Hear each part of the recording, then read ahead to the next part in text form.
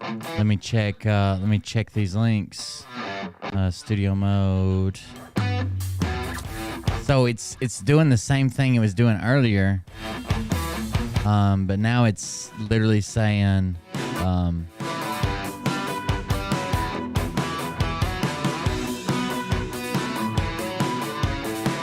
Now it's saying it's because of it needs OBS needs an update, I guess. So we'll see. There's that back. That ought to fix that. It is probably a new YouTube link. Let me go check. Jesus Christ. Same thing I did yesterday. Now it's saying it's because it needs an OBS update. Yep. So I guess I'll delete the other one forever. Jesus Christ. What's wrong with these things? Edit settings, subscribers, any duration, save is okay. It looks like Rumble's working. Let me check Facebook. So I just got a notification as soon as I went to launch OBS for the second time because it crashed that there's an update out to fix crashes that occur within the first 10 minutes of OBS being launched. So maybe that'll fix it. Is Facebook working? I believe so. At Spicy, yes. Sorry about that, guys. Apparently there's an update I need to do, and that'll fix it, but I can't do it while I'm live, obviously. Let me kill this music. We'll go ahead and get started. The timer already ran out and all that shit, so there isn't much I can do. I just had to reboot and go right back into it, so we'll see.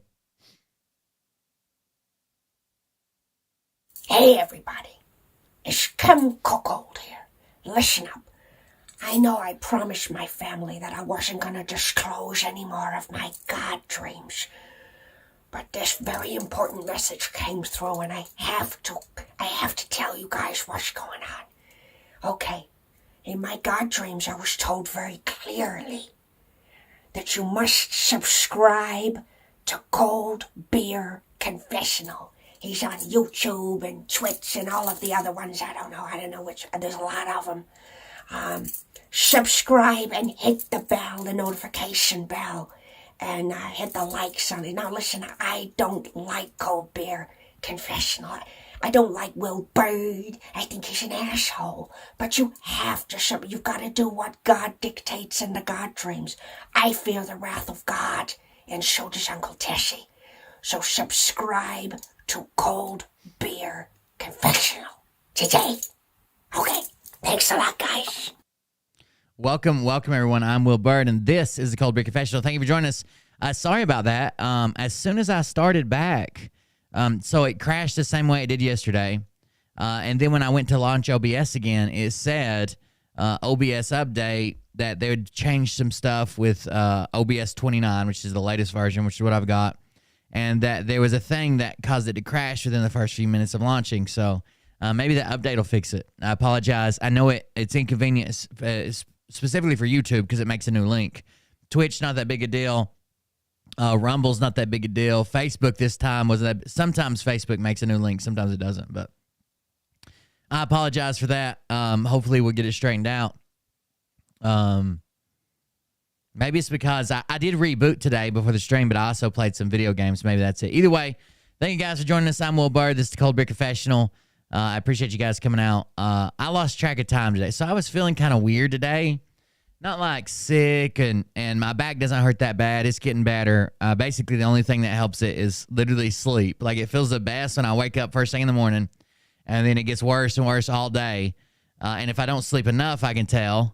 And if I can't lay in the bed all day, so, but it is getting better. It's not as bothering me as much throughout the day. So, yeah, I think it'll be fine. At least that's what I'm hoping. But I've just been feeling kind of weird today, kind of off, like strange. I don't know.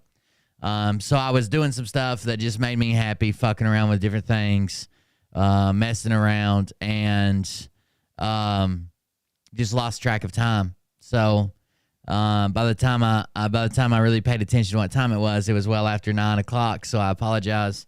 That was all on me. But either way, thank you guys for joining us. I'm Will Bird. This is the Cold Beer Confessional.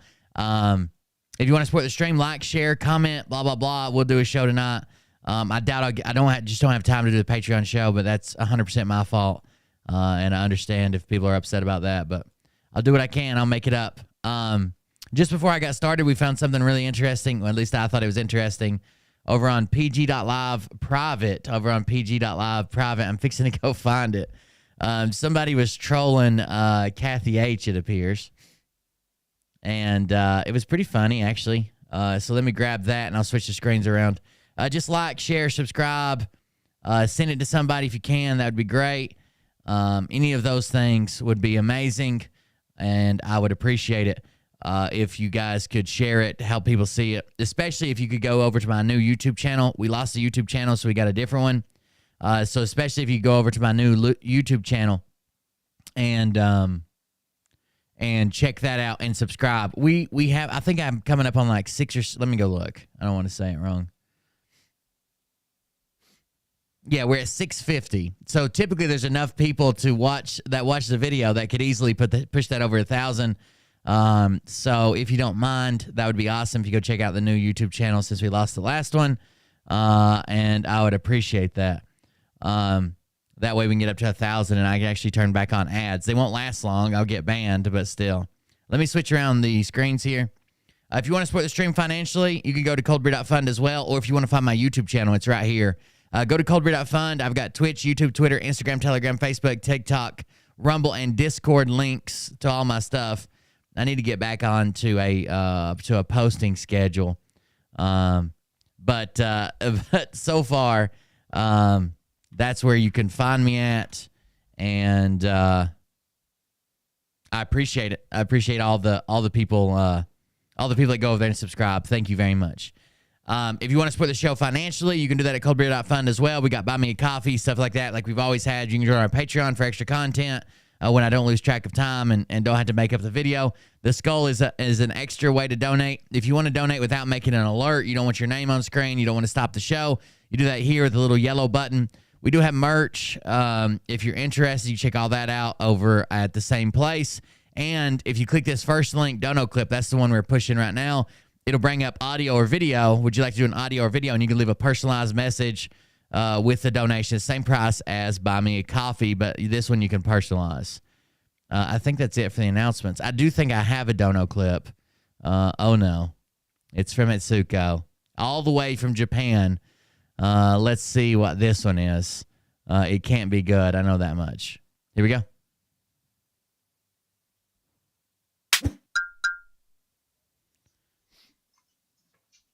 Hello. Oh, no. What? Hold on. What did it say? Let me make that bigger, actually. Let me find my camera. I know I got it separated right below my camera.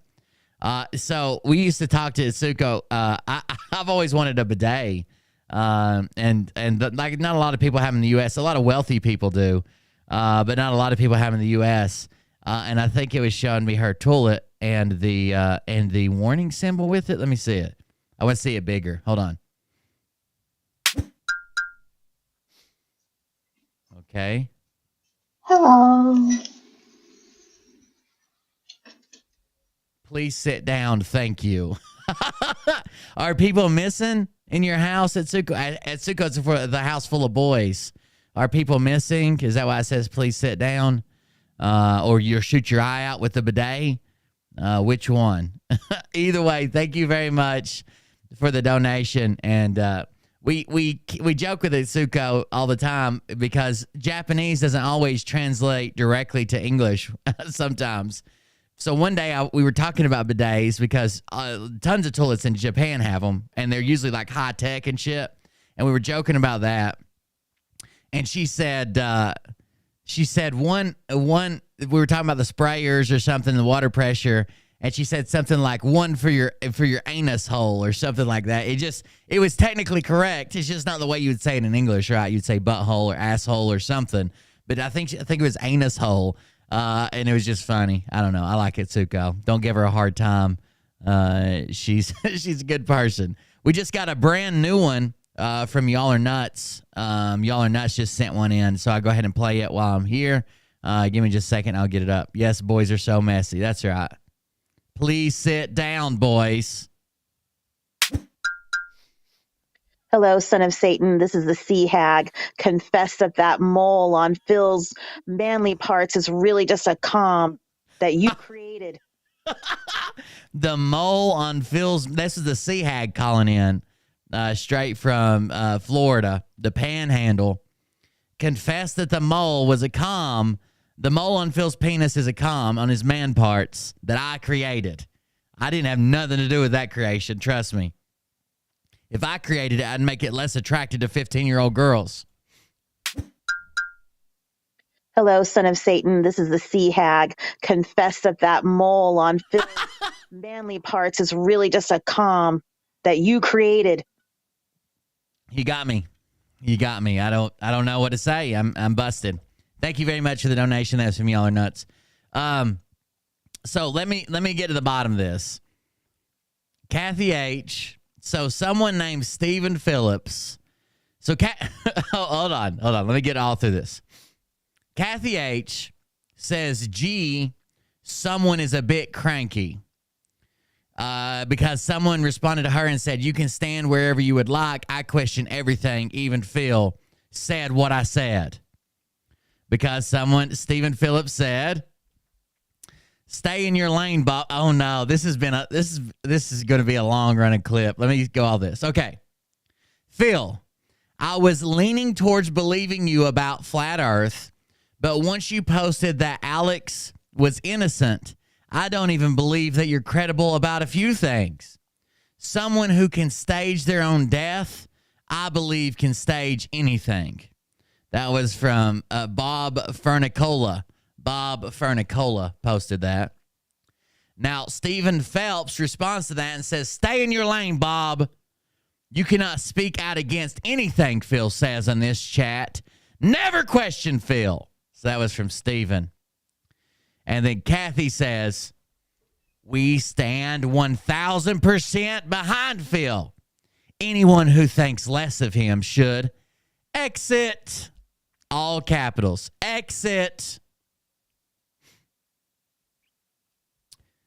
Stephen takes offense to that and says, you can stand wherever you like. I question everything. Even Phil said what I said. So then Kathy says, gee, someone's a bit cranky.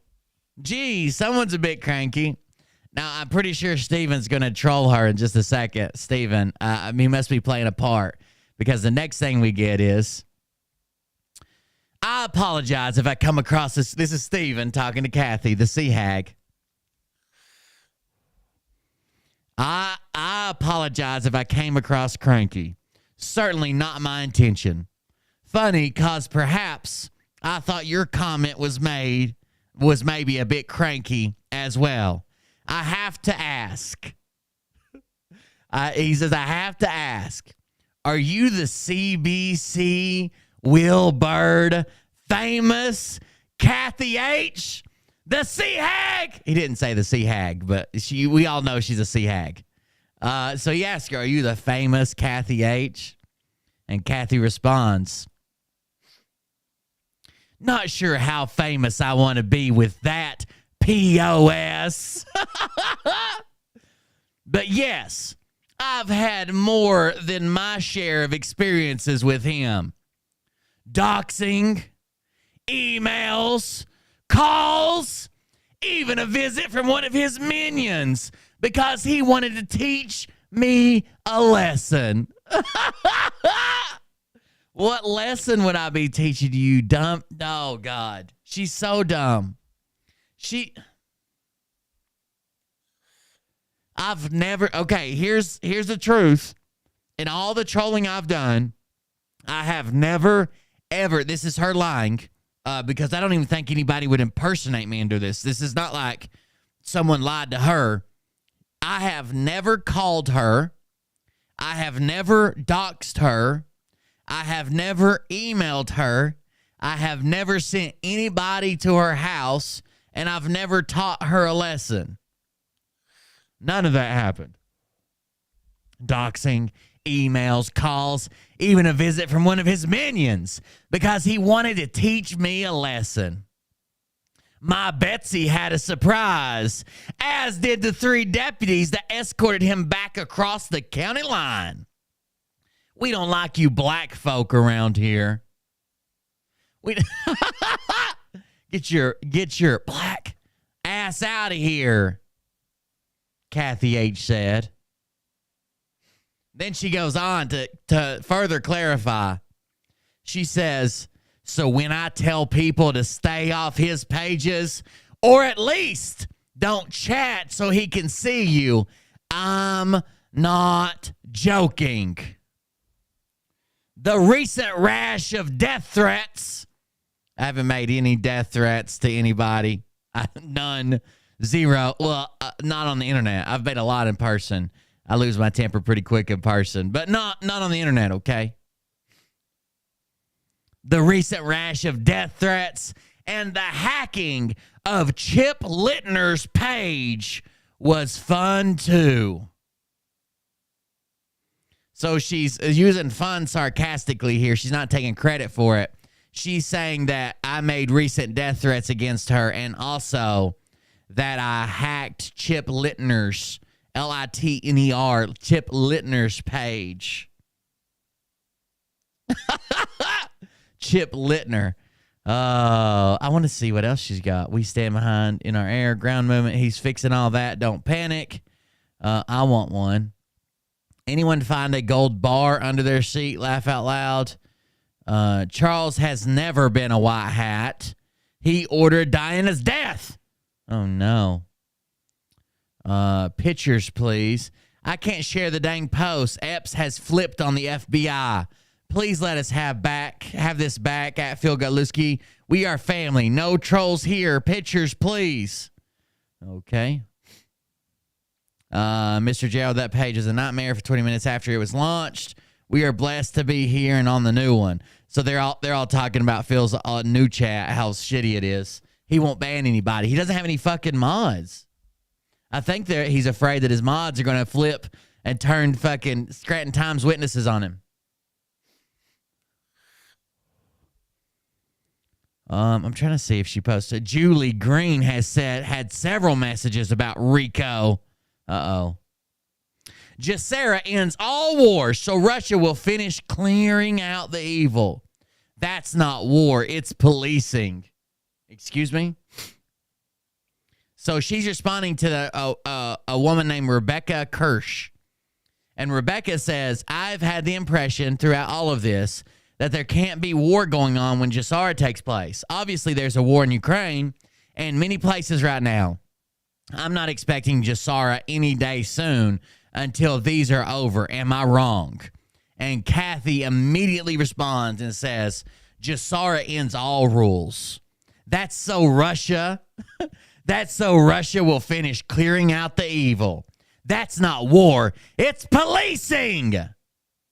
You know, when they police those preschools, or when they police those hospitals, or when they police those farm equipments, or when they police those railroad junctions, or when they police, that's policing.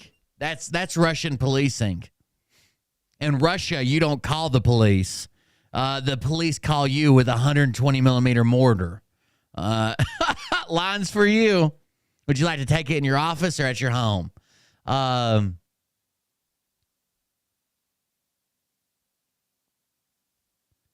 agree with you there about Phil dropping a level. I left then too when I was responding that it was BS what he was told as well. There's so much going on to drop stuff as if it's intel wasn't cool. They're talking about Chip's page. Being an admin there was nearly impossible. There was only 4 of us left. He was not defending or applying his rules. We were scapegoats. Rob P would like that. Kathy H as a goat. Oh, Jeff B's on there. That must be a different Jeff B. Hopefully, please God. Jeff B says, "Enough is enough, white hats. Behind the scenes is over. I'm not American, but I will die as one for my kids." Well, you can't. You can't just be not American and then die as an American for your kids just because you said so. That's not how it works. Even if you die on American soil, you're just a foreign invader. Canada was built on lies. I am proud to be a Canadian, but I know in my heart how much America means. Time to armor up. Soon as shit hits the fan, and it will, I don't see anyone coming to save us. You going to rely on traffic cops and bylaw agents? We will have to unite. I've suffered enough. My kids and countless other families have suffered enough. No more life is passing by. You can only push a man so far. I've been good, strong, respectful, and hard on myself. Once everyone feels the pain of not being able to provide for your families, it's on. Let's fucking go. This movie needs to wrap up. Then we can rebuild together and maybe be happy again. These people have let this bullshit become, has made them miserable in their day-to-day lives. This has made them, honestly, I understand people are worried about the economy. People are worried about inflation. People are worried about elections. People are worried about Russia. But honestly, when you go home and see, your wife and kids or your grandkids or your husband, is Joe Biden preventing any of that?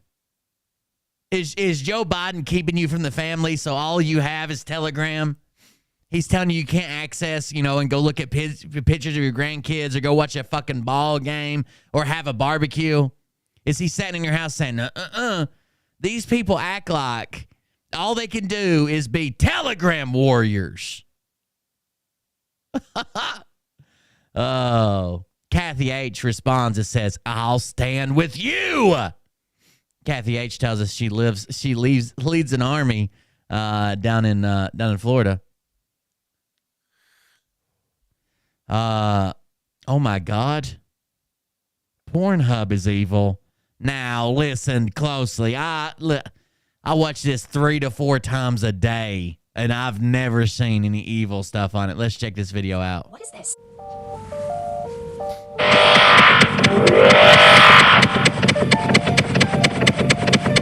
This is Louis de Javier at New York Fashion Week, whose show was presented by this company. Here's your trigger warning. Let's not His show was prevented by Pornhub. What this company is responsible for. This one is not a close call. We did an investigation for an entire year. We put together a 170-page complaint that detailed all of our findings. That complaint alleged in detail that MindGeek, part of its business model, it wasn't just that child pornography, rape, and trafficking videos were on this site. This case is about those things, not constitutionally protected porn. They not only knew it was on the site, it was part of the business model.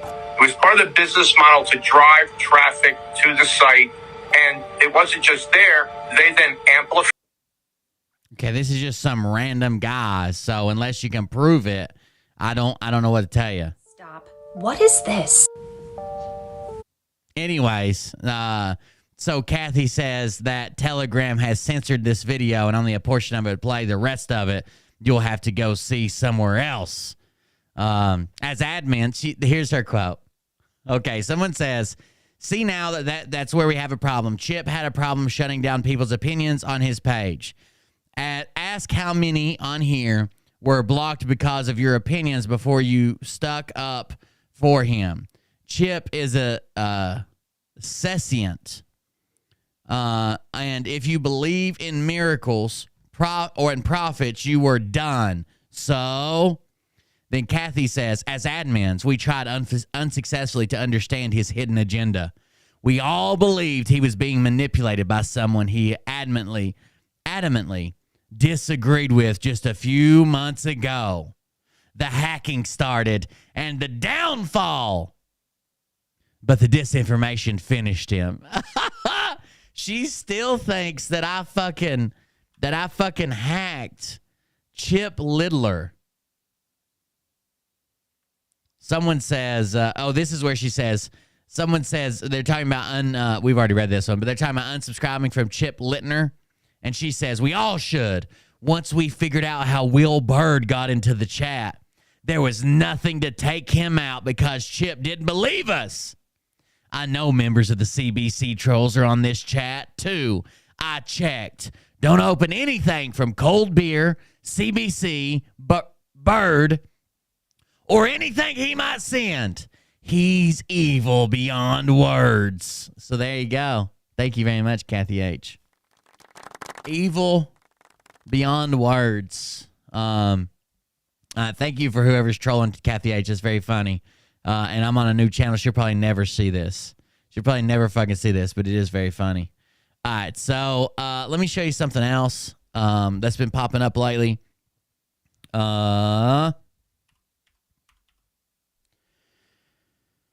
Let me see if I can find my messages. Ba-ba-ba-da-ba-ba.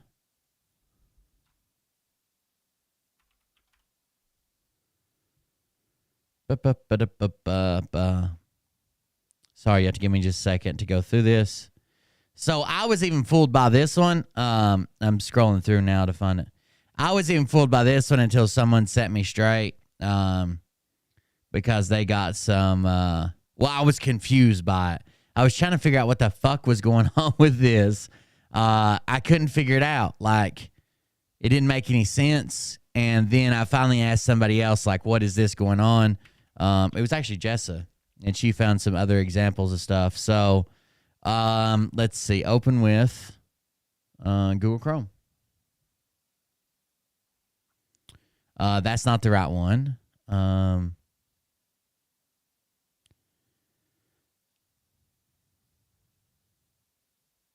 Open with Google Chrome. There's another one. Okay. So there's a post going around currently, okay? There's a post going around, and people have been asking me if I saw it. If I saw it, they're sharing it in the hate groups. It's going back and forth. And basically it says the post is on some of Phil's property. I think it's either one in Vegas or it's the one in Havasu, whatever. And the post says, I bet you I've been sent it probably 10 times. It says, did you see that Phil got his house for nothing? That someone gave him his house? Because the very first part of it's a warranty deed, okay? And the very first part of it, where do you find the CHAG what chat? She's in pg.live private, the private Telegram chat. And it's a warranty deed, and it says, for the consideration of $10 and other valuable consideration. For the consideration of $10 and other valuable consideration. So I thought, what, he paid $10 cash? And then, he did what else? How else did he pay for his house? How else did he pay for this land? How else did he pay for the Havasu place that he was renting, or the Las Vegas place he was renting? Did he pay in fucking silver or gold or precious metal or jewels? Or why would it say for the consideration of $10 and other valuable considerations? It made it seem like he paid like a portion of it in cash, and the other valuable consideration was just blah, blah, blah. So here is one. This is for the land that he purchased in Havasu. Here. It's a warranty deed, and it says it too. For the consideration of $10 and other valuable consideration, I or we, Raging River Management. This is where he bought from that Black Rock subdivision out there where he proposed to carry. But it turns out they just all say this, okay? So I know everybody wants to hate Phil, and everybody wants to think something's always going on, and there usually is something going on. It turns out they just all say this. So, like, if we pull up, like, a purchase of his actual property, it says a sell price. $2.35 million. This is for a different piece. Where was this one? Christy Blair City Recorder. Mail bill to this is for his apartment, I believe. Mojave, Arizona.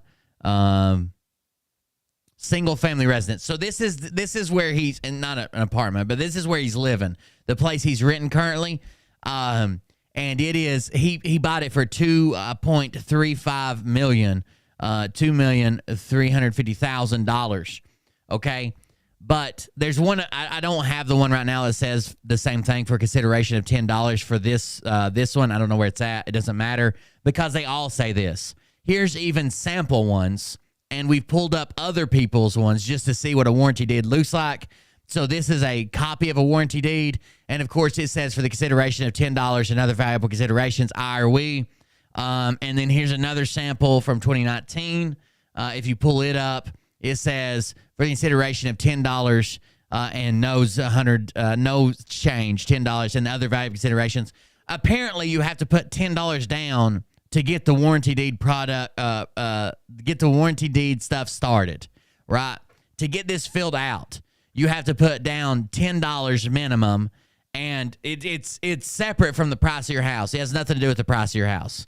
So everybody is telling you like he got a house for free, or he only paid $10, or he must have traded something for it. I even thought that. I was like, well, I didn't think that. I thought, what the fuck is going on here? Why does it only say he paid $10 for his property or his home or the house he bought? They all say that, apparently. And a lot of people don't know it. So there are people running around saying he was given his house for free. He traded silver for it. He traded gold for it. He's got dirt on somebody, so they gave him a house, or they acted like they gave him the house. They acted like they gave him the house, and then he actually paid cash for it to save money on his taxes, which would be the opposite. He needs to spend money. He needs to show he's spending money, not hide spending money. But still, just if you see this, it has nothing to do with it. They're all like this. It's 100%. It's 100% normal. The warranty deed, basically, when you buy a warranty deed, it basically guarantees or proves that the title is real and the property's real and no one has a lien against it. Or if there's a lien against it with the bank, you know you're paying for that.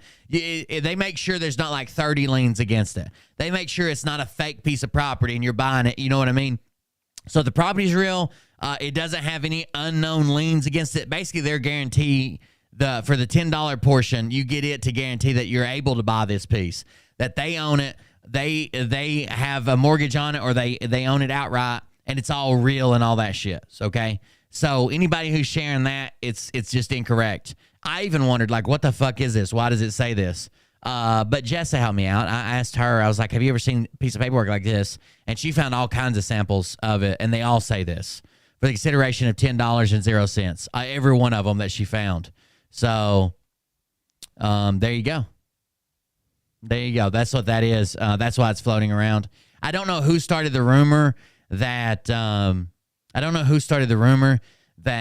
it was, he traded for it or sent silver for it or gold for it or whatever, but it's out there. I've seen it a bunch of times. I didn't cover it because I was like, there's no way he's carrying around fucking $2 million worth of gold. You get the fuck out of here. What are you talking about?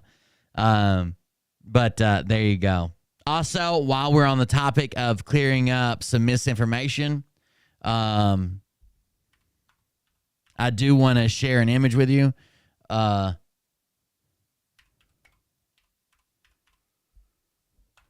Give me just a second. I'm grabbing it now. Now, this has been making rounds on the internet, and a lot of people are misinterpreting this. They're trying to say it has something to do with your boy Phil. While we're talking about Phil misinformation, we definitely need to talk about this, okay? So let me pull this up. There you go. Okay, so this, a lot of people are misconstruing this information. It says IYKYK. That typically stands for if you know, you know. So if you know, you know. So if you're on the inside, you know.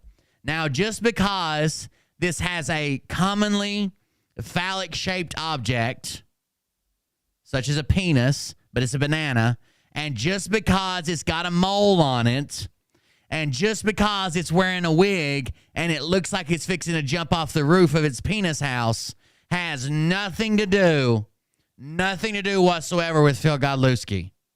Okay? If you know, you know. And just because it's a penis with a mole and a wig has nothing to do with Phil Godlewski. This is completely different. Has nothing to do with it.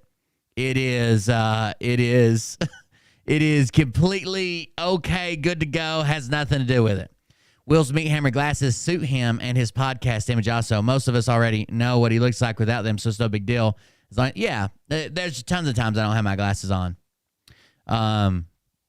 You'll see me all the time. A lot of times there's hours. I guarantee you there's hours of footage of me online without my glasses on. I take them off sometimes during the show. Sometimes they don't load right. Oh, there you go. See? Sometimes they don't load right and they don't even do it. But this has absolutely nothing to do with Phil. I just wanted to correct that piece of misinformation. Just because Phil also apparently has a mole on his penis that has been identified by multiple people, so it's big enough to notice. Just because Phil allegedly wore a wig and jumped out of the house when he thought he heard someone coming at Bree's house, and just because this is a penis-shaped object has nothing to do with Phil or his penis mole or his wig that he wore when he jumped out of the house. Nothing. Just so everybody knows, okay? That was this is something Austin made, and it is completely separate from anything going on with Phil or his court case. You don't want to be subpoenaed. You don't want to be subpoenaed to come be disposed. That could get rough. Somebody just asked me about the warranty deed. Let me see. Somebody said something about a stamp on it. What did you guys say? What did they say?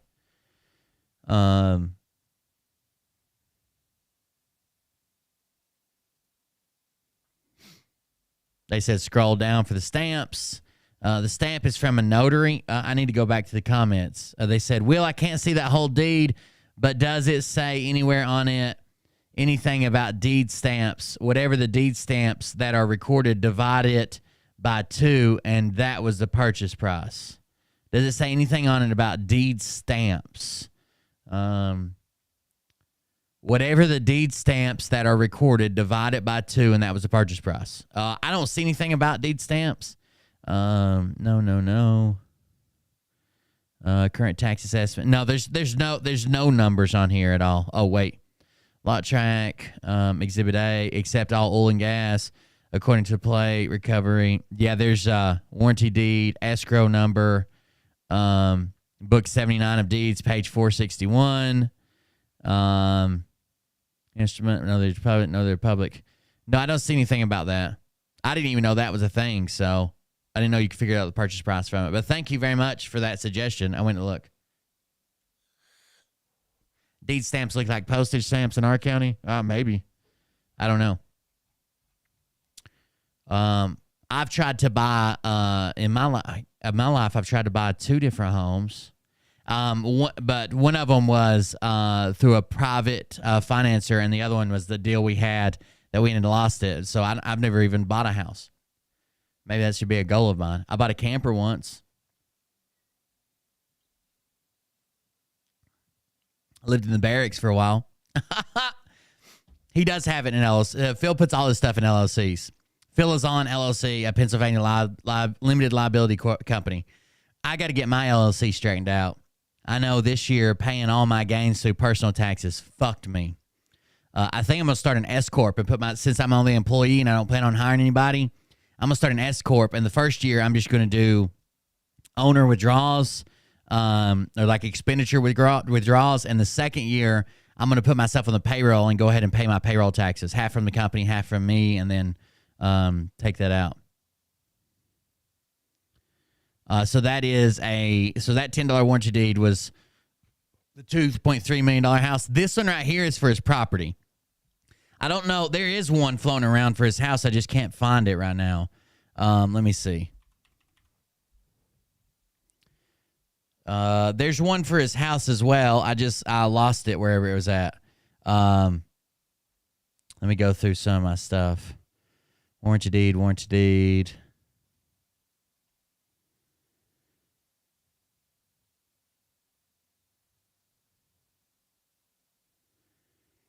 Jessa says the warranty deed is usually around $10, depending on what state you're in. And it's always published to clear a title. There was a bunch of people sharing it at one time. If I could find it. Does anybody on, well, I guess probably not. Does anybody on Telegram have the one for the house he just bought? I got the one for the property, but there's one for his house as well. I just don't know what the fuck I did with it. I didn't download it, but it's in one of these messages. I just can't remember which one. It's not there. It was before that.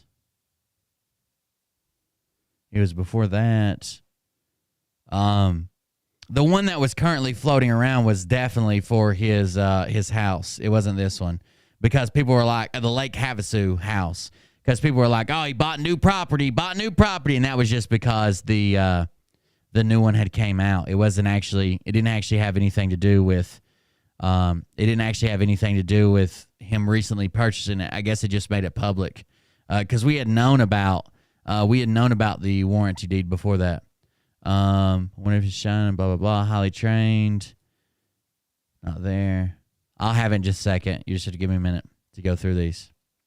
Because somebody messaged me with it, and unless they deleted their account or deleted the message, it should be here. I just can't remember who sent it to me. I even told them, like, that's not what that means. It's actually it's $10, but that doesn't mean that's what he paid for the house or whatever.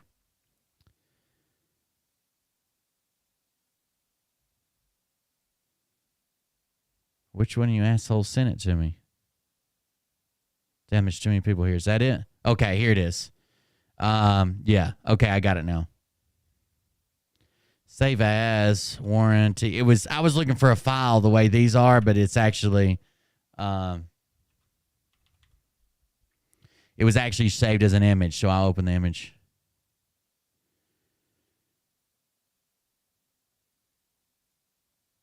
Downloads.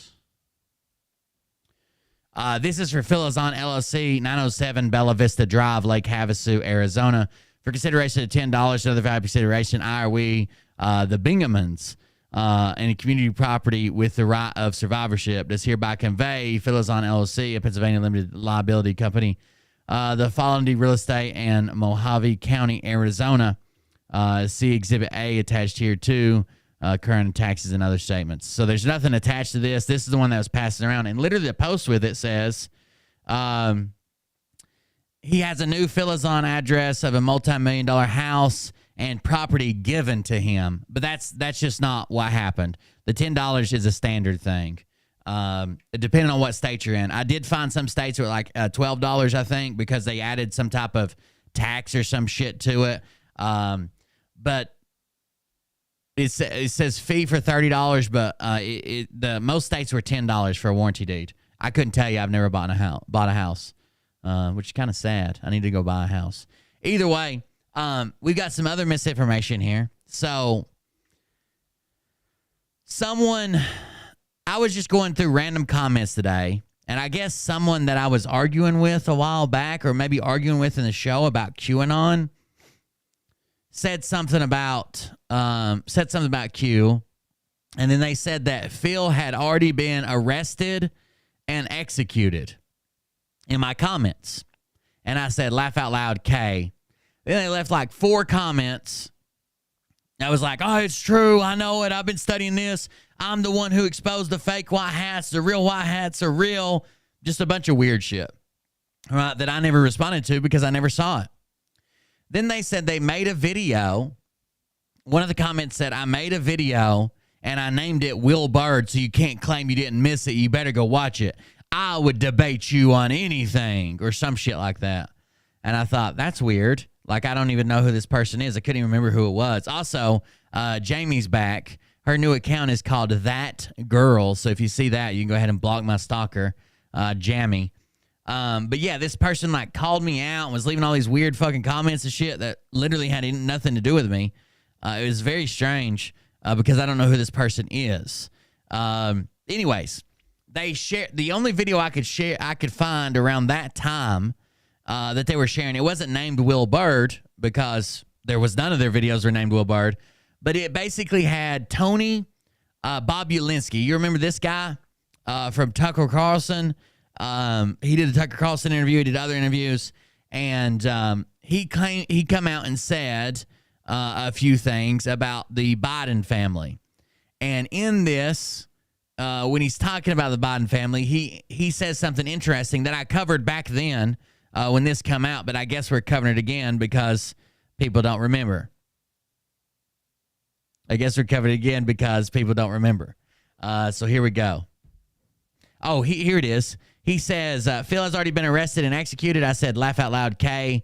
They said, I would love to debate with you on any subject. Remember, I exposed the fake QAnon that is run by the Rothschilds. And that's who these fake white hats you seem to be stuck on. You have to expose and move to the next one. At Cold Beer Confessional, I'll help you any way I can. Just let me know. At Cold Beer Confessional, the unbelievable has become the undeniable. And one of the videos had this in it, so I guess we're covering it again. So let me grab this video. We'll open it and talk about it. I'm thinking about the Biden family. Like, how are they doing this? I know Joe decided not to run in 2000. I think this is the right clip. This might not even be it. In the future, aren't they taking political line risk in Biden and saying, like, aren't you concerned? And he looked at me and he laughed a little bit. This might actually be the wrong clip. Hold on. Said it directly to, hour and a half, 2 hour meeting with me asking, aren't you concerned? The stuff that you guys have been doing, and almost picture his face where he sort of. He said, this is a man who's been drafting off his brother's political career for almost 50 years. He said, to your face. Yeah, that's not the right one. Let me grab, is that the one I was just on? Yeah, what about this one? Let me try this one. Oh, no, an ad? Give me a couple seconds.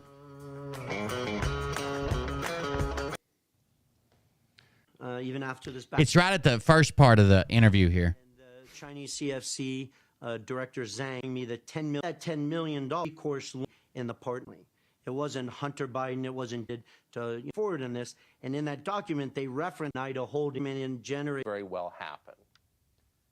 that money. Here we go. I think this is the question. What are the implications of this? I'll turn it up. If Joe Biden is elected president, which could very well happen, how does this constrain his ability to deal with China? Are you asking for my personal opinion? I am. I'm asking for your opinion as someone who's worked with the Chinese. So I think Joe Biden and the Biden family are compromised. Obviously, I've referenced that I held a Q clearance. You're briefed on compromise and, who you're. Okay. Did anybody hear him? Back it up. Worked with the Chinese. So I think Joe Biden and the Biden family are compromised. Obviously, I've referenced that I held a Q clearance. You're briefed on compromise and, who you're able to talk with and deal and do business with. Okay, real quick. Somebody put this in chat, and I want to address this.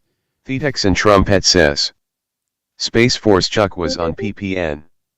Nobody in chat believed him. So sad. Yeah, he's making kind of a tour. Like, he kind of blew up for calling out Derek Johnson. He's even going to be on Nino's show.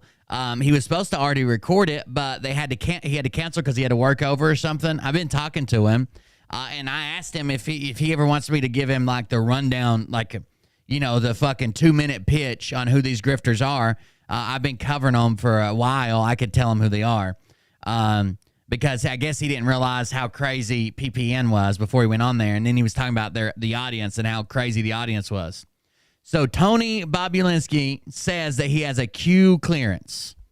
He has a Q clearance. Now, Tucker doesn't address this. None of the other media addresses it. It just kind of goes on. So basically, this was shared in a video proving that this guy was with Q.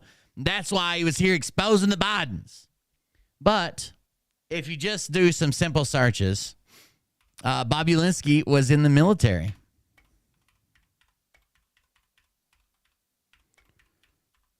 And what did he do in the military? Well, let's see. The Q clearance is not a top-level clearance for secret agents and spies and anti-deep state people. Instead, it is for Department of Energy, DOE. I told you guys there's a nuclear production facility in my hometown, And a lot of people there have a Q clearance. A lot of people there have a Q clearance. So let's see what he did when he was in the military. Businessman Tony Bobulinski has cited his honorable Navy service to bolster his credibility in leveling charges that former Vice President Joe Biden allegedly was involved in the dealings of his son Hunter and China. The Navy Wednesday issued what was publicly releasable on Bobulinski's record, showing he served for 4 years on active duty and left the service as a lieutenant. So he served for 4 years and left as a lieutenant. Bobulinski received his commission as an officer at the Officer Training Command in Newport, Rhode Island on August of 1995 and left active duty in December of 1999. So he was literally in for 4 years, all as an officer. He was listed in the Navy Reserves until 2006. So he was a member of the Reserve still until 2006. He served with the Naval Nuclear Power Training Command in Orlando, Florida, from October 1905 to May of 1998. From May of 1998 to December of 1999, he was assigned to the Naval Nuclear Power Training Command in Charleston, South Carolina. Again, Q clearance is with the Department of Energy, and it literally has to do with nuclear power. Nuclear power. The plant near me creates it's enriched uranium fuel rods, okay? They create enriched uranium fuel rods, and they take regular uranium, they enrich it, they put it in fuel rods, blah, blah, blah. There are people out there that know certain things that have to have a Q clearance. There are people that work in nuclear submarines, nuclear power generation. Some people on nuclear aircraft carriers all have to have a Q clearance. That's what it's for. Department of Energy. He doesn't have a Q clearance because he's exposing anybody. He doesn't have a Q clearance because he called out Biden, and he was a member of Q. He's not part of the Q team. He's not part of the Q blah, blah, blah. That's not it. It has to do with the DOE, the Department of Energy. It's basically equivalent to like a top secret. It's basically equivalent to like a top secret, but it's for people that fall under the Atomic Energy Act and covers nuclear weapons, nuclear power production, and related material around that nuclear level. There's a lower level than Q clearance. It's called L clearance. And it's for formerly restricted data, secret, formerly restricted data, and I think it's what it's called.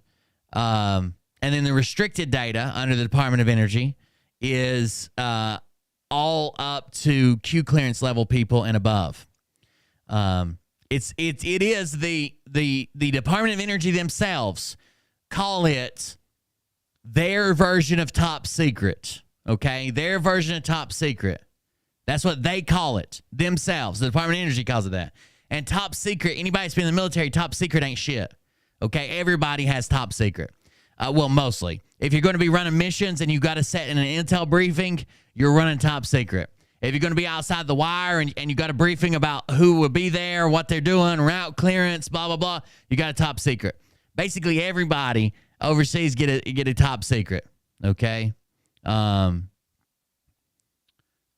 Just like when who we're going to next, our Mr. Laws and Orders. Just like when he brags, I had a top secret, still do. Well, first of all, he still doesn't. But second of all, yeah, top secret's nothing crazy. Basically, a top secret's not that hard to get. And when you get out of the military, the only reason a top secret comes in handy is basically first of all, if you haven't been out long enough, if you just got out, you'll still have your clearances, right? So if you go to an employer, they don't have to reapply. They just have to make sure they keep them up to date. If you've been out for a while, they want to know that you held one before to know that you can qualify for one. And you know that you can qualify for one, and you know what the process is, right? You won't be surprised when they ask you for this, ask you for that, ask you to speak to somebody from your family or whatever. And if you held one before, chances are, unless something's changed drastically, you can probably hold one again. So in the civilian world, it's a little bit of a, like, help you get a job if the job requires it kind of deal. But listing it as like the number one thing on your resume is probably not up to snuff for most places. Like yeah, be careful saying bombs and shit like that in chat. Yeah, Derek Johnson, this nothing special. Most people, a lot of people in the Army, in the military have top secret clearances.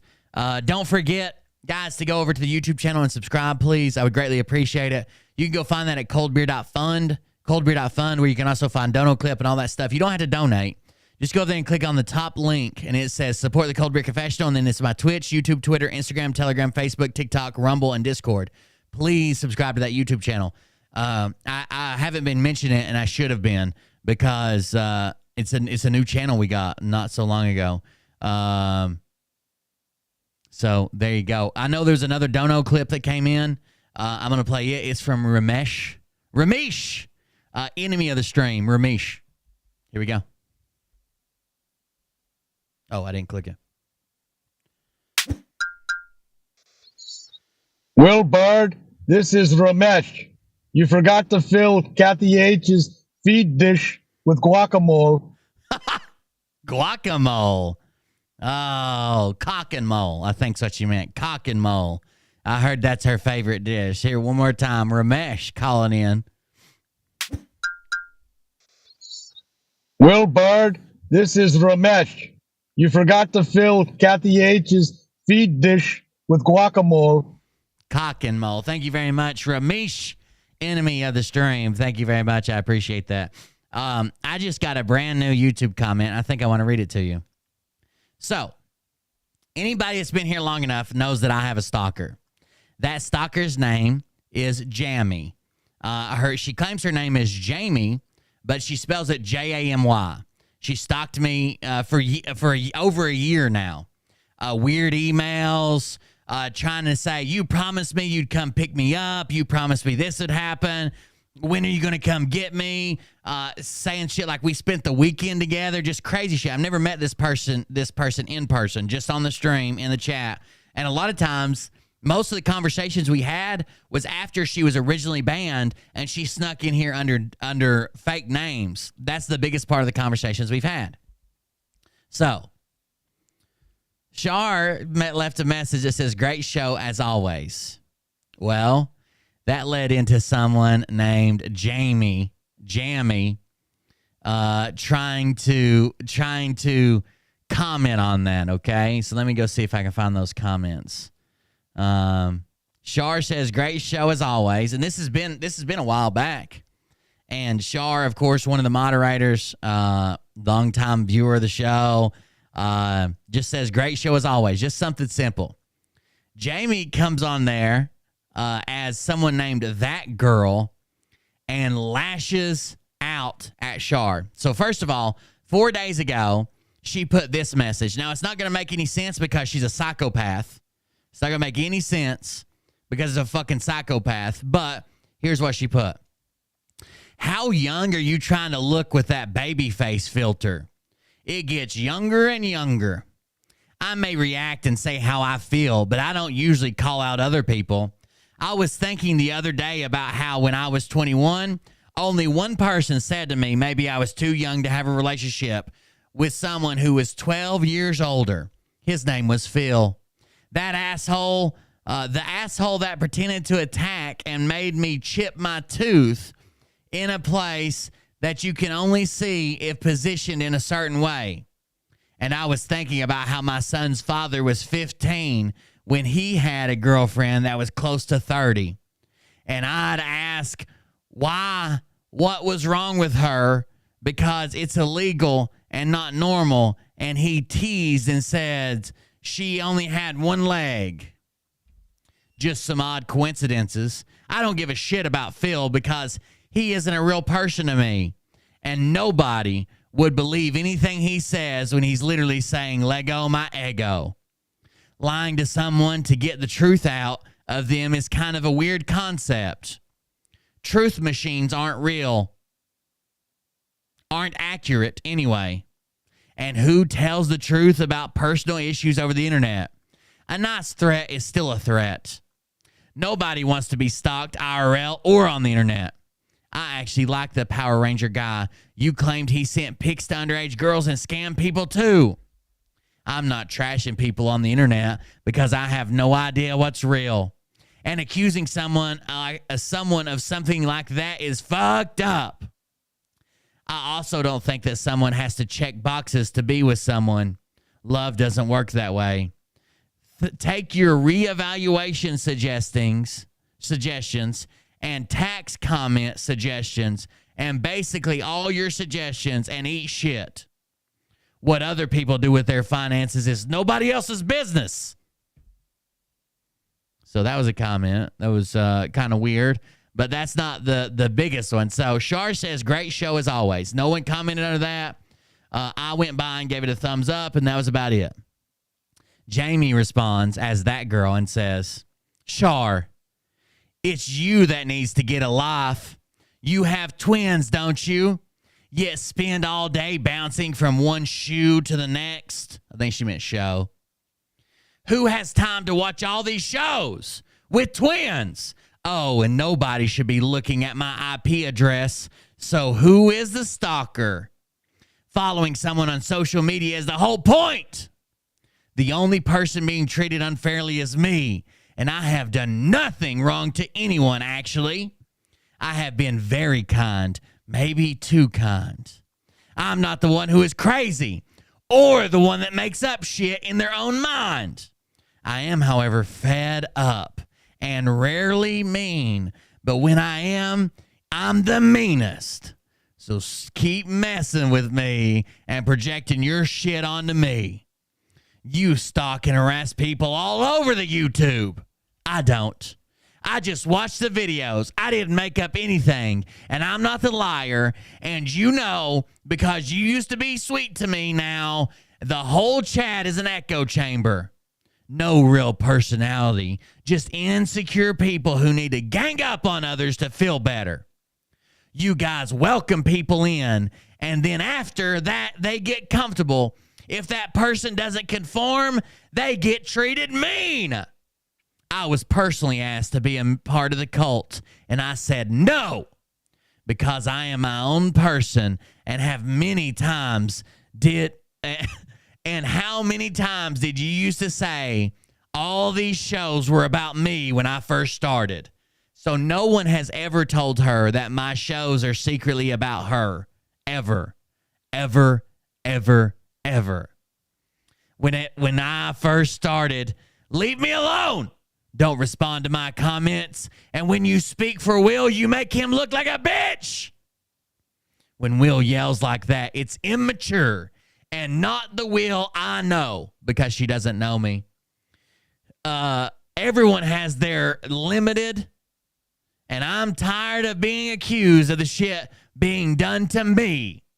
I don't know how to cyber stalk, but apparently someone does. Now, again, she's saying this from like her 10th account because I blocked all the other ones after asking and asking and asking and asking her to leave me alone. But she doesn't know how to stalk. But apparently someone does, and that someone doesn't like women. Nobody takes money from someone they feel threatened by. So what about that makes Will the grifter?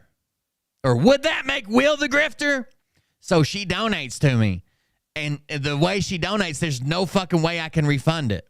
There is no way I can refund it. I can't refund it. I would love to refund it. She's psychotic. She has sent me literally pages of emails in one message. All of you can eat shit. I deserve better. You know it. So Shar has a back and forth with her. And then I respond in here. And I say, go away, Jamie. We hate you here for stalking me. You psycho. Pretty straight and to the point, right? I'm not in her comments. I'm not in her section. I'm not emailing her. She's in my comments. I've already had to report this to the police like 4 times. Like, some people are going to be like, "Oh my God, you said you hate her?" Yes. I want her to know that I'm not hiding anything. I'm not trying to be coy or play hard to get. No misunderstandings. I've been to the police multiple times. Please fucking stop. She says, at Cold Beer Confessional, you stalk me. And you know it. Stop accusing me of what you do because I said nothing for a long time. But if you're going to lie and act like a jackass, then why would I protect you? If you hate me, stop stalking me. Watching a public video isn't stalking. But it is because she's always in my comments making some crazy fucking comments about it. Literally. More, I don't know how many more. We're probably not at 20 yet, but we're getting close. But I can guarantee you over 10 accounts I've had to ban of hers.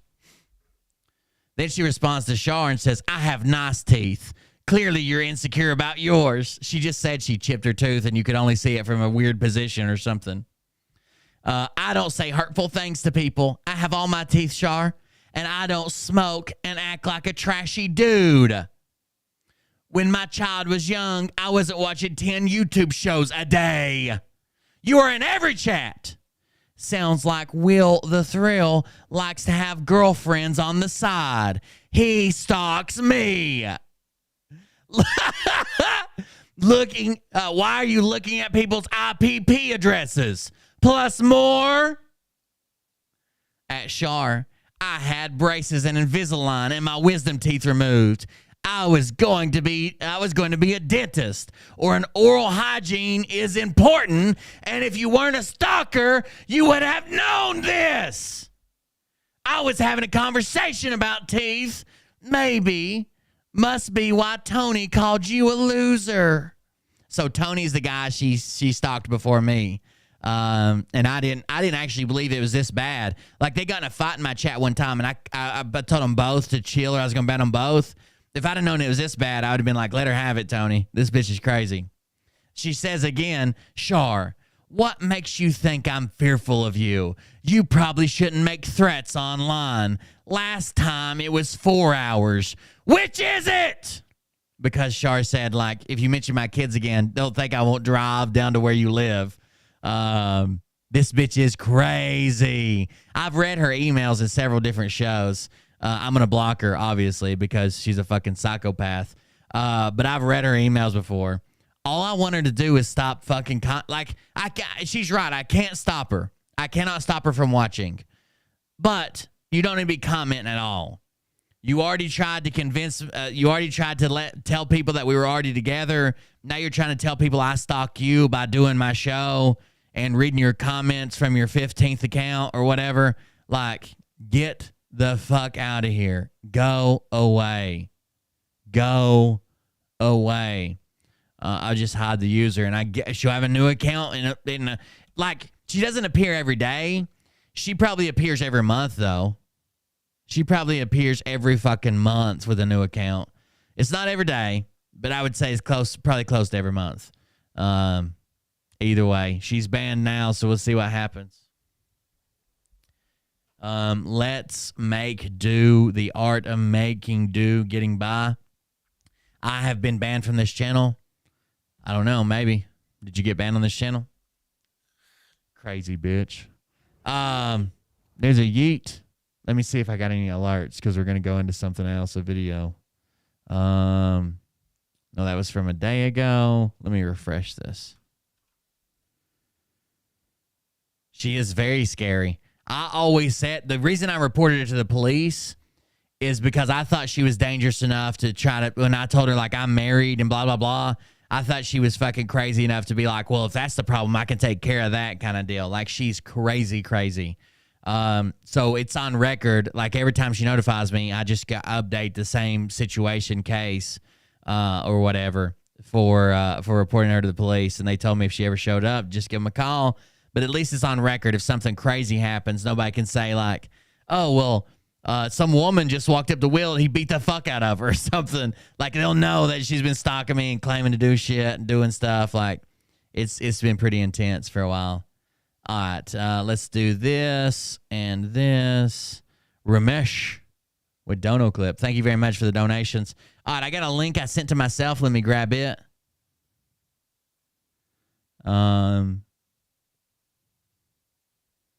If I can grab it.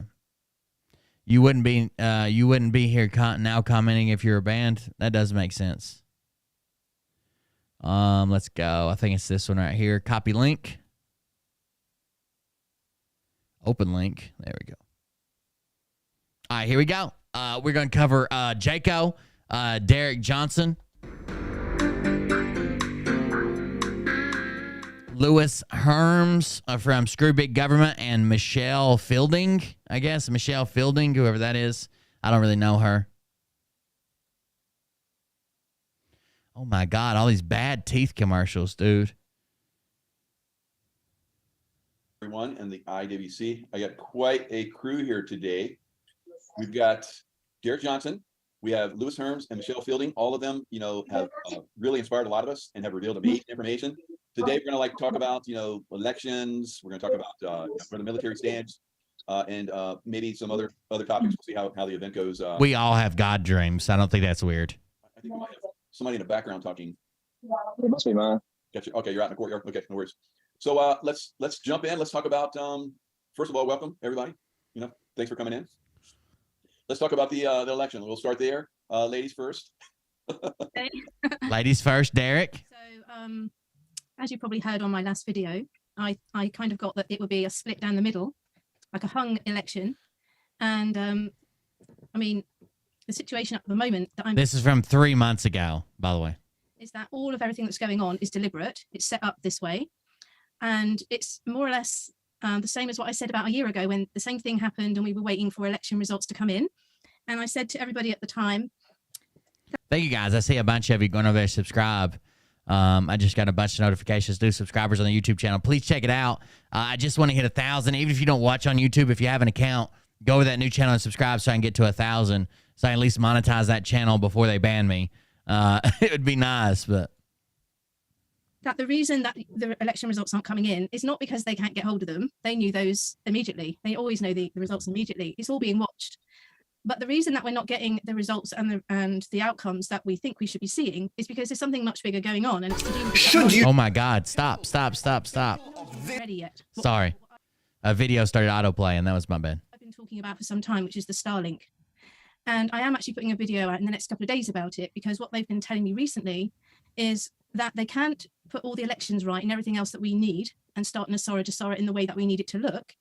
Because at the moment, we've still got too much deep state interference because of the level of software that everything is running on. So what they're explaining to me is Starlink is running under military grade software on something called Web 5, Web 7. Now, Okay. I'm not an expert in all this stuff, but Web 5, Web 7, got it. at the moment, at its highest level that we know of on the ground, is only running to what they call Web 3. And a programmer, I don't know if anybody is a programmer here, but the programmers, when you listen on, say, LinkedIn, or you look at anything that I'm seeing in terms of what they're producing at the moment, is that the developers are still talking about getting Web 3 kind of foolproof, hack-proof, functional. And they're still talking about using it for the banking and all those types of things. Now, what I'm being told, so don't forget, I get things probably 2 years out. So, it's a bit out yet. They're telling me that there's a Web 5, Web 7. Web 5 and Web 7 are being worked on with people like Dorsey, Musk, Snowden, Assange, all in the background working with. Web 3 and Web 5 is a buzzword you might have heard floating around the web recently, especially if you were a fan of blockchain technology. Web 3 is a decentralized internet that gives users control over their information. It also refers to a utopian version of the internet where apps do not run on servers but through peer-to-peer networks. The concept of Web 3 has been around for more than 7 years, with some of the biggest names in tech investing billions into the space. Recently, former Twitter CEO Jack Dorsey is taking this idea one step further with his concept of Web 5. So what is Web 5? The main aim of Web 5 is to ensure that users have complete ownership over their personal information and data. To do this, teams are working on building more decentralized systems. This allows users to easily manage their identities and control where their data is stored. The current web is accessible to everyone for the exchange of information, but it's missing a key layer, according to whoever made this quote. I can't read it. It's blocked out by an ad, but it says, we struggle to secure personal data with hundreds of accounts and passwords we can't remember on the web today. Identity and personal data have become the property of third parties. Jack Dorsey has already advised individuals to be cautious of what is occurring in this new era of Web3 regarding its ownership and management. Web3 is not transparent, according to him. You don't own, quote, Web3. The VCs and the LPs do. It will never escape their incentives. It's ultimately a centralized entity with a different label. Know what you're getting into. All these issues are what Web 5 aims to solve. The idea is to decentralize our data safely and securely while making it easier for us to use our data. Tim Berners-Lee referred to Web 5 in TED Talks as the emotional web. In 2009, he described it as a system allowing users to create digital identities. People will have complete control over their data and be able to monetize it if they choose. In the age of mobile devices, some have speculated Web 4 already exists. They mean that it is a place where devices have become our main way to get information and talk to other people. For example, on your phone, you can search for information about anything, anytime, anywhere. Many people refer this to Web 4 because it relies heavily on mobile technology rather than desktop. So Web 5 doesn't even exist. It's an idea that people want to decentralize and use peer-to-peer sharing instead of like the people who own the servers and internet providers and social media websites to own your data or to share your data. Instead, you would own your data and it's peer-to-peer or some other shit. Like, it doesn't even exist. That's why it's called a utopian idea. It does not exist. It's not a thing. So if Web 5 doesn't exist, how the fuck is Web 3 going to do it? The military. And when we get it at this level, we completely lock out the deep state. So what they were saying to me, what they've been explaining, is that at the Web 3 level, that used to belong to the deep state. And the white hats have taken it over. But now, not only have they taken over that level, they've now rewritten it to a much higher level. And it's so encrypted and it's so superior that the people that had it initially are now not able to get access to it. So what we're waiting on is not the results of what happened at midterm, although that all helps. That's all a distraction to keep waking people up. Yeah, it says Web 5 is currently just an open source project, or maybe more like multiple open source projects, and is still a work in progress, a long way from realization. The team still needs a ton of time to figure out when Web 5 will come out and how it will be used. Mike Brock, in charge of Web 5, recently confirmed that there would be no tokens to invest in Web 5 ecosystem. Web 5 is decentralized internet we need. It's the next version of the internet. It's not quite reality yet, but it's close enough that we can see what's coming with the next version of web browsers and services. It claims that it has two things: decentralized web applications, so they're not blockchain based, but they work on what they call decentralized web networks, which is peer-to-peer. Instead of me going to Google server and you going to Google server and me getting something from you, I would just go directly to you, peer-to-peer. We're peers. I don't go somewhere else to get it's just a joke. Web 3 was supposed to fix all these things. It was another like utopian project or whatever. But it never really did. It never really did, I guess, what it was supposed to. Specific versions of Web 3 differ, and the term has been described by Bloomberg as hazy, but they revolve around the idea of decentralization and often incorporate blockchain technologies such as cryptocurrencies or non-fungible tokens, NFTs. Bloomberg has described Web 3 as an idea that would build financial assets in the form of tokens into the inner workings of almost anything you do online. A policy brief published by Bennett Institute for Public Policy at the University of Cambridge defined Web 3 as a punitive next generation of the web's technical, legal, and payments infrastructure, including blockchain, smart contracts, and cryptocurrencies. Now, all that stuff currently exists. Blockchain, smart contracts, and cryptocurrencies. So a lot of people say we're currently living in Web 3. But if you don't invest in any of those and you don't use any specific browsers that use those or cryptocurrency or whatever, and you don't use any specific applications, you're technically not even in Web 3. Okay, so we still keep going along with the story. Stellar is the QFS. Holy shit. When did he say that? Is that like his new announcement? Is saying leader, saying storyteller, if you like. Or is that like something old he said? What's putting it all up is this infrastructure up here, the Starlink, and as I said, the software that goes with it. And of course, we're talking about quantum software. And when we get to that level of them having sorted that all out, it will run everything. She's already on my nerves. Stop fucking talk. How much you gonna talk, lady? Test the frequency in our cities. I mean, Jesus Christ. But the dates I'm kind of getting on that, in terms of having quantum phones. We're like 10 minutes in. She's the only one who's spoken. For you and me to work with, you know, it's still quite some time out. So I think every show he goes on, he adds 1/2 inch of brim to his hat. the dates they're giving me are 2026.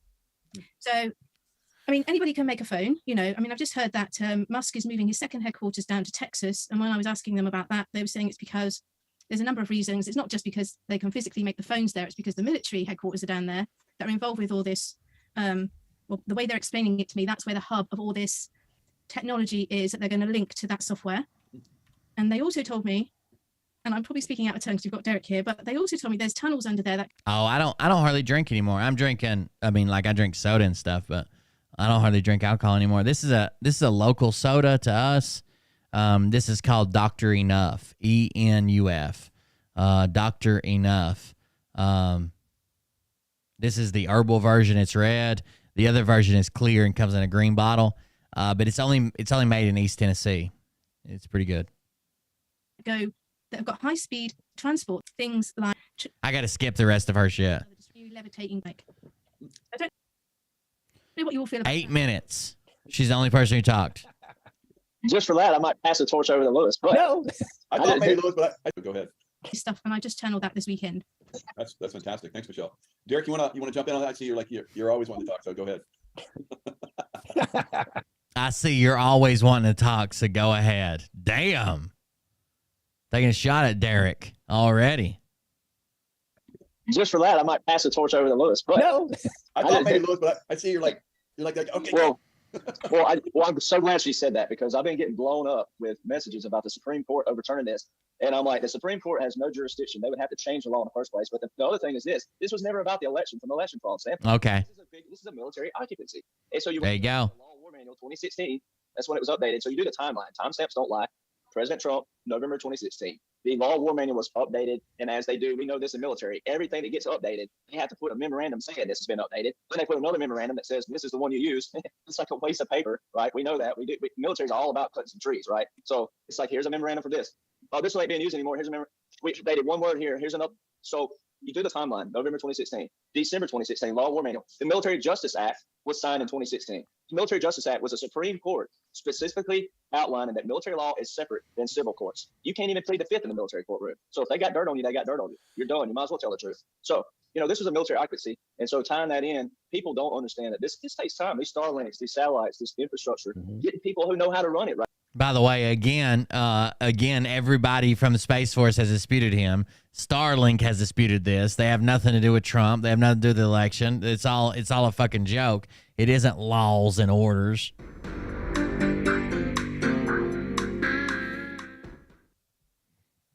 Right here, people like Lewis. I mean, you talked about the companies. I don't want to expose you too much, but you talk about the infrastructure that you have to build, and then you got to have people who can run it, who can understand it, and then people who want to do that, not just understand it, but do you want to do this? Do you want to be a part of this? And the timeline, people they just want things like that in this instant gratification world, and they don't understand that this is a war. It's a spiritual war. It's an information war, and then it's also finding the people who want to be obviously spiritual war, information war. Any type of war other than real war, which Derek Johnson's never been to. He's going to talk in a minute about what his PTSD is like. Sorry to interrupt. People forget that. People have different styles of PTSD, and I'm not saying the only people that can have PTSD are combat soldiers. Somebody said that the other night. That's not what I said. But you just have it. Typically, you wouldn't think that a soldier who barely made it 2 years, never left the U.S., got out with full medical retirement, was in a training unit, would have PTSD at all. But you damn sure wouldn't think that he would have PTSD for waking up in the morning. I shit you not. He has waking up in the morning PTSD. This system is going to run the entire world. So it's not just America. This new software we're talking about is going to run everything. So everything that's going on in the US is it literally is wasting time. It's just treading water. And in the background, we've got all these people working like Billy-O, trying to get this software as tight as it can be so that those deep state can never get in again. It's a technological war. Yeah, I'm so glad that you guys are tying into something that's extraordinary, because so I'm going to point on two things that both you said. So Derek, you're referring, I'm guessing, to 22-380, the Supreme Court, right, ruling. So it came, for folks that want to get updated, it came through as a petition where they're calling out 388 people through Congress. Joe Biden's on there and so on and so forth. A lot of Republicans on there. Everybody needs to know there's no blue, there's no red. These are actors. So they need to understand that first and foremost. And then what happened is the respondents did not respond. When that happens, generally the Supreme Court has a few options. They can automatically just extend it to give them more time to respond. They can kick it, which by the way is normally what they do, or they can say, we'll take it. No, Jaco's not on the up and up. He's crazy. Have you not heard some of the stuff he claims, or the people he hosts and agrees with? Up, right? And they not only took it up, they put it as an emergency, and they're gonna fast track it. Guys, everything we're seeing is optics, because the military, as Derek is going to tell you, is doing everything in the background. So this is optics. So no, he's shaking his head. Yes. No, they're not. The military's not doing shit in the background. The president is Joe Biden. If you don't like that, sorry, vote in the next election. We, the people, can see it. Because if the military, if they just came out and they took care of business, guess what? People would freak out. They would just freak out. So you have to show them optics. So what are optics? Balenciaga is optics right now. 22-380 of the Supreme Court is optics right now. The Congress coming out, the new one, saying that we're actually going to explore Joe Biden for human trafficking is optics. The laptop, it's all optics, but it's optics. Awakening optics. Epiphany as of late. Makes sense. So I was in Phoenix the last 3 days because I was noticing that we, the people, were not getting out in force in Phoenix to protest the election fraud. There's a reason why, even though I know the military is working in the background, that I think we, the people, can activate. And that's where I'm going to get at right here. So I decided to go there. To my surprise, out of the 80-some people, 25 of them happen to be knowing of Screw Big Gov and the Truth Tour, right? That's not a good thing. That's a bad thing. The fact that our group would be so influential and showing up there is deep down disgusting, to show you the apathy that's going on in the United States of America, right? I can't wear that as a badge of honor. It's bad that his shit is popular and he's making tons of money off of it. That's horrible. I was frustrated. I was blessed to get to speak, but there were some amazing connections that were made there. That's true. He was a SEAL. He did contract for the CIA. Those are both things that happened. That doesn't make him able to, he doesn't have any information now about secret military organization or Trump being, there's tons of people that are SEALs. There's tons of people that served honorably in the military that come out with stupid shit. Derek Johnson's one of them. That are so important that we'll talk about in the future or offline. But what's very interesting is that we made some connections with, guess what? The indigenous people. The indigenous people. Oh my goodness. Their women and children are being stolen off their lands. These are the connections. Made all kinds of connections with indigenous people. Blast the Maricopa Board of Supervisors yesterday on. Did Jason get some peyote? Is that why you made those connections, Jason Q? I guess you call it national television, RSBN or whatever. But the point is I only went in there to show things to look at. These are key points. I wanted to make sure we were on record. Now, why is this important? Why would some idiot from California fly over there, right? I am a knucklehead, I admit that. So that's undisputable. We don't have to worry about that. But the reason I flew over there is because it's very important. And this is what I've realized. And maybe, Michelle, you can touch on this. The timetable that we're talking about, the timeline, folks, it's controlled by we the people.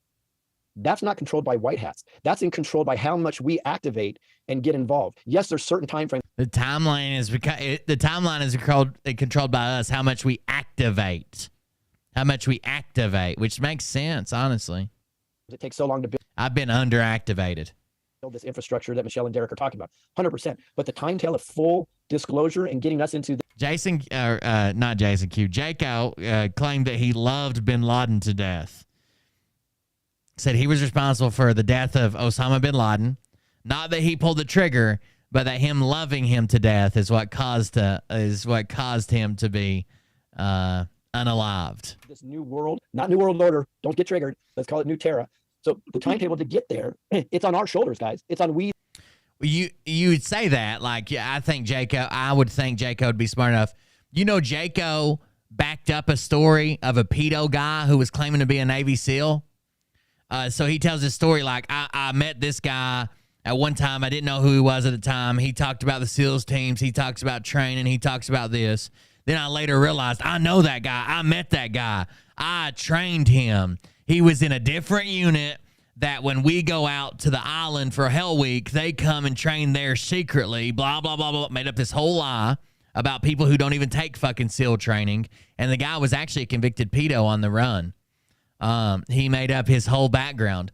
The guy who, somebody remind me of his name, the guy who calls out all the fake Navy SEALs, he even called Jaco out for saying, why did you confirm this guy's story? He's dangerous. He's a pedo. He's not a Navy SEAL. His story doesn't even make sense, and you confirmed it. You came out and said that you met him when you were a Navy SEAL at training, when you worked there training other Navy SEALs, and you confirmed his fucking story. The people. So the more we activate. Yeah, there it is. Bill Brockbrader is the guy's name. Yeah, Don Shipley is the guy who calls out everybody. Don Shipley proves that Bill Brockbrader was a fake Navy SEAL, and Jaco gave him a stamp of approval. Said that he knew him, he could verify his story, he met him there, all that shit. And get together on this timetable. Yeah, Jaco thinks he's a 900-year-old soldier who used to serve on Venus in a different body. So let's say it's set at 7 years, theoretically. The more we work on it, we can shrink that down to 1 year, 6 months, who knows? So this is just my belief system right now, that it's like the Lady and the Tramp, where you have the white hats in the military working from one end, chewing on the spaghetti. Are you the lady or the tramp? And what does that make Derek? And we, the people, are going to chew on the spaghetti, and we're going to meet in the middle. So everybody chew on the spaghetti so we can meet in the middle. I think what we're lacking here is waiting.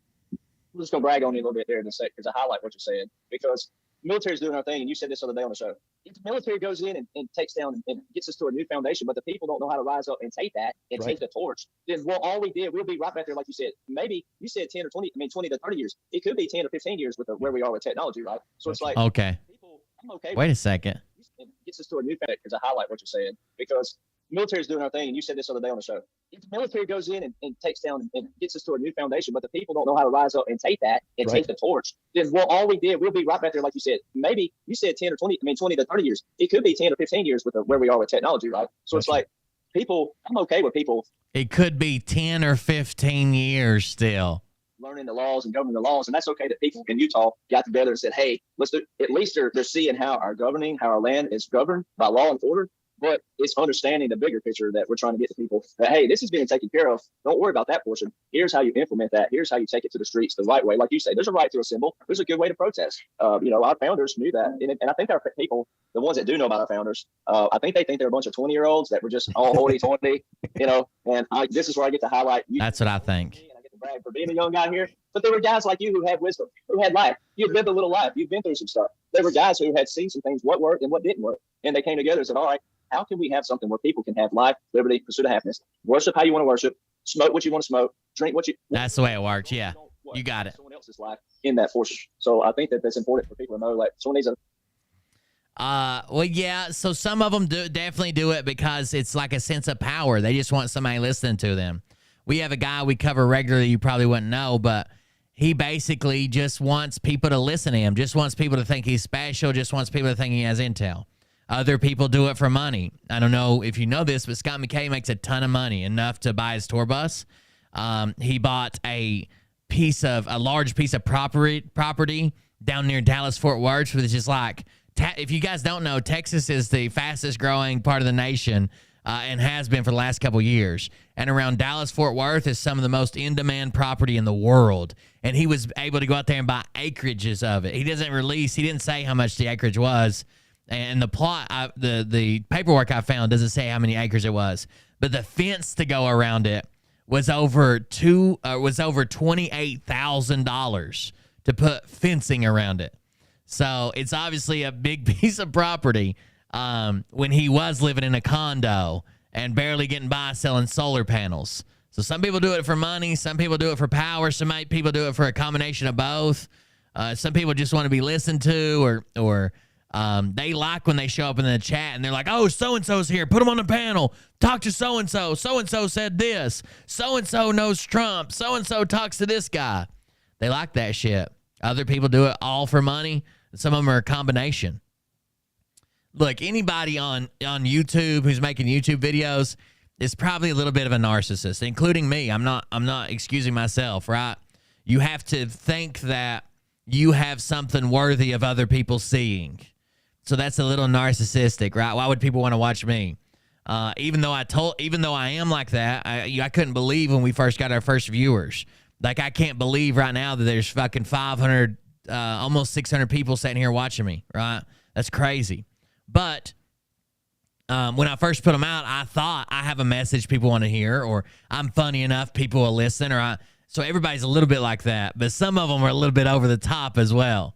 You know, let me put a feather in your cap or something for you versus you saying it all the time too, because people have to realize when President Trump says we're going to give the power back to the people, this is what we're talking about. You can't have that power until you know what that power means. Mm-hmm. Right. So in the military operations right now, we're involved in psychological operations on a massive scale that's never been seen before. That's where the real war. No, we're not. Yeah, there's guys in the background. I can tell you, I've been in many different invasions, occupations of countries over my 35 years of working for the military and the CIA. There are things that go on that no one knows. So these things are going on. You're probably never going to know about them. So to stop, chomping at the bits is, why don't they come out and... The military does do stuff that, yes, no one knows. This isn't going on in our fucking country right now. Just prove it. Like, it's not. And get involved. They're involved. And like we were just talking about, have another military guy to back me up. And by the way, thank you for coming out, because I was out here, I felt like by myself. And you came, I was like, I was thinking guys my age, and a young guy comes in and you blow the stage up. That's great. I love it. So I hope a lot of people see, this, going on and get involved, because it's the talking and the getting. Reinforcing Derek's talking points. In Arizona, that not more people are like just flooding the street. My daughter flips houses in DFW. It's a very in high demand, right? All of Texas is pretty in high demand. As long as it's relatively close to a city and has the ability to drive to, get water and electricity. Even some dry plots that you can't even get water for are going for outrageous amounts compared to what they went for 5-10 years ago. We see this down in Brazil. People have flooded the streets. That's how things change. The people have to get involved. Michelle. Yeah, I totally agree, which is why we still have delays with supposed election results, because they are doing that deliberately, exactly like everybody's saying, so that people will have a reaction and do something about it, because it is a double-edged thing, like you're explaining. If we give people a new system and they're not awake, then it's not going to work. So we have to come at this from both angles, like you were saying. So the storyline that's running on the ground with Trump and the elections and everything that's going on around the world is all the stuff that we're trying to show the people that do you really want this? And if you don't want it, you've got to start standing up and saying you don't want it. And then in the background, like we've been saying all along, you've got the military working like dogs, trying to get that security in place so that when it is the right time to switch it across, there's no chance that the deep state can get hold of that technology and use it against the people. The technology is going to make life better for everybody, but only when they're ready to, like you were saying, to handle it. And, well, sometimes I'm a bit worried about how long that's taking, to be honest, because I think the trouble is that we kind of, well, me particularly, we're kind of in an echo chamber. We're surrounded by people that understand. Let me skip through her. She's already on my nerves. You talk to my all. And it's quite worrying. I wonder what the... Oh, my bad. I was just going to tell you how you sleep like a baby at night, like a military person does. I like us, because we are a bit weird. Well, I was just going to tell you... Oh, my bad. I was just going to tell you how you sleep like a baby at night, like a military person does. Right. It's like, you know what you know. Right. And if anybody else, like you're giving it everything you got. Well, if they can't, it's like there's certain people you can't say. And that's horrible. It's horrible to say, but at one time, it's not worth your sanity either to lose it either. So it's like we are in a true every day where we do have to talk to each other. Hey, whatever. Like we're still humans, and people. Well, I'm glad you joined us, Esther. You're probably not going to like everything I say, but not everybody here likes everything I say. We might argue. We might just don't get mad and leave. It's like that with everybody. I just want people to know the country's not in a great shape right now. No one likes Russia and Ukraine being at war, the threat of nuclear war. No one likes high inflation. No one likes the prices. No one likes the jobs. No one likes the labor market. No one likes any of that. But we've had rough spells before. And do not, whatever you do not let somebody convince you that your vote doesn't count at all and that you shouldn't vote. Go vote every time the polls is open. I don't care if you have to get a mail-in ballot, absentee, whatever. Vote. I don't like how the grifters have transferred to saying basically it's rigged so your vote doesn't even count and talking people out of voting. That's the worst fucking thing you can do. That's the absolute worst thing you can do. Vote. Talk coach. Send letters to your congressmen, to your representatives. Stay involved. Don't let these assholes discourage you from exercising your rights. Forget that. But the optic speech 2 weeks ago, whenever I guess it's been 2 weeks ago. I mean, what I heard, Lewis, I know you heard them too. Wait till you hear this, Dreamweaver. President Trump dropped. They were so big that rejuvenated me. Wait till you hear what he says in a minute. I must give you some. You got to be a veteran to be that those National Guard are not out of this bed right here to go. I mean, what I heard, Lewis, I know I'm crazy. I know what those words meant. I know what Mars stands for. It ain't the red ball in the sky, and it's, the pause. I know what Mars stands for. It ain't the planet. He's talking about something else. We're going through the pause right now, and pause public alert for unregistered soliciting entities. That's on the SEC.gov. So it's Executive Order 13959. So a lot of this has already happened. Pause public alert. What those words meant. I know what Mars stands for. It ain't the red ball in the sky. You know, and it's, you know, the pause. We're going through the pause right now, and pause public alert for unregistered soliciting entities. That's on the SEC.gov. So it's Executive Order 13959. So a lot of this has already happened. It's just that delay. But all those optic drops he had the other night, you know, that's a rejuvenating thing for all of us. And the people who get it, they will. But it's kind of like my dad had that saying, leave, follow, or get. Also, Trump's talks very plainly, okay? Trump talks very plainly. These people try to code everything he does, like pause. When Trump says we're going to take a pause, he's not talking about public alert unregistered soliciting entities from the SEC.gov website. He's saying a pause. He talks very plainly. It's not all this coded bullshit. That's them, because he's saying something opposite of what they claim, and people come to them and say, you said this, but Trump said the opposite. Oh, it's a code. It's a code. Let me decode it for you. Pause means public alert, unregistered soliciting entity. See, pause. Okay. Get out the way. You know, it's kind of like when you look at history, and Jaco, we know this, being military, history shows that, and this ain't, I'm not one of those veterans that thinks you got to be a veteran to be a patriot. You don't. But it's trying to light the fire and saying, all right, Lewis, you're a patriot. Your fire's lit. Let's go. Right. And there's going to be some veteran that loses the fire that drops off. Right. So it's just finding the ones who has the fire and going, well, we're going to take the torch and we're going to do this. Same thing. Got to find the fire, people. Because there's no way you and I could go to every household and say what we're stupid. No, it don't work like that. I'm glad we don't do that in the United States, and then that's all we do. Will come when we for a 1-year visa. You know, when they put in, I think it's at about like 50 minutes. Fish in a fish tank. For some reason. And it will, literally years ago. Tuesdays ago, where he said there's still a lot of people. But, you know, well, there was something Michelle said earlier about that I don't even know how to like. I think the show should be like, it's a little bit too much information for some of them. Some of them know, and some of them don't. That's just the way it is. What do you think, Derek? I think the show should have ended when Lewis talked about being a country boy all of a sudden like a frog, and that was so excellent that I don't even know how to like. It was awesome. But you know, well, there was something. The white flag of surrender. All right, Opticom alone, out of all the other stuff he said, it was epic. The Mars, the military radio system, of all things, he just gave you the key thing to show you good guys are in control. The good guys. And my standpoint is that military is in control, but I'm like Lewis. Trump is literally talking about Mars, the planet, not the military auxiliary radio system. He was talking about we would go to Mars eventually. Thank you, Melissa. We'll get to it.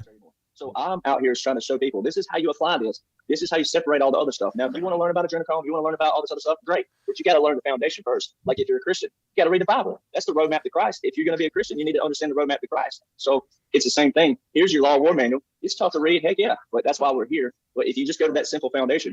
I don't know about that, saying Jake. I mean, that can be your opinion. I'm not saying you have to change it, but Jaco literally just said, I felt like I was out here all alone, and I'm glad you're here now. I was looking for somebody my age, but I'm so glad somebody younger came out here to start putting this out. I felt like I was the only one. And then sounds like he likes him to me. In your neighborhood, in your church, in your town, in your city, in your state. My mustache keeps itching my nose, tickling it. But that's, you know, and I'm learning that daily too, how to be more patient and how to go. Like Lewis is the best at teaching and showing, planting a bug and so on. Just a quick, 5-minute conversation, 2-minute conversation. Yeah, please don't say the word pedo in chat. Not because I have something against it, but because it goes to Twitch and then Twitch gets me flagged. You got to be careful. Whoever the person is, knowing your audience, knowing the person, and going, hey, maybe this person just needs one little question and walk away. Like, hey, walk away. Yeah, walk away. And so, or some people, we're all humans at the end of the day. What I do, I don't know about that. Or maybe not. All right, so excellent, guys, excellent. We're at about 40 minutes, so it'll be coming up soon. Sex trafficking is a major funding for the deep state. So how do we, reveal that information to people? We can't just just go boom, adrenochrome, blah blah blah.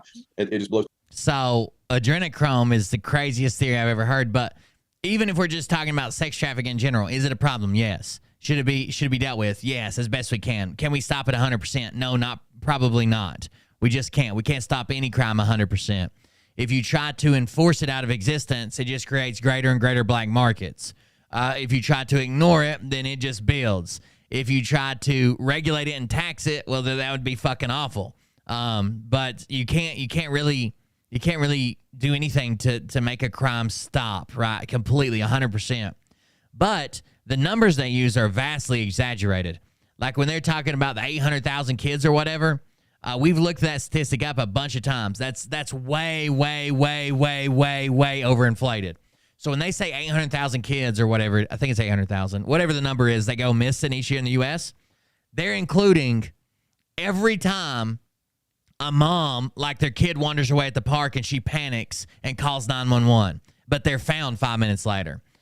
They're found in the house. Like she thinks they went outside, but they end up being found in the house. Anytime a school thinks they lost a kid, but then realizes that kid didn't come in that day, or their count was off, or blah, blah, blah. The ones that are found within like a fucking few seconds. If there's a report made about it, they're counting that, and those kids aren't technically missing. They act like they've been kidnapped and never heard from or seen again. And the vast majority of those cases are actually not even missing children the way you would think about it. It's one parent has custody, the other parent keeps them over the limit. Let's say you're an hour late for a parent meetup. Well, if you're in a dispute over the children, like say you're getting divorced or whatever, if you're in a dispute over who should have custody, a custody dispute, then when the other parent's a year, they tell you to call the cops. Those get written up as missing children. Those get written up as missing children and reported as missing children. Sometimes the kid chooses to go live with their dad, and their mom will report it once a week, every week, that the kid's missing until she goes to court. Like, those numbers are way, way, way overinflated. It does still exist. It is still horrible. I wish no kids went missing, but the numbers they use are to pull at your heartstrings. They're to make you think, oh my God, that many kids are going missing? Why don't we ever see them on milk cartons? Or why don't we ever see it in the news? Why don't we ever see this? Because it's nowhere near that number. People away and they're gone for years sometimes. So, I mean, look back on your own life when someone really came at you really hard and you're like, you pull back and you're like, you don't want to get involved. So we have to, ease things out. So for an example, when the Balenciaga company came out with, children, holding stuffed bears with, bondage. Jayco does have a pool boy and no pool, so. Straps on them. A lot of us stood up and say, hey guys, look at this. Does this seem right to you? And now what they're revealing. So that opens that door and then people start to look. And now the media is starting to reveal stuff about us. So that's basically opening. Derek's fucking eating.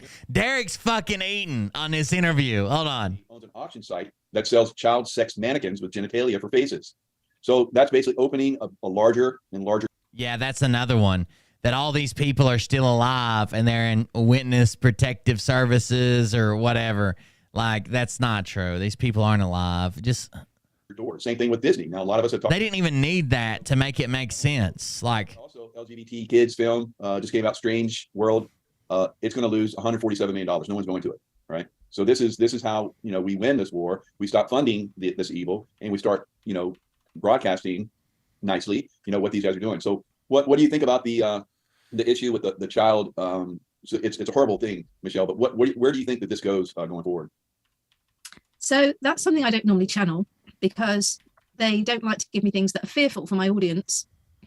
But I think it's going to go in the way that it's been currently going, where we have little videos from Justin Bieber or The Weeknd, or we have these adverts, and it's, again, all intentional to at the subliminal level to start waking people up that way. Because if you try to approach anyone with anything about hurting children who aren't ready, it's exactly what you said. They're just not going to listen. But something I was observing when I look at you all of us, is from an energetic point of view, we are all very relaxed and we kind of exude a peaceful energy. So when you kind of say, how are we going to do it? I mean, you look at Lewis, if he gets any more laid back, he's going to fall off the chair. The way that we're going to do it as spiritual beings, and I include you in that, Derek, is that we, just by being us, just being in our peace, like you said, sleeping at night, just being in our truth, we don't always need to say very much, because people look at us and they feel our energy and it goes out a long way. And this is scientifically proven. Yep. And if we're at peace with who we are and what we're saying, I think, like Lewis was saying, because everyone's in that fight flight mode, to be around somebody that's comfortable in their skin, like we all are, I think that helps them a million times more than necessarily trying to feed this harsh information at them. Mm-hmm. And then people become more relaxed in their nervous systems. And that's interesting that you said that, Lewis, because they did talk about that in my last channeling, which I'm going to put in my video, which hopefully I'll record tomorrow. They talk about this sometimes, about how we need to calm people's nervous systems down. So that what you're saying is calm down your nervous system, guys. Yeah, how powerful. There you go. Just by being up vibration. So I can't stand her voice. Something about it. It's grating. A lot of people, and you've had guests that have talked. I've been to your event. Good night, Esther. I guess I've seen this and how documentaries, and some of them are pretty hard-hitting documentaries. But if you always notice towards the end, formula to where we at? We're 45, about 10 more minutes here. you respect that you've noticed when we talk was involved, going to answer to 3 answer. We act with all our I don't lot literally where we reach so in 60 works when we were out is hard holding meeting. Lewis Harms is a pretty big grifter as well.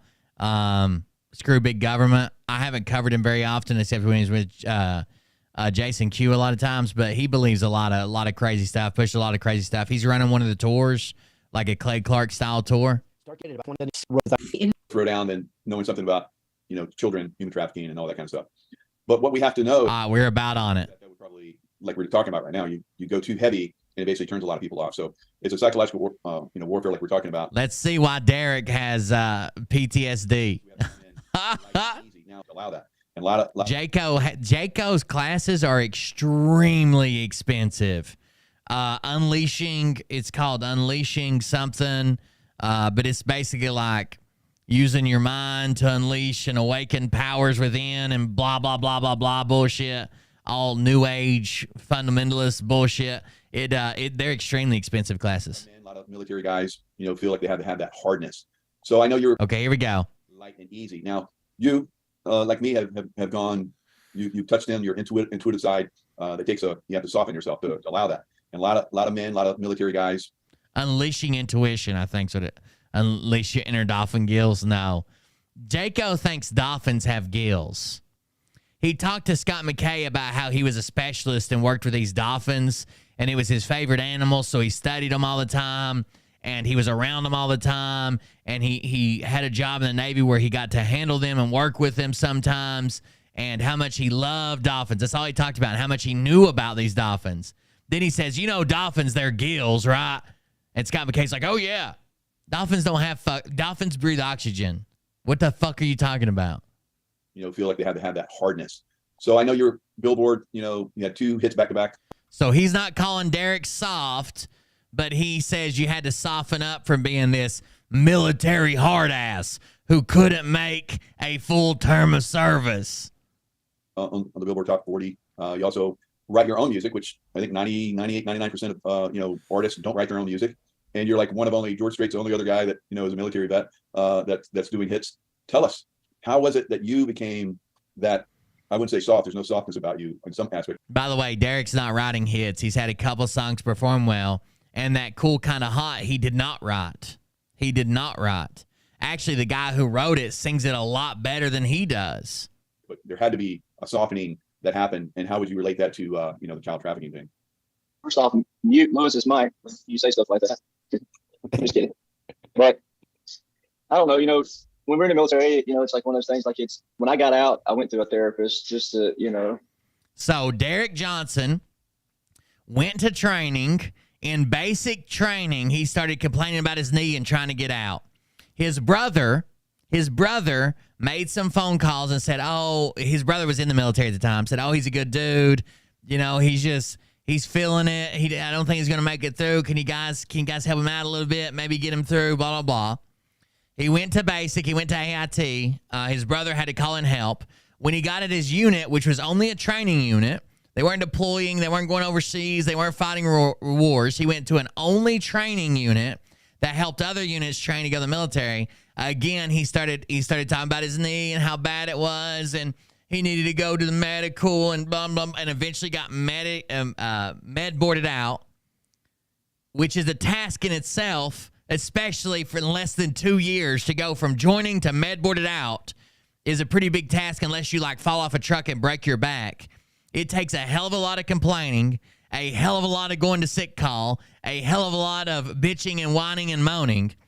But for him to say, you're the rigors of military life, I had to see a therapist, and how do you bridge that gap? How do you go from everyday life and death, everyday life and death, which did not exist for him. He never left the U.S. Where was this life and death? I mean, yeah, it's the military, but you got more chance of dying in a fucking factory job than you do as a training unit. Most days. Production value in a different way. It's not obviously, it's like one morning you're waking up 3 a.m. One morning you're waking up at 3 a.m. Don't get off to 3 a.m. Whatever it is. You don't get off till 3 a.m. It's, you know, how do you go from that to the civilian world? It's just nothing's ever the same. I had a lot of trouble, and I still do, fitting back in the civilian world because I take stuff way too seriously. And actually, this is why I took personal offense to this. The way my mind works, the way my therapist described it, is certain things, because of the way I was conditioned from things happening overseas, that I take things as life and death. And I expect other people to treat it as life and death when it's really not that big an issue. So Mariah might take an ass chewing over something most normal people would find stupid, right? They'd be like, he's complaining about driving over a bridge the wrong way. And Mariah will take an ass chewing for it, or I'll flip out over it, or I can't handle it and I can't do it over something so silly because all my shit is still life and death. And everybody else is thinking like, I'm just going to Walmart. And I'm thinking, no, we'll fucking die on the way to Walmart. But I can't help it. So when Derek Johnson goes into this life and death shit, I took personal offense to it. Fuck him. He ain't done shit. And it's always just go, go, go, go, go, go, go. So that alone is already a process. Listen to Derek's night terrors he has here. As you know, I mean, it took me a year. It took me a year of night terrors. All right, chat. Guess in the chat.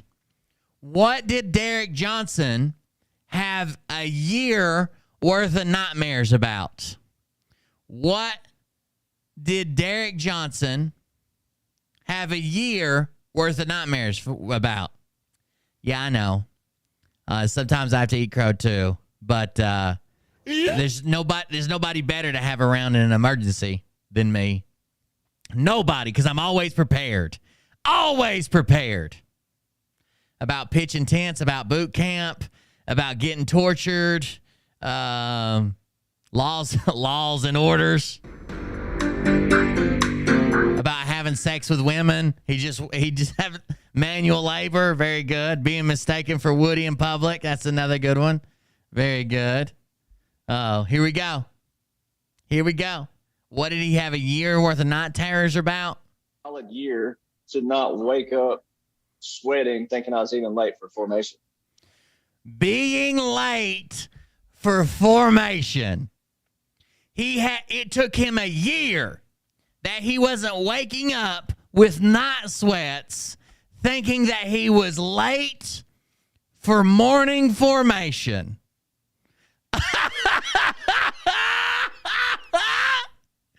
As if that's the thing that most soldiers were. Oh my God, am I 5 minutes late for PT formation?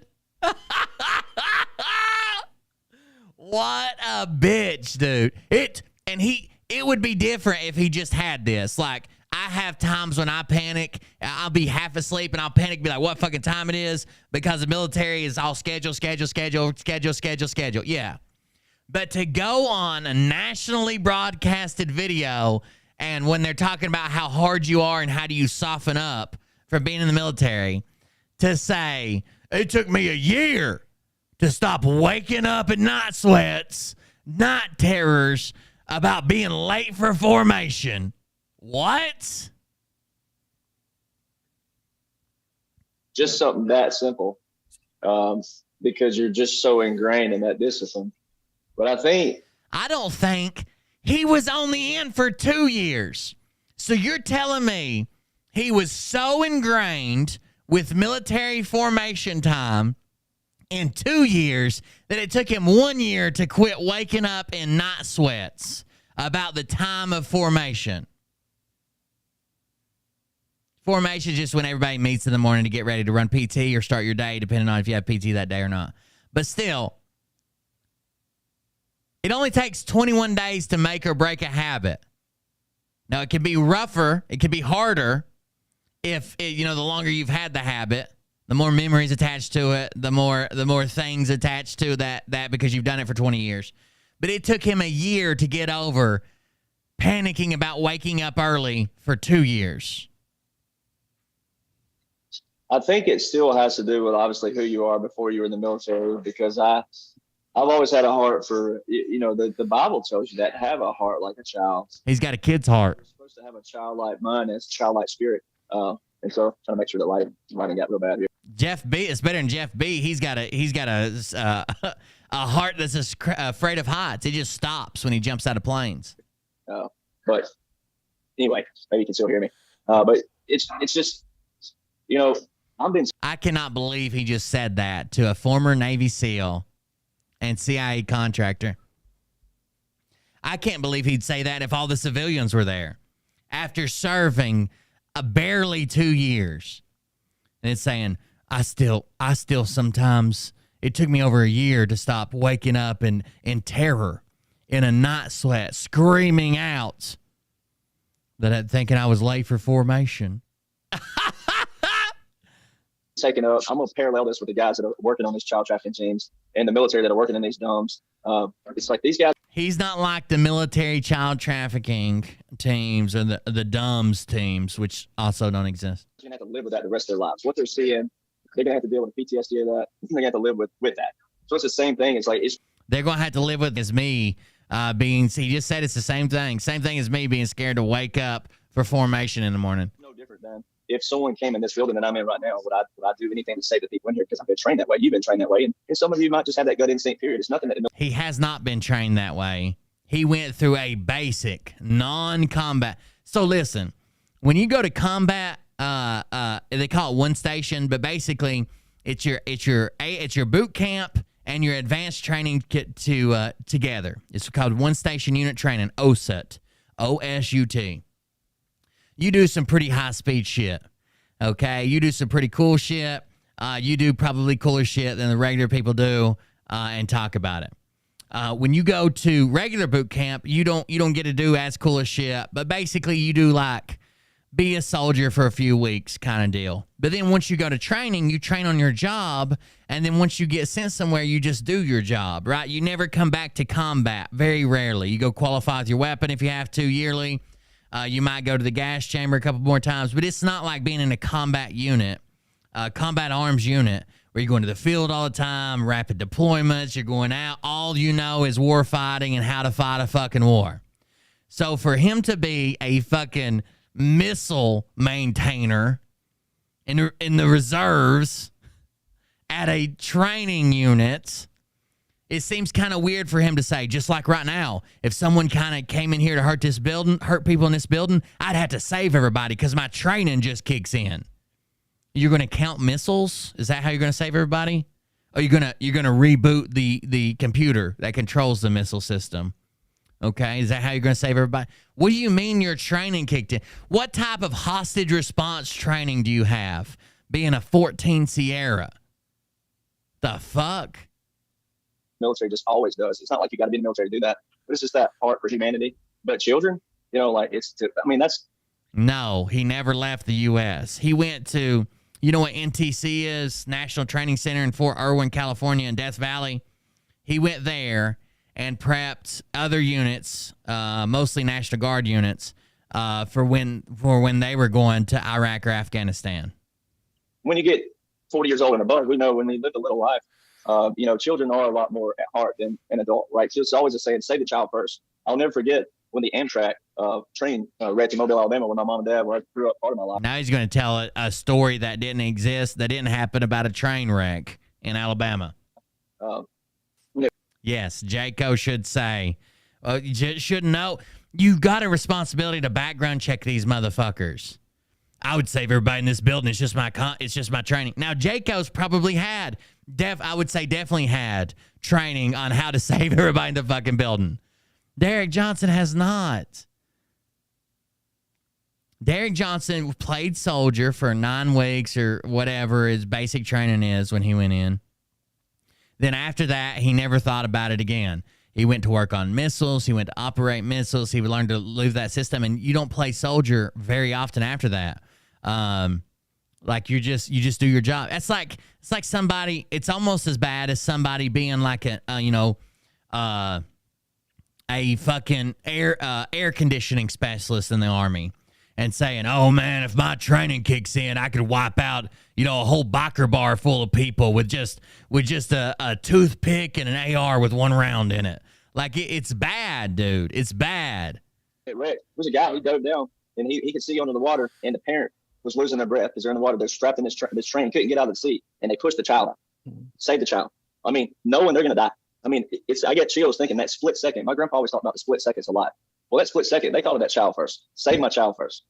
And I'm not a parent. I think all of you probably are. I know that Lewis is, but I don't even know that feeling, but I get the feeling because I have that heart. When I got out of the military, I sat with a general that I know in Murfreesboro. That's true. Zoe Lee. I got the RE4. So he claims that after he got out, listen to this. Now, listen, he claimed that he was tortured in his own documents. He claims that he was tortured by Obama soldiers when Obama was president, to the point that they severely exacerbated his injury, made it miserable, made everything that was going on, like he couldn't hardly survive. I'll read it to you. I'll read his statement to you. Now, he's since updated this ever since his own family called him out. Page 22 of his document says, "Here's my story while serving under Obama." Now, this is when he got out, was when he was under Obama. "Although classified, I will tell you who are reading, I was held captive by Obama cronies. Our own people interrogated and tortured me for months. Why? Because of my direct connections to direct and indirect goals with the white hat operatives, along with my top secret clearance, my top scores, and my goals being attained to become a general." By the way, he was a specialist. He wasn't even an officer, but he was going from specialist to general. "I wish I could make this up. It's unfortunate. I was not the only one. The main reason we were tortured, I had contacts with Congress that were heavily involved at those moments in time with a secret society that were planning and building what led to be 2016 and 2017 to 2021 to present day. The Obama administration had massive cutbacks to the military as a whole, but a few of us knew how to navigate around the chain of command and put in congressionals to try to stay in the military while he was being tortured by the military." Now, what happened when he got kicked out? He says he went to Tennessee in Murfreesboro to a 3-star general that he knew and begged him to change his reenlistment code so he could go right back in and get tortured again. Permanent. I sat with a general that I know in Murfreesboro, Tennessee, a 3-star general, and I begged him to get my re-entry code changed. I got the RE4, permanently retired. You're permanent. You can't get back in. I begged him to change it. And he was like, "Son, let me just twist this. I know you don't want to hear this. I'm not your father, and I know you don't want to hear this." But he said, "Son, I did 42 years. I still feel like I left something on the table." What type of person gets tortured out of the military and then begs to get back in? He was like, "You know why you're going to feel that way? It's because your heart's in the right place, and you serve for the right reasons, and you're a patriot. You're always going to feel that way. It don't matter if you do 2 years, 8 years, 10 years, 40 years. You're always going to feel that way." And I think it's that heart. Yeah, we all know he couldn't be a general. He claims that when he joined, because he had a service record, that he was going to go in as enlisted and then he was going to become an officer, and they told him he had the top scores that he could be a general. It's all a fucking lie. He bitched and complained so much in boot camp, his brother had to call in a favor, who was in the military at the time and knew the people where he was at, where he was training, knew some of his drill in cadre, called in a favor so they wouldn't fucking recycle him or kick him out. He complained so much. Like I said, you don't have to be a veteran to be a patriot. You just got to have the heart for that. And I think that's what helps me understand. Then also knowing that, like, my dad's best friend, child was adopted 2 years ago. His grandchild was adopted right out of small town Alabama. And they had a system at their school. He didn't show up in time at the school. And they had a system in place at their school where they went and checked the camera. They saw she was at the school bus. Their neighbor's camera picked it. Black Mercedes, got it. They intercepted it by the time they got to, so it was Birmingham, Alabama. The time they got to Huntsville, Alabama, was like maybe an hour, 20, 30 minutes. They intercepted it and was able to rescue her. And the guy had like 19 felons. It was like 19 felonies, all this kind of stuff on his record. But until it happens to some people, it's like that. That's that thing. Until it happens in their neighborhood or their community. Yeah, kidnapping happens. Tie that to Obama or Pelosi, please. Kidnappings. You're probably making this story up too, but me and my sister were just reliving a memory I had the other day. I have one sister that I'm close to in age, and I have another sister that's much older than both of us. She'd probably kill me if I said much older, but she's older than both of us because my dad was out on the road. So, like, my mom got pregnant the first time, and they had their first kid, and Dad went out on the road to drive a truck. Well, he wasn't around so often to make babies. And then he said he turned around and you know, my sister was in middle school, and that's when he decided to come back home and have kids. So she's a lot older than me and my other sister. But me and my other sister are so close, we were both in high school at the same time. So we rode to school together, and we were just talking the other day. My sister had a Nissan Pulsar, and we had porn star pop-up headlights. It's a little car shaped like a triangle, a Nissan Pulsar. And it had like a leather bra on the front of it because that was cool at the time and stuff. Didn't have no AC, so we had the windows rolled down. And we were driving home from school, and we got to this well-known intersection. There used to be a restaurant there, and like the utility board and shit is at this red light. And some crazy guy came over and was like, he tried, like, it didn't even flash in our minds what was going on. We were just young and dumb and kids, you know. He tried to open my door. I was a passenger. She's older than me. She was driving. I was a freshman at the time. And she's driving. He tried to open the door. And I remember hearing the door handle like you know how you pull it and then you let go of it and the springs slam it back? The door didn't open. It was locked. And it was like tink, tink. He tries it like 2 or 3 times. And then the windows are down. And we're kind of like half laughing, half terrified because we didn't know what was going on. So then he starts like reaching in the door, trying to open the door, and we had no idea what this guy was doing. Was he going to fucking kidnap us? Was he fucking going to kill us? Was he going to steal the car? Had no idea. The guy was probably methed out of his mind. And I was in the passenger seat yelling, go, go, go, go, go, and like slapping his hands. It was like whack-a-mole. Every time his hand came in, I was like fucking slapping his hands. I couldn't even see. The car's so low to the ground, I couldn't even see his face. It's not like I could punch him or something. I guess I could hit him in the chest. But I was just hitting his hands back out the window over and over again. But the way we were stuck in traffic, it didn't look like there was enough room for us to go anywhere. And then finally she shot through a parking lot and like basically ran the red light by going through a parking lot at the corner. But yeah, there was some trying to, like, that shit happens, sure. But you can't say that everybody who disagrees with you politically is doing it. Or someone that they know. That's the thing we have to bridge is that right there. I think that's where we can start first. First is all the other, you know, heavy terms of what they're doing with the child. Is that, hey, you know, I know someone it happened to. Or, hey, I got a buddy that's on these teams. Or, hey, this is what the military does. Hey, I've got a buddy who's on these teams. What this article's about. And then just starting there like Lewis does, you know, like that little heel. And I hate to call it that because this is such a heavy topic. But it's, you know, I think it's just your heart already. Talk about music. George. What's up, Shar? You were featured heavily in the show earlier. Nissan Pulsar was big here when I was in high school. Yeah, it was pretty cool. I'll show you what hers looked like. It was a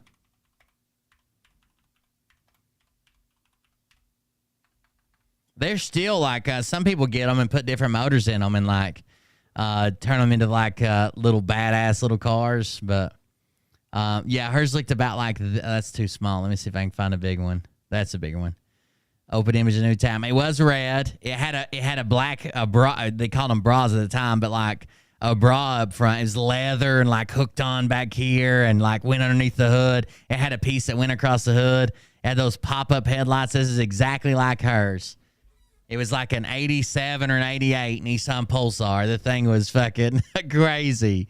It was a 5-speed. I remember my dad got it to her and like she was never interested, but my dad always had me on like dirt bikes and 3-wheelers and go-karts. I had a shifter cart, like a go-kart with that you had to shift when I was like in 4th grade. So when we first started, when she first got this car, she got mad because it was a 5-speed and she loved the car. She had to have it. It was the coolest car she'd ever seen. Dad bought it for her. He bought all of us our first cars. But she got mad because she couldn't drive a 5-speed and I could. And she yelled at Dad. She's like, why you letting him driving? He already knows how, and he can't even drive for years. He can't even drive for 2 years. I need to learn how to drive. But everywhere we went, it would go, and it would die as soon as she pulled out. It's funny. Strait. I mean, who don't like the guy? I don't know anybody can find a fault in the guy, but George Strait's been married 51 years to his high school sweetheart. But George Strait, Pop up porn lots. That's right. from the stage to your bus is a 100-foot decision. You know, like if you're married, it's a 100-foot decision. You can walk right through those women yelling at you. It's 100 feet. But he always said it's who you are before you get to that fame status. It's that discipline, that structure you have in your life already. It's who you are before you're famous that makes you. Even though people can change, I get that people can have things that happen in their life and change them. But for me personally, I already had that discipline and structure in my life. Thank God I had that. And that's kind of how with the military, yeah, you do. I do it every day. I'm like, you know, you just want to punch a wall sometimes because it angers you that much. But at the same time, that's the part if I was still in. But being out, you know, bridging that gap and going, okay, people don't even know the three branches of government. So we've got a lot of work here. But the children. Nobody but Derek even knows the branches of government. People would be. Hey, so let's talk about the children first. You know, would you do this to save a child? Yeah, you would. Would you do this here? Would you run this operation to save a child? Yeah, you would. And I can't remember who said it the other day, Lewis. I don't know if it was you or someone on the show that said, you know, when you're in a restaurant and someone else's child is screaming, is it annoying? Is it aggravating? Yeah, but would you harm them? No, you wouldn't. So it's like applying that and applying that to everybody's lives. Is that, you know, we're supposed to look at each other with a childlike heart as the Bible instructs. And that's where we all have to look in the mirror every day and go, Have I said that differently? Yeah. Could I have done this differently? Sure. And then, you know, and not cast that judgment. And I want to say this while I'm on here. It's like, Lewis, we know this very well. I mean, I learned it very quick because this all just happened to me like that. I'm still adjusting. But so many people want to talk about everybody.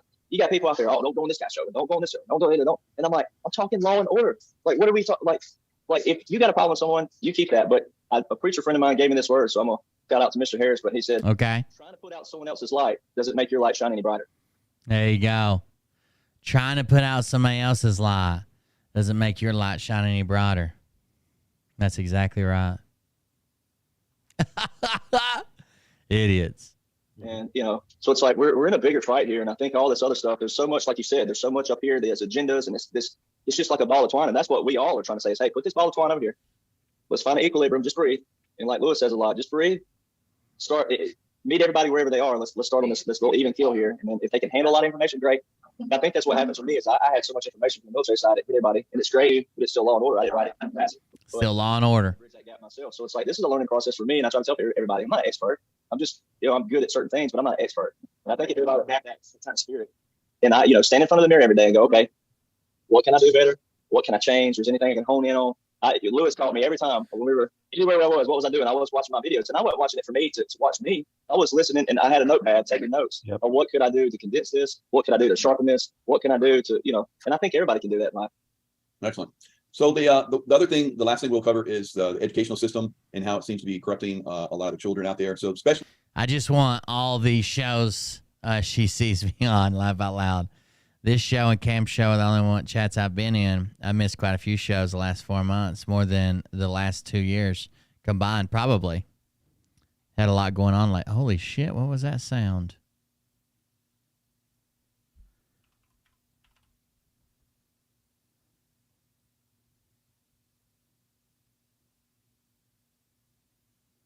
Oh, somebody slammed. Okay, I panicked for a little bit. So Derek Johnson again with his night terrors about waking up. She did some funny stuff. She says that I'm stalking her now. I know somebody put there was Newfield documents. They're nothing. I already looked at them earlier. It just says that Tim Hinton says to the best of his knowledge he responded to as something he was subpoenaed for, and the law firm too. It's nothing. There isn't anything to do with them. But she said that I'm stalking her now because she shows up to my shows and I tell her to go away. So I'm fucking stalking her. Got it. Now everybody knows. Derek Johnson is crazy, man.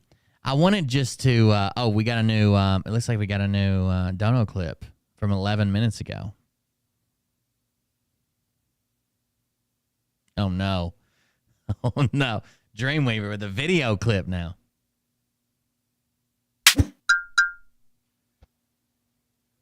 Formation got me fucking stressed, Joe. Formation. Formation time's got him stressed out, guys. He's having night terrors, night sweats. I didn't think he was going to pull through. Thank God he did.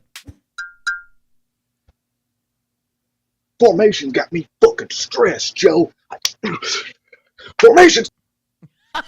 He's rushing to formation, damn it. Thank you very much, Dreamweaver. That was very funny. I hope you make it to formation on time and don't have any PTSD over it. I don't know if I'll even make it to... I don't even know if I'll make it to formation. Oh. We're going to wrap up in just a second. There's one more thing I want to kind of check out. You have to give me just a second to grab it, though. Let's see. Hi,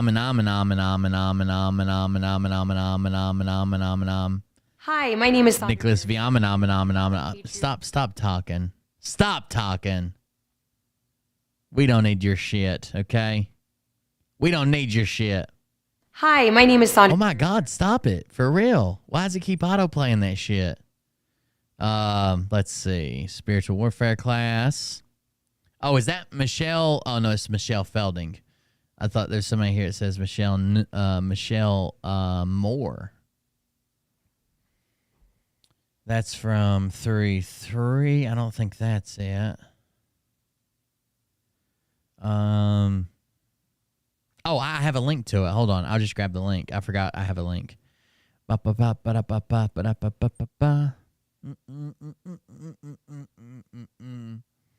guy, Phil guy. That's the guy. Old Moly. Oh, cockamole. Oh, you can't forget about a good old cockamole. Jesus Christ, that dude is fucking wild, bro. Wild. Here it is. We're tuning in to chat. Oh, I found this other video. I do want to watch this, but maybe I should save it for later because it's a longer video, and we're about out of time here. But have you guys seen this? Where's it at? Let's close that, close that, close that. Yeah, Michelle Fields, close that. Have you guys watched this DUI stop, okay? Now, the reason he pulled her over is because she was driving erratically, and apparently she puked so much. Have woke up a few times, needing to get my ass to base. A few times before formation, but never haunting, though. Yeah, I've been late for formations, too. They fucking smoke your balls off. It seemed like basically every unit I went to had a former fucking drill sergeant there.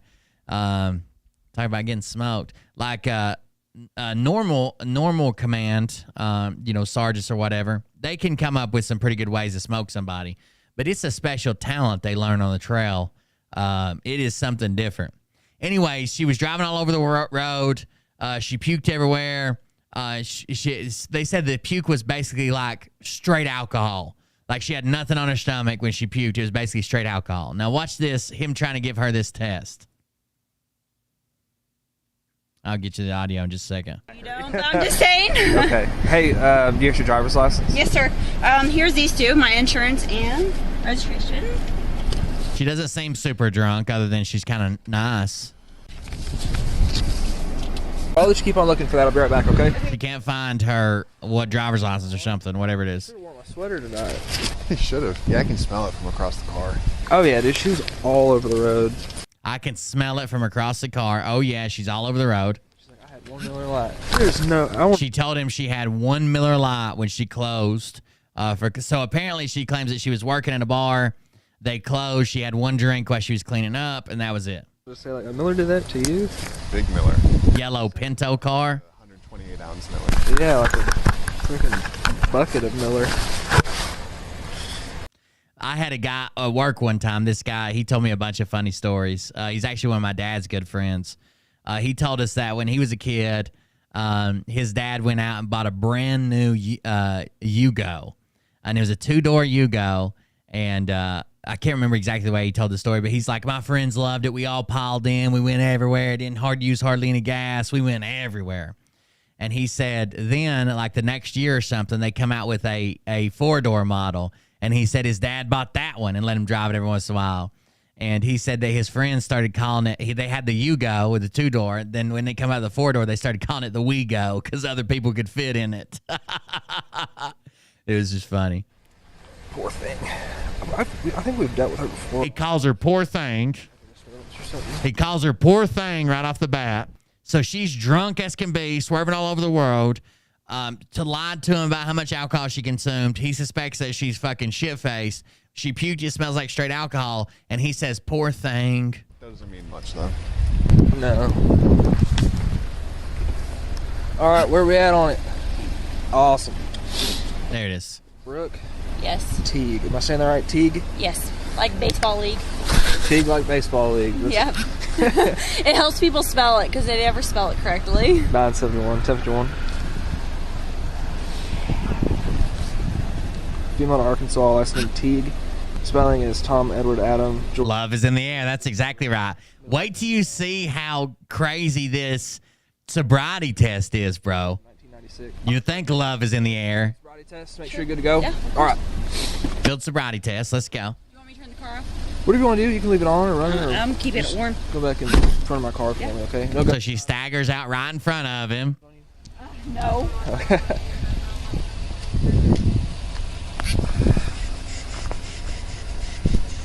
Simple. All right, you wear glasses or contacts? I am blind, but I don't wear contacts because I had a... Please don't say you're blind driving a car. Okay. Do you want a jacket? I do not, but I'll be fine.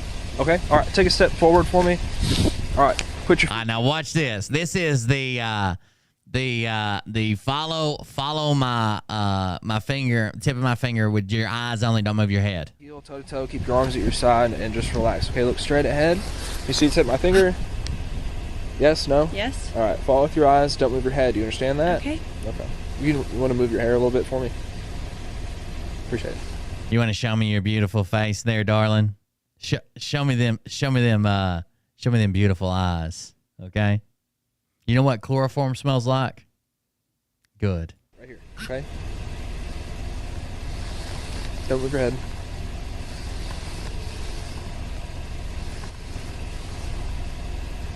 Try not to. So basically this measures, I don't know if you've ever noticed this, but your eyes don't smoothly move unless you're tracking an object. Just look straight ahead right now and then try to move your eyes smoothly to the right, to the far right and to the far left. They jump, right? You see straight ahead, then you see here, then you see here, then you see here. Then you come back to the middle, you see here, then you see here, then you see here. Your eyes jump back and forth. But now stick your thumb up, focus on your thumb and follow it, and you don't get the same jumps. So they want to see that you're smoothly following and not jumping back and forth. Move your head.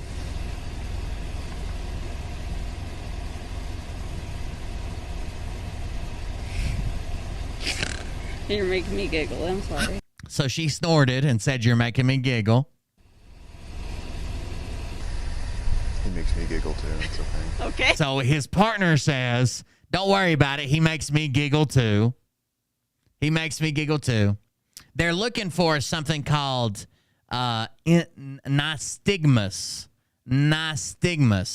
which is the involuntary shaking of your eyes when you're focused on something. So they want smooth and steady. Plus, when you're looking at something out of your periphery, if your body's not fully in control, you're possibly impaired, your eyes will just sit there and jerk on their own, like constantly. I snore. I'm from Huntsville. We're supposed to be professional. I'm from Huntsville. Isn't going to make me snort. He said, sorry, we're supposed to be professional here. Sorry, we're supposed to be professionals out here. Everybody, let's get it together, okay?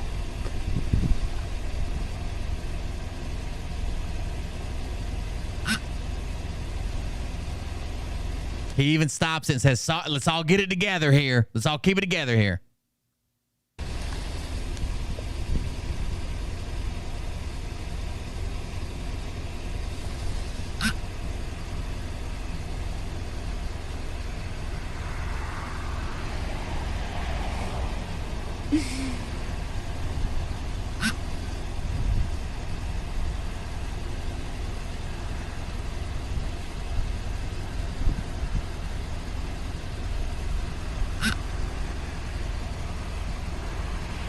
All right, stop laughing because you're making me laugh. I'm not. Right? Stop laughing because you're making me laugh. Stop laughing because you're making me laugh. I can't do my task, beautiful. You sexy little vixen, you. Stop laughing. Seriously. I'm giggling. I'm All right, sorry. this is a serious deal. All right, okay. All right. He sounded real. This is a serious deal, okay? This is super serious. It's a something on vibrate, cell phone on vibrate or whatever. This is super serious. Stop laughing, okay? Stop laughing. Your side though.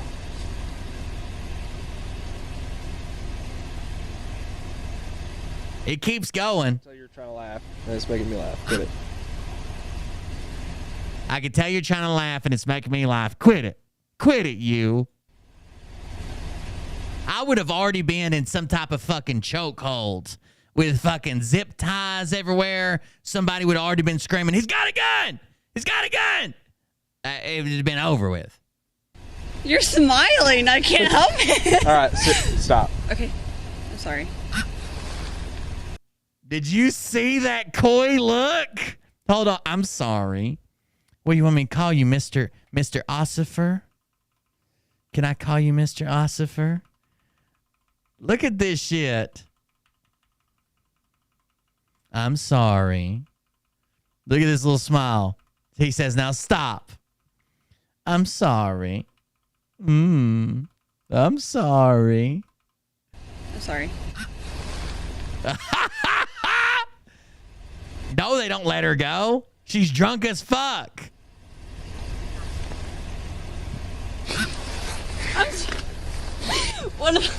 Now he had to stop so everybody could get the giggles out again. Professionals.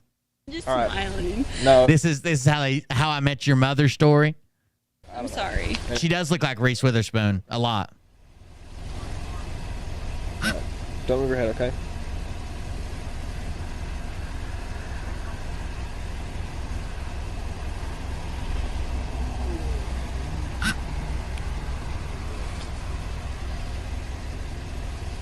Right, you sure you don't have like a blanket you can throw on yourself? I really don't. I just cleaned my car out, to be honest with you. Okay. I just moved. All right. Just cleaned her car out. What I just made. Okay. And face it this way. Okay. All right. Can you imagine a straight line coming out of your left foot? You can? Okay.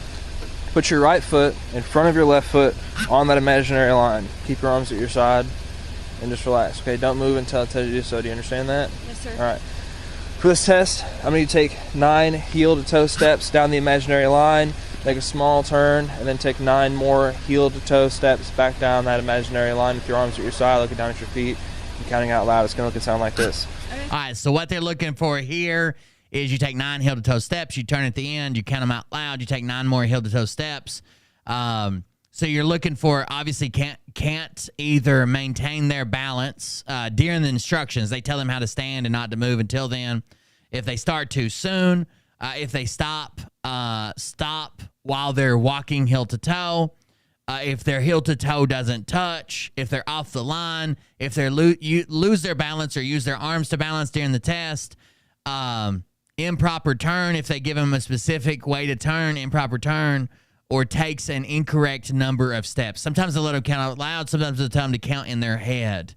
But yeah, that's the way this one works. 1, 2, 3, so on and so forth until you get to 9. Assuming this is your lead foot, take a series of small steps exactly like so to turn around, and then take 9 more heel-to-toe steps back down the imaginary line. 1, 2, 3, so on and so forth until you get to 9. For demonstration purposes, I'm doing 3. Remember, you're doing 9. Okay, during this test, remember, keep your arms at your side, look down at your feet, count out loud, and do not stop the test until you've completed the test. Okay. Okay, do you have any questions? No, sir. Do you understand the test? Yes, sir. All right, remember to keep your arms at your side, okay? You can begin whenever you're ready. 1, 2, 3, 4, 5, 6, 7, 8, 9. 1, 2, 3, 4, 5, 6, 7, 8, 9, 10. All right. So she fell during the spin. Then she did 10 on the way back. She fell off the line a few times. For one moment, she was holding her ass. Definitely a fail. Do you understand what I'm saying to you, right, Meow? Do I look like a precious kitten, all nimbly bimbly? Put your feet back together again, heel to heel, toe to toe. Put your arms down at your side. and just relax. Do not move until I tell you to do so, okay? For this test, I'm going to have you raise 1 foot above the ground, approximately 6 inches. Okay, I don't care what. This is police tender. For demonstration purposes, I'm using my right foot. So they're running driver's license numbers, looking at, they're running tag numbers, looking at people's profile picture. Count out loud. 1001, 1002, 1003, so on and so forth until I tell you to stop. Okay. Remember, look down at your foot. Keep your arms at your side. Keep that knee straight, toe pointing forward, and your foot above the ground, approximately 6 inches. Okay. Do you understand the test? To 9. Sorry. To 9. To 9. To how many seconds? Until I tell you to stop. Okay. Okay. Do you have any questions? No, sir. You understand the test? Yes, sir. You have time? Yep. All right. Whenever you're ready. Keep your arms at your side. Okay. Out of your pockets. 1 second, 2 second, 3 second, 4 second, 5 second, 6 second, 7 second. So that's without. That was so usually they concentrate so hard on the task or whatever, they're going to forget the instructions. That's one of the big things. It is, so that's some of the things they're looking for. Bad balance, using their arms to balance, not being able to balance, messing up the instructions. They're supposed to be 1001, 1002, 1003, 1004, 1000. They're also supposed to have a standard rhythm to that. It shouldn't be super fast. The rhythm shouldn't say, you shouldn't go 1001, 1002, 1003, 1004, 1005, 1006, 1007, like as fast as you can, right? But basically, that's what they're looking for here. Balance on 1 foot, lift the other one 6 inches off the ground, hands at your side, and count. 8 second, 9 second, 10 second, 11, 12, 13, 14, 15. By the way, this test is only about 65% accurate because there is a 35% of people that just can't do this anyways, under any condition. 16, 17, 18. It jumps to about 50-50 if they pick a foot for you. 19, 20, 21, 22, 23, 24, 25. Also, a valid defense for this is being more than 30 pounds overweight is extremely inhibits your ability to do this test. 26. Okay, you can put your foot down. How much you've actually had a drink? I've had 2 Millers. 2 Millers now? That's it? Yes, sir. Now she's so she said she had 1 Miller, now she's got 2 Miller. Now they could hit her with lying to a police officer when conducting an investigation. You can call Mitchell, the manager. Okay. Well, hey, go ahead and put your hands on your back for me, okay? Yeah. For me. This just went from a 1 to 4 level date to about a 9 or 10, right? Right? She's already got the handcuffs on. They should have made her count Millers. 1 Miller, 2 Miller, 3 Miller, 4 Miller. I have a son. Can my come get the car? Hold on 1 second. 971 is 1015. He's on the phone still. Who is? If you've ever had a traumatic brain injury, that's another way to fight that test in court. All these tests, really. Baby daddy. It's on the dashboard. Okay. Zachary? Yes. Okay. Do you have anything in your pockets? No, at sir. all? No. Nothing at all? No. Nothing. You call my baby daddy. Well, that's my baby daddy. Like a pack of gum would be No. something. All right. Bentonville, Arkansas. Alabama? Where'd they say they were from? 929. We'll also need a code 11.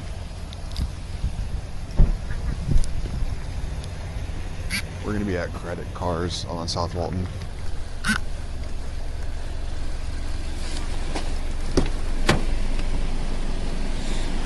I know there's a Bentonville, Arkansas, but for some reason I thought they said they were out in Alabama. She wanted me to let you know that, so she's been placed under arrest, and she'll be in the county for an 8-hour sober hold, okay? So if you're wondering who her new boyfriend, the police officer's talking to, it's her baby daddy. Her baby daddy. That's who her new boyfriend, police officer, just called. Well, so it's being towed to Bentonville Towing. Are you also the registered owner, or is it just her? The car seat? Where are you at right now? Where's your house at?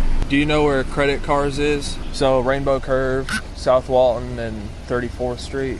No, that's where we're at right now. So we can take the car seat out, and because we're going to tow the vehicle, but I can take the car seat out, and you can come pick it up for the kid. Does that make sense? You thought he was calling her son who rides in a car seat? No. You can't drive. She even says baby daddy. I know. Yeah, I don't know what to tell you there, man. I'm sorry. Yeah, but tomorrow, you and her can go to Bentonville Towing and get out. So plus, for Alabama, that isn't very drunk. I mean, you can just. Yeah. So no, he calls her baby daddy. God, I want to back up. Credit you. Like pack of gum. Yeah. Sure. Okay. Well, hey, go ahead and put your hands on your back for me, okay? How much you've actually had a drink? I've had 2 Millers. 2 Millers now? That's it? Yes, sir. You can call Mitch. She's trying to get laid. Okay. Well, hey, go ahead and put your hands on your back for me, okay? I know I'm from Alabama. That's right. Zach is her baby daddy. She introduces him at the front. That's who she's on the phone with when she's driving around. Hey, so I have a son. I have a son. Come get the car. You guys got to pick up on your what do they call it? Discernment. Hey, so I have a son. Come get the car. My father. I have a son. Can my father come get the car? Who is? My baby daddy. My baby daddy. It's on the dashboard. Okay. Zachary? Yes. Zachary, the baby daddy. Okay. Do you have anything in your pockets? No, at sir. all? No. Nothing at all? No. Nothing that will hurt you, no. Well, her booty call was the police. No. Something. All right. Use your own discernment. Do your own research. I can't lay it all out there for you. Damn. Your sass really makes me want to throat punch you. I'm going to throat punch you using my third fist. Yeah. Ball that sumbitch up and send you down to downtown Mole City, if you know what I mean. We're gonna be still here, Zachary? Yeah. Hey, I'm Officer Smith with the Bentonville Police Department. She wanted me to let you know that. So she's been placed under arrest. I'll knock him out. And she'll be in the county for an 8-hour sober hold. Okay. Well, so it's being. Where's your house at? Do you know where Credit Cars is? I can take. So hold, but the car is going to Bentonville Towing. Probably not. It's like took all of her fucking. I dropped a sober hold with a ticket. Check this out. Like bond or anything like that. Anything else, Zachary? Yes, sir. That's my girl, my whole world, but that ain't my truck. That's what he's thinking. Probably not. No, you're not. She's been going out with me. She's been going out with him. That she'd let us know by tonight. What? Some weed. Dun dun dun. Oh, it's empty. It's like took all of her fucking cash out. She's all ones. You see her cash there? What do you mean she took all her cash out? Dun dun dun. Oh, it's empty. It's like took all of her fucking. We know what mommy does. Must be working her way through college and a cocaine habit. Cash out. She's a JJ's. Yeah, I saw the little notepad thing over here. Say she's. I don't know, but she works at JJ's Tatas. There might be some extra weed if you don't mind looking for it. I'll look. She's drunk on the devil's cabbage. Get out of here. Oh, there's like persons all over it. It gets worse. Yeah. Well, what is it? Don't you do it. If you do it, I'm gonna do it. It's not funny, but smell that. They're laughing. Don't you do it. If you do it, I'm gonna do it. Don't do it. Don't do it. It's not funny, but smell this.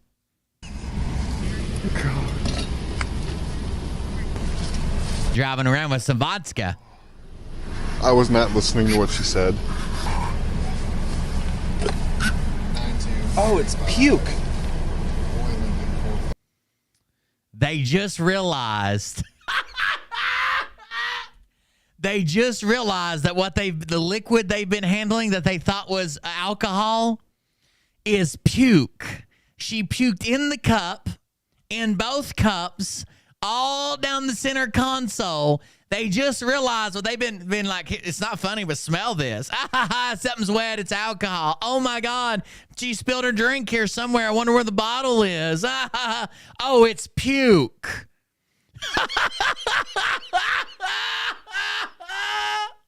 Oh, it's puke. Why are all her dollar bills wet? It smells like I should do more police videos. It's like puke or something. It is puke. I'm gonna throw up.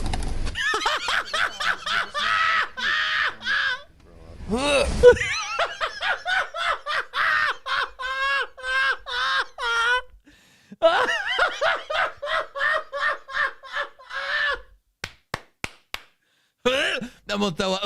Don't talk about it. It makes me. Oh, God. They were trying to get a blowjob with a mouthful of puke.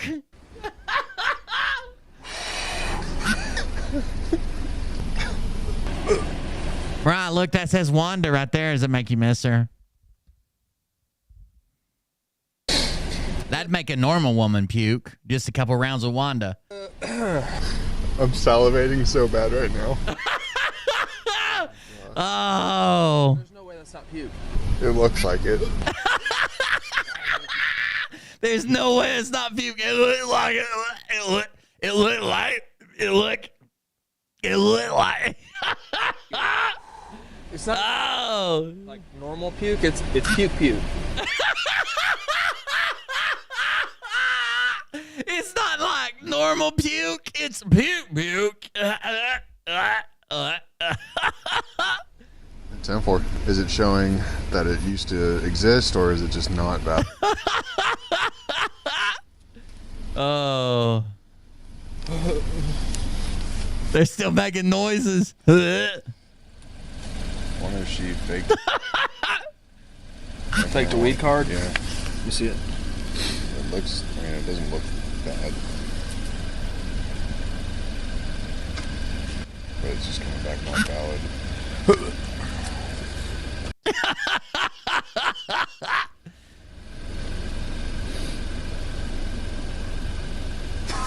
She's knocking. She's knocking on the window. Okay, what now?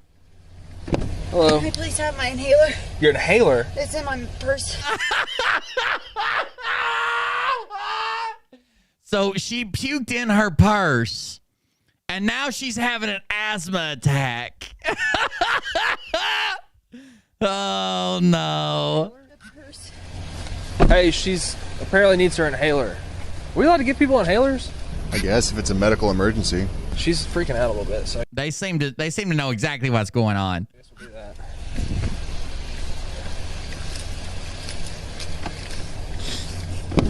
Ma'am, you clearly said you didn't eat sushi tonight with the alcohol you consumed, but I can definitely see half a California roll in your cup holder. All right. You okay? Can you shake it? Do you need an ambulance? No. All right. Ready? Yeah. Okay, you ready again? Yeah. Hey, if at any point you think you need an ambulance, you better tell me. Ready again? Ready again? Ready? Okay. Well, I can assure you that it's going to be all right. You'll be fine. Okay?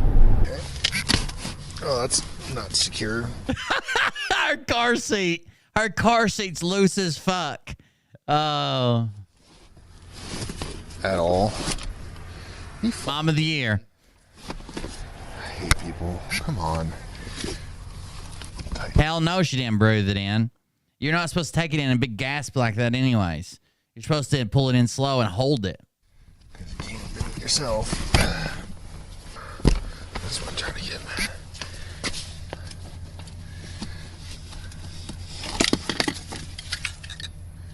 It literally says up. Ow. What the direction? He's fixing her car seat for her.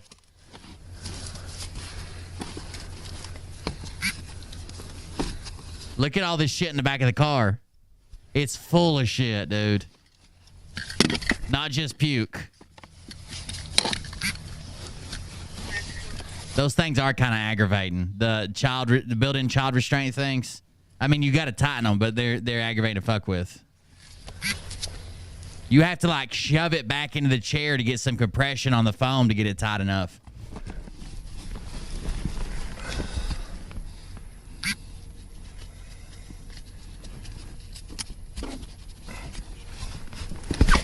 She just cleaned out her car. She doesn't have a jacket in there. I don't think she wanted to open the car back up.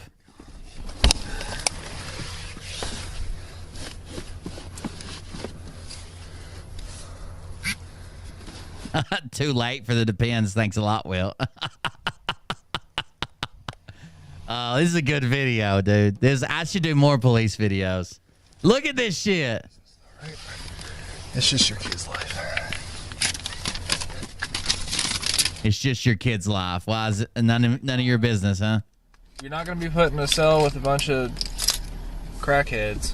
You'll be all right. Who's that? Okay. Well, I'll let them know, and he won't be near you at all. Okay. All right. So she claims that her ex, not her baby daddy, a different one, is in jail down here. My hair. Your what? My hair. Where do you want it? Right here. Like this way? Out of my cheek. Yeah, with the seatbelt ones you do, but this is just those small straps that have hooks on them. And if you've got a car built after like 2005 or something, it has little steel hooks built in between the back cushion and the seat cushion, and you clip it into there. That's what they were tightening on that one. All right, go this way. Hey, so once I sit you down and we start reading stuff, you can't put anything in your mouth. Okay. Can you take it out completely? Take what out completely? The freaking hair in my cheek. It'll be fine. It'll be fine. Do you have like a ponytail thing? Nope. Okay. It's fine. I'll be fine. So I'm gonna bring. Once we sit down and start talking, you can't put anything in your mouth. So if you're thinking about inspecting my mole orally, you better get after it. Okay. You better get right now. I know a dark spot. The cameras don't work. Bring my inhaler. The inhaler, but Okay. after when we get to that point, Yep. you can talk. No, I'm just saying that like you can't. She said I'll shut up. Me, I can't. My hands are behind my back. Yep. Well, you won't be in handcuffs at that point. I'll have my inhaler. Yeah, but after we start reading, you can't put anything in your mouth, okay? As long as I have my inhaler, I don't really fucking care. Okay. I think there's some people in here right now, but you're all right. I think there's some people in here right now, but we'll find a quiet spot. Watch this ledge. Go over here, okay? I'm with you. Let's go over here. Oh my God, is there a dog? I'm with you. He's over there. Is there a dog? Oh my God. Coleon? You stayed up. I'm gonna take those off you. Okay. Turn around. If you let go of that finger, it'd be easier. There you go. All right, let's go this way. Gotta have my inhaler. That wasn't too tight, was it? No. Okay. You can have a seat. Was it too tight, was it? Things will get a whole lot tighter here in a minute. I hope you're a little too tight. I know you had a kid. Does that stuff like go back to normal size? Oh, are y'all in the middle of this? Yeah. Oops. Oh, wait. Oh, it's a refusal? Boom. I can do that for you. Not at the moment. Gotta go pee. It is a party now. 2 people to watch, 2 people to get involved. We're covering all the bases tonight. It's fucked up, just like every court system. But Yeah, just step out. You just keep an eye on her. Yeah. All right, just relax. I'll be right back, okay? Yeah. I forgot my horny goat weed in the cruiser. He's not even in the Sally port. He had to park on the side.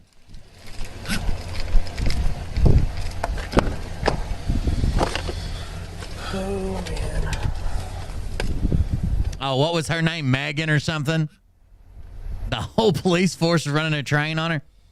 That basically happened in my town. And before the whole police force was sleeping with her, she was like 24 years old, and they tried sticking her in her high school. My sister still remembers this because, like I said, I was a freshman and she was in high school. They tried sticking her in her high school as a student that had been displaced by hurricanes. Like her home had been flooded or whatever, so she transferred up here to live with her grandparents. Lived here, some shit. And like my sister said, it was so funny because you would just be standing around saying like, does no one notice the old bitch in the class? Like the woman who's like in her 30s, no one's going to say anything about it. They're just going to pretend like no one notices the woman on the verge of menopause pretending to be a student. I don't even remember half the shit I said. My English teacher, who was really awesome in middle school, she came up to, I was checking Liam out about a couple weeks ago. I meant to tell this story on the stream if y'all want to hear her story. I meant to tell this story on the stream. She had a niece who was in my grade. And she said, she always used to call me Mr. Bird. And she's like, what you been up to, Mr. Bird? And I was like, nothing, just trying to get by. You got a little thing on YouTube. And she's like, I thought so. You were always pretty funny, blah, blah, blah, whatever. We were sitting there talking. She's like, she looks at the receptionist. There's like 3 women in my son's school office. And she goes, have you ever heard about this guy right here? And I'm thinking, oh, shit. What's she fixing to say in front of people that have to do with my son's education? Like, what's she going to put out there? And she's like, this is the funniest guy right here. My niece, and she named her, was in the same grade with him, and they had the same class. And there was this class that used to be mandatory called JTG, Jobs for Tennessee Graduates. And they taught you how to fill out a resume, and they taught you how to write a cover letter and, stuff like that. You took interviewing skills, all that stuff. It used to be mandatory.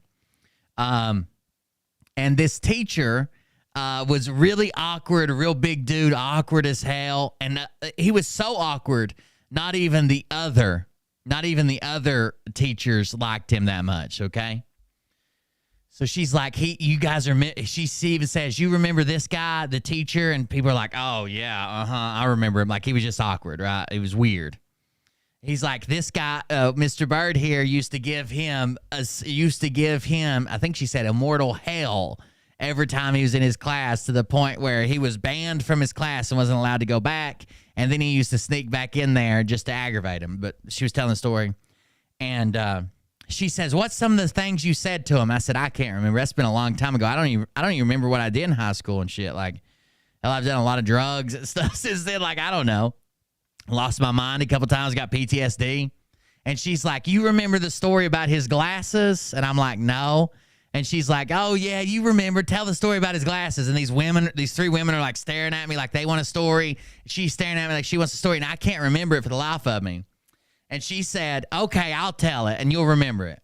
And she said, every day when Kaylee used to go home, I used to say, what did Bird do? What did Mr. Bird do? What did he do today? What did he say today? Because it was something new every day. And she said, so Kaylee, which is her niece's name, Kaylee come home one day, and I said, what did Mr. Bird do today? And she said, you're not going to believe it. It's the funniest thing I ever heard. So Mr. Lewis had these big-ass glasses, like serial killer glasses, like the big-ass glasses that come like down and cover half your cheek and shit.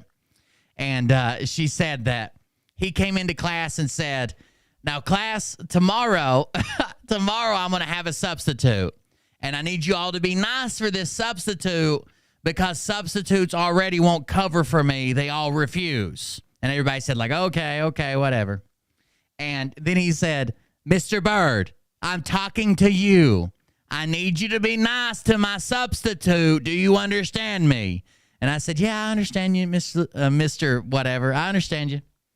And he says, no, I'm serious. The last 3 substitutes refused to come back specifically because of you. And I said, I understand you. And he goes, good, as long as we have an understanding. And I said, can I ask you a question? And he said, he talked real weird too. He would say he would just use like real big words and stuff. Like when he's trying to talk, it talked real slow. And he said, Mr. Bird, I suppose it would be appropriate for you to ask me a question. What is it? And to just pause like real long. What is it? No, he said something else. He said, I surmise this question is probably about my absence tomorrow. What is it? And I said, yeah, I was just wondering about your absence tomorrow. Like, where are you going? And he said, well, Mr. Bird, not that it's any of your business, but I'm going to the eye doctor. But he said whatever. He said the eye doctor's actual name. I'm going to the optometrist. And I said, oh, you mean the eye doctor? What are you going to the eye doctor for? And he said, well, if you must know, Mr. Bird, I need a new pair of glasses. The hinge on these glasses is no longer functioning. And he like took his glasses off and the hinge was just flopping. It was just like flopping. It wouldn't like stay open. Well, Mariah just named him. I guess we're just doing that now. But I specifically didn't name him. The hinge on these glasses is completely destroyed. It no longer functions appropriately. And I said, oh, okay, getting new glasses. And I said, can I ask you another question? And he said, well, I suppose you can ask another question. And I said, what are you going to do with your old glasses? And he said, he thought for a minute. He just sat there and thought for a minute. He was really weird and awkward. It's hard to describe unless you knew him. But he thought for a minute. Like I guess he thought like I was going to say something to him or make fun of him or something because that was basically my bread and butter. And he thought for a minute and he says, I haven't decided yet.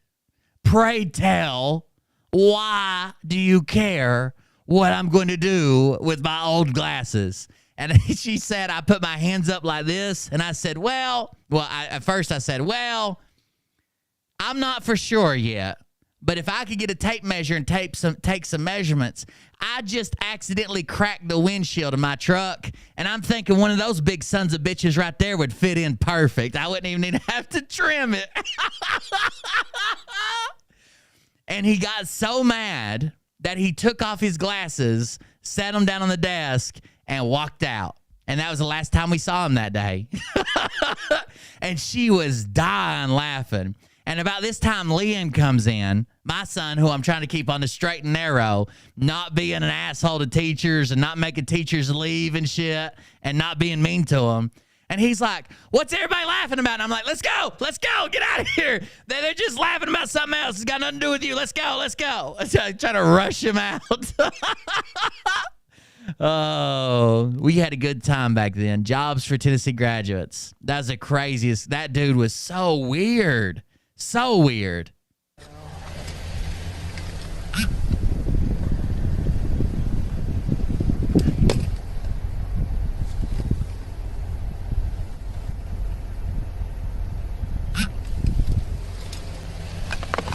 He runs an antique store with his mother. If that and he wore those big fucking serial killer glasses. And him and his mom lived together and ran an antique store together, if that tells you how weird he was.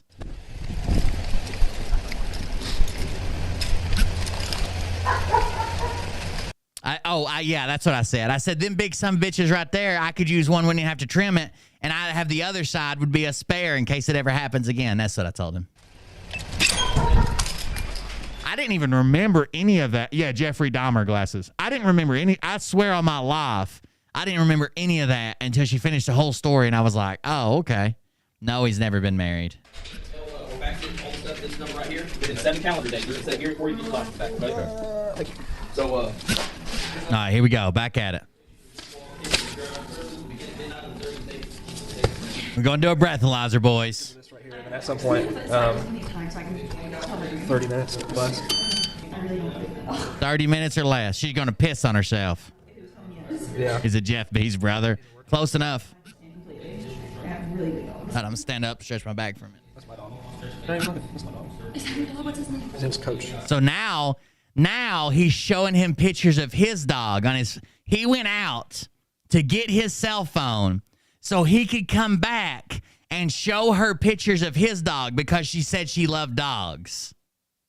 I have 3 dogs. I've brought my new Great Dane and the Mastiff. Wow. That's a lot. Fucking King Simp. A lot of waiting involved in this. Oh, you can't say that on Twitch, I don't think. He's a Sigma. High school. What? I like high school. I don't think so. Where'd you go to high school? Bentonville. Yeah, Where'd you go? Indiana. Did I go to high school with you? I don't think so. Where'd you go to high school? Bentonville, probably the prettiest girl there, weren't you? Where'd you go to high school, sexy? I went to high school in Indiana. It was a special high school for only them long dick kids. You know what I'm saying? Sweet lips. Where in Indiana? Valparaiso. I was raised from Bloomfield. Really? Yeah. When'd you move to Arkansas? My dad was in the Marines. Oh. Retired in Indiana. I moved to Arkansas. What year? 2007-ish. Hmm. Just curious. Bloomfield? Yeah, there you go. Little Bloomfield action.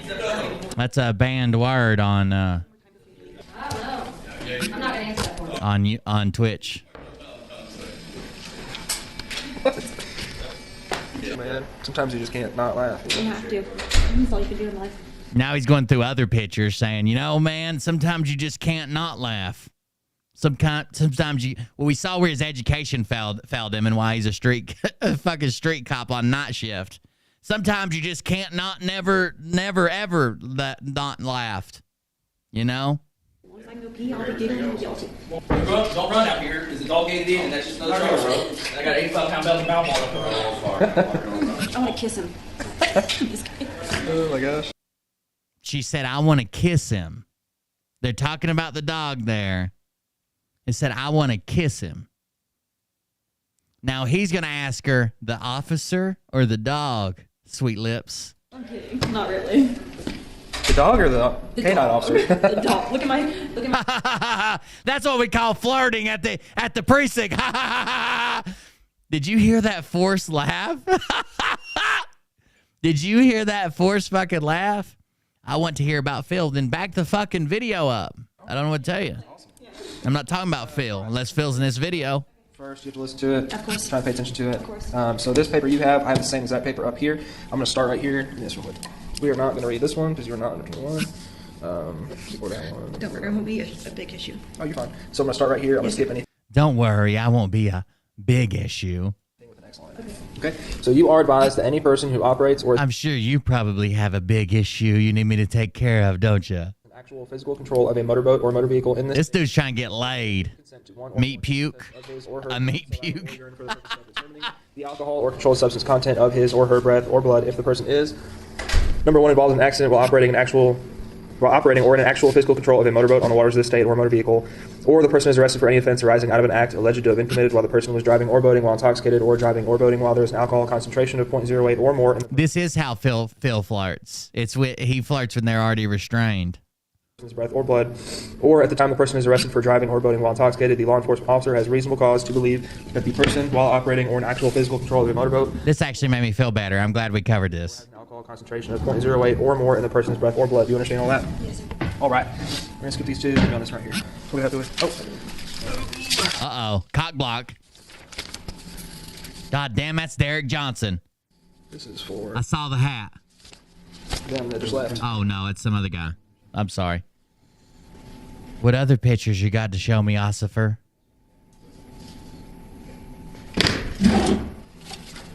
Motorboating on his mind. Yes, sir. Hey, your paperwork's in here if you want to fill out the book. Yeah, I'll be in a second. Yep, I appreciate it. Yep, bye. Bye-bye. Anyway. Right. That's the logbook of tests for the breathalyzer. Yourself to the penalties provided by law, which includes but is not limited to the suspension or revocation of your driving privileges, and if you are a commercial driver's license holder, the disqualification of your commercial driving privileges. You understand that? Okay. Initial on that one if you understand it. You're not agreeing to do anything. You're saying you understand what that means. So you hang on to my pen for now. That's right. He wouldn't touch her with this cop's mold dick. Concentration of 0.08 or more, or the presence of a controlled substance or any other intoxicant. Your driving privileges will be suspended or revoked, and if you are the holder of a commercial driver's license, your commercial driving privileges will be disqualified. You understand that? Okay, initial on that one if you understand it. Don't worry, I'll pick you up. I could give you a ride. All right, skipping these two, be on this one. If you take the chemical test requested by law enforcement, you may also at your own expense have a physician registered. Easy with the word pedo. It goes over to Twitch, and I get flagged for it. Lab technician or the Even on Facebook. administer an additional chemical test. The arresting law enforcement agency will assist you in obtaining such a test. We usually spell it like Play-Doh or like P-E-D-O-H or something like that is better If you choose to have than just P-E-D-O. guilty of a violation of the Omnibus DWI or BWI Act for this arrest, the arresting law enforcement agency will reimburse you for the cost of the additional test. Do you understand that? So I know you got mandatory 24 hours. What are you doing after this, baby? If you understand it. Or 48, mandatory 48. Right, yes or no. Circle breath for me. Will you take the test? Yes or no? That's up to you. Okay. You know that's a defense, or that's a way to. It's okay. You know that's a way to. That's a way people get out of it. So I had a buddy who was drunk as fuck one time. You're good, man. I had a buddy who was drunk as fuck one time. That the breathalyzer was broke, and the field units are only good for deciding whether to take them in for the main. It has to be the calibrated unit. And by the time they got him to the hospital and through the line that the hospital had, they had like an emergency going on. And we've got a real small hospital that he was actually below the legal limit. She will blow a 69.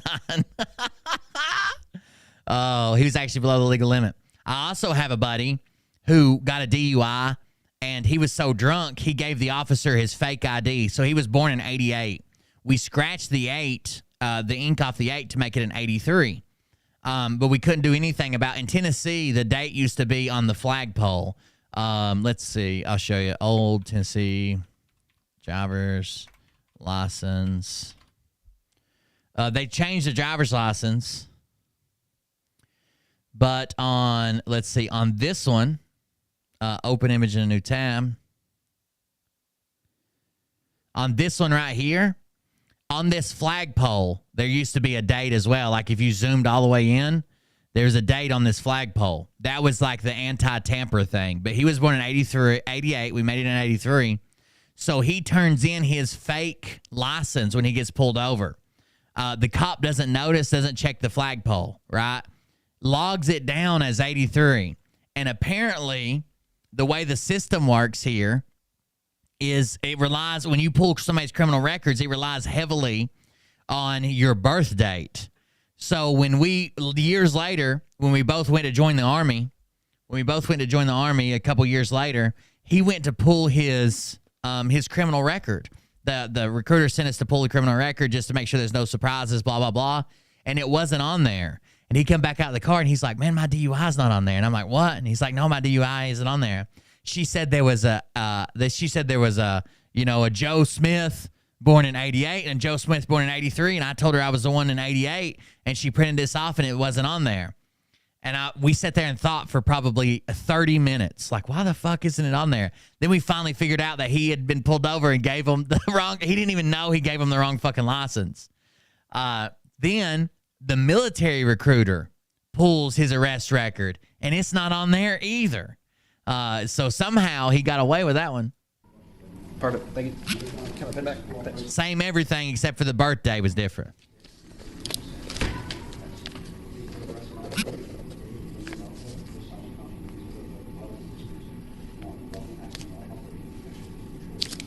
But the charge that kept him out of the military is contributing to the delinquency of a minor. He got pulled over one time. I was with him. He got pulled over one time, and both of the people that were in my truck were both 18. And he was riding passenger in a kid's truck who was just 17.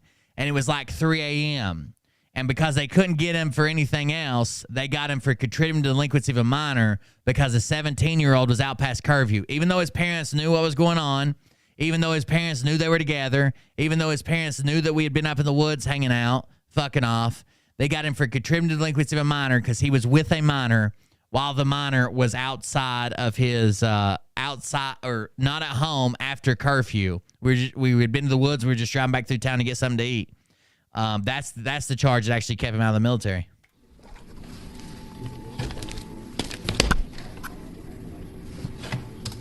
And at the time, we thought it was nothing. It's curfew violation. That's nothing. I guess I just look right here. How? You're gonna Yeah. Oh, code?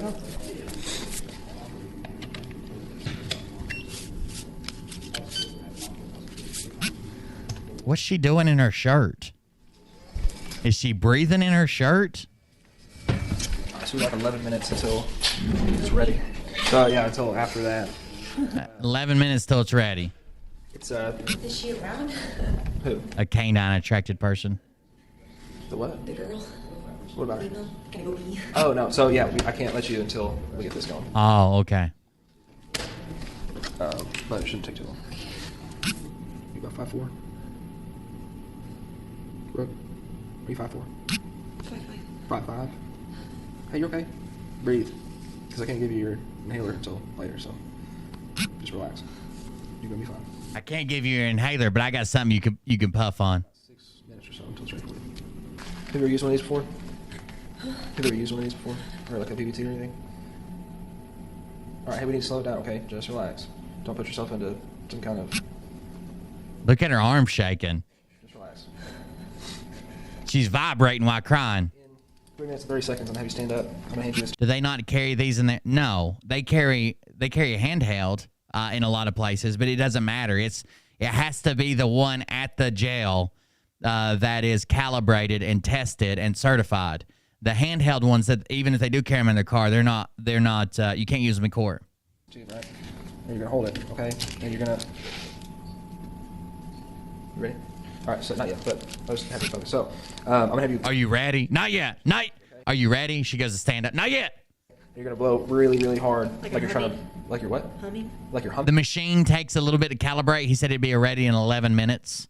You cannot put anything in your mouth from the time they start reading the paperwork until you do the breathalyzer. You can't put mints or gum or scope or anything in your mouth. You can't drink water. You can't do anything.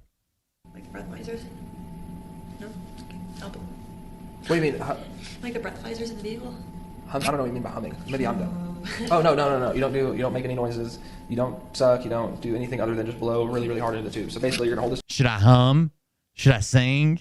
Can you give me the key? tube right here, out here, and you're gonna take. Just relax. Here, let me rub your shoulders for a minute. I don't want you having an allergic reaction to this Duke. I know you're fine. So Can I take get my inhaler beforehand? No, I can't let you put anything in your mouth or inhale anything else other than air. Okay. So you're gonna hold it. You're gonna take a big deep breath in. Other than air.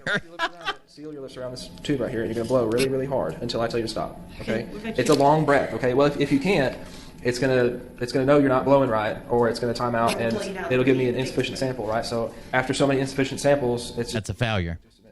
Does that make sense? That's just an A additional. refusal. Even though I know you can't control that. So. Ready when you are. But it's like a long. I know it I'm is. ready when the machine is, I guess. I know. But Is the it harder like the harder you a blow check? initially, yeah, it's got a meter on it. Okay, that's what I need to see. It's going to ask for 2 samples though. Okay, so after the first one, it takes another like minute and 30 seconds to redo its thing. So I'm gonna have you sit down again, and then I'll let you know when it's ready for you the next time. Okay. Does that make sense? Officer fuckboy. I don't have the lung capacity. I love you. The better or the worse? Because I tried Because when you fill up the bars, and when it goes beep, then that's good. But if it goes beep, beep, that's bad. Oh wait, no. Maybe it's the other way around. We'll find out. You're listening for the beep. That's good. But if it goes ba-ba, that's bad. Wait. Might be the other way. You're listening for the ba-ba. If it goes beep, that's bad. Harder you blow initially, you fill up the bars here. Put it all into it. But like, don't stop halfway to like. Greg Hudson. Hold on. If that's over here, I'm going to play it. Yeah. Here we go. Texas speech. Greg Hudson says, "Look me in the eyes when you blow." Look up at me while you're blowing. Oh. That's Mariah's favorite thing to do. Make eye contact. And get more air in there. Just empty the lungs. Try to go into- Empty the lungs. If I That's pass out, right. you'll catch me. Yeah, empty the lungs. Yeah, it counts as a field sobriety test. Almost. You'll protect me, right? You what? You'll protect me, right? Oh yeah, he's not doing anything. Okay. He just did if he was. I'm protected, right? That guy in the cowboy hat's not going to attack me, right? Almost. It takes you out a little bit. Quit teasing my oxygen. So what's Coach doing? That's crazy, South VA. I hope so too, right? He had How old is he? He's 5. December 15th, turned 5. Oh, that's awesome. He had a little paw allergy, and he was like chewing on his paws really bad. He had a paw allergy, so he chewed on his paws really bad, but I bet you could bring him comfort. To where like the referral was coming. I'm really pulling for these two crazy kids. Love conquers all. A bunch of like steroids and stuff. Yeah. So he's like drinking water nonstop and then peeing nonstop. It's ridiculous. Oh. Suck, squeeze, bang, blow.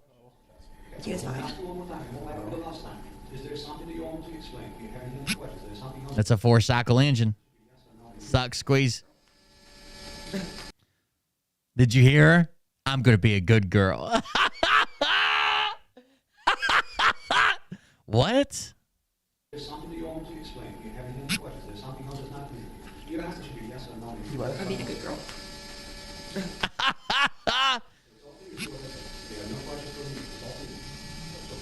It does take a long time for the thing to calibrate itself. It's pulling air samples and comparing them to whatever it stores as a known sample. It's like lab equipment we had when I worked at the city of John City to test like chlorine levels and the outfall, like what goes back into the lake in a sewer system. It would like take forever. It would pull like regular plain like water that we had distilled with nothing in it. And then would pull like a known sample of something that had like 2% chlorine or 5% chlorine, and it would sit there and compare them, and then run tables and compare them. It takes forever. It's taking an eon. Hold on, this straw is pretty sensitive. After I finish, it gets ticklish. Get off of it, quick! I'm working on it. I know you are. You know you can't do anything, but... Yeah, it's Derek. Laws and orders. So obviously the limit Arkansas is 0.08 away. Just to make you help you understand that more is, so obviously the legal limit in Arkansas is 0.08. Okay. So if you The legal limit in Arkansas is 0.08. But I guarantee you, if you could take 8.5, I'll give it to you. under it, okay. I know you got a week. What'd you say William James for? By the way, it's not bad. I forgot what I said. Because I haven't been at work. I've been at work since 10 a.m. I got you. So But so I would request a urine. Well, I would fail. I'm not trying to be mean to you. It's less than 10 days. Yeah, no, I get it. This is my job, and I appreciate you being nice to me. And, This is my job, and I appreciate you being nice to me. I promise I'll leave a big tip. No, I get it completely. I'm glad we didn't go to high school together because this would be more awkward. Tell me he isn't flirting. The only reason I'm glad we didn't go to high school together is because this would be awkward. But you talk about a dream come true, baby. Could have been sweethearts. Well, you looked familiar, so I was like, oh shit, this is awkward. As long as you didn't go with my ex, I don't care. All right, stand up for me. You're going to tell me how to breathe. Yep. Okay. Hold it. Take a big deep breath in, and then wrap your lips around it and blow really, really hard. Keep going. Keep going. Keep going. Keep going. Keep going. Keep going. Keep going. Keep going. Perfect. Perfect. That was awesome. Just have a seat for now. Perfect. Perfect. That was awesome. You know, they say the black ones are a little bit bigger, but I don't know if that's true, okay? She's a 2. Did you see that twist when as soon as she took her first puff, she went working it. Great job blowing. If I had a blowing team, you'd be my captain. Sorry.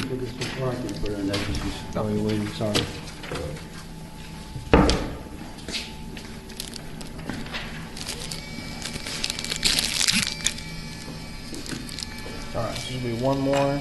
We talk about your lung capacity. That was actually very easy compared to what I'm used to. That was very easy compared to what I'm used to. Oh shit! Oh, like the kung fu grip action, like the old toys or whatever.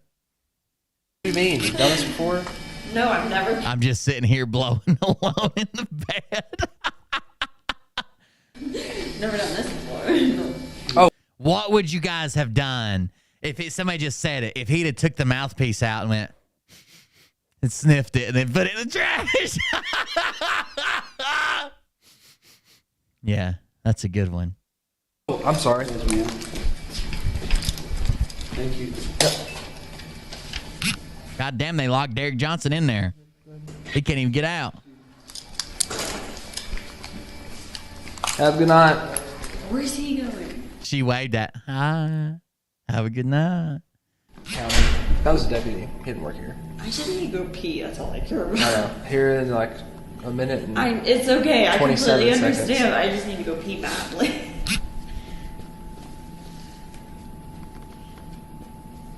You know what's funny is I don't. No. No.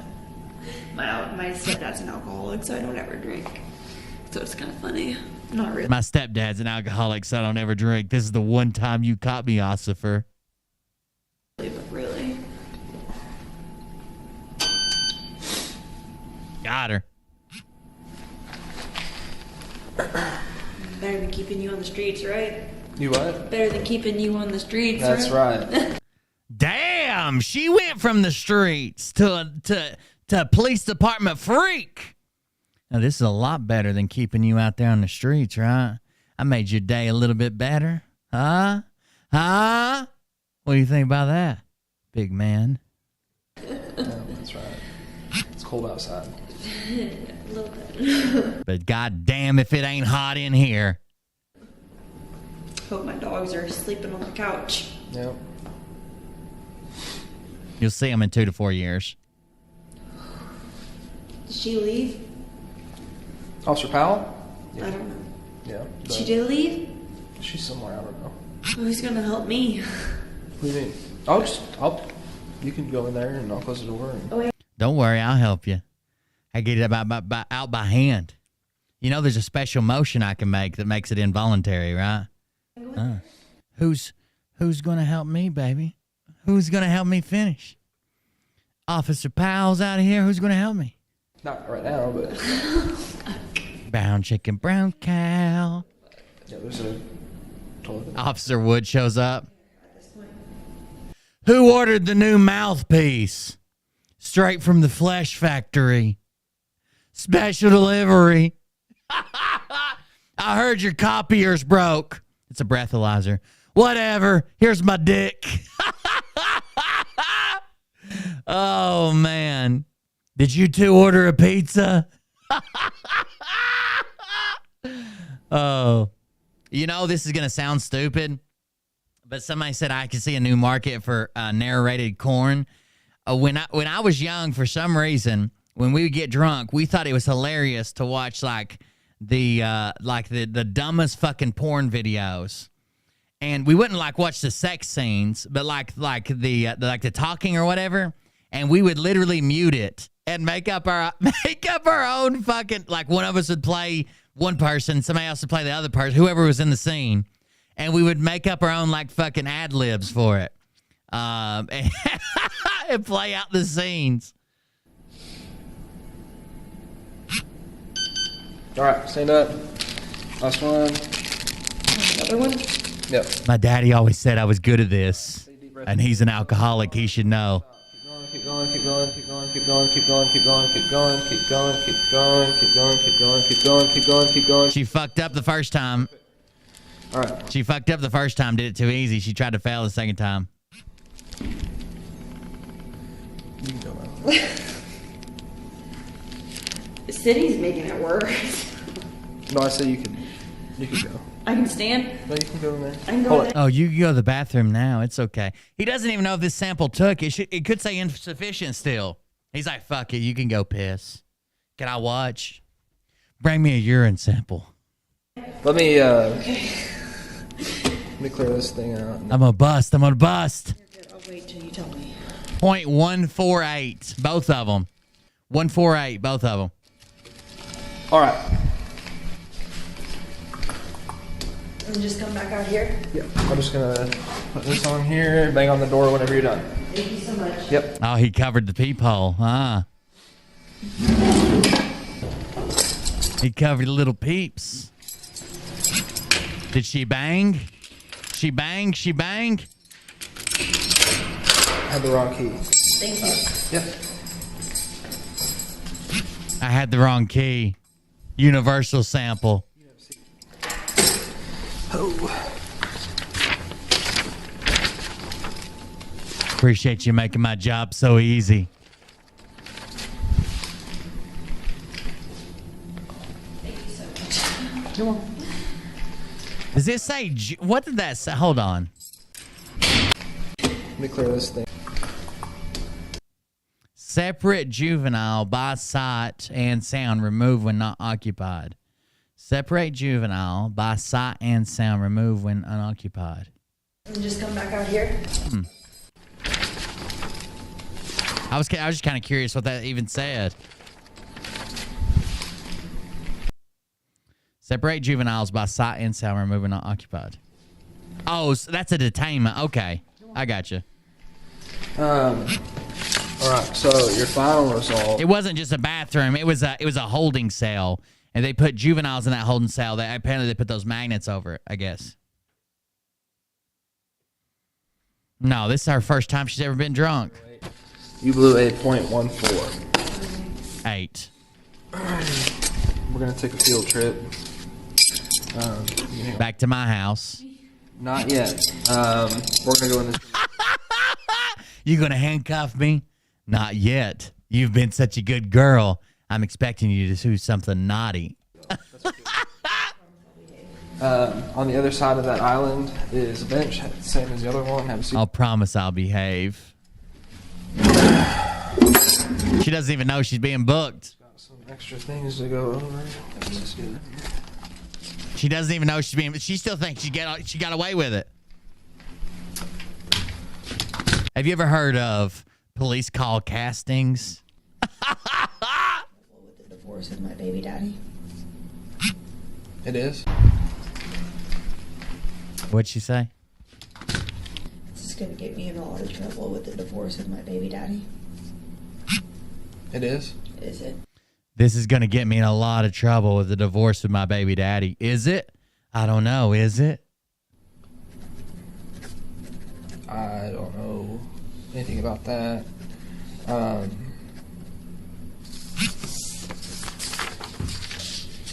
not quite sure. I can't tell you. Look, she is newly single, and clearly she likes to fuck, or she wouldn't have a kid.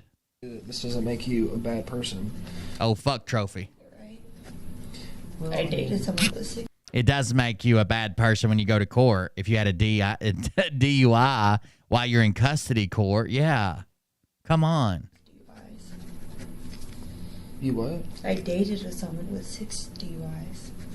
6? Yeah. He's in prison, don't worry. He's wrong. 6 DUIs and 12 inches will do it every time. It's wild. Hopefully this never happens again. Me too, because I hope he doesn't take it to court against me against my son. Well, I hope not too. Well, I hope not too. I don't never not hope that someone don't do it. At .14, I put 148.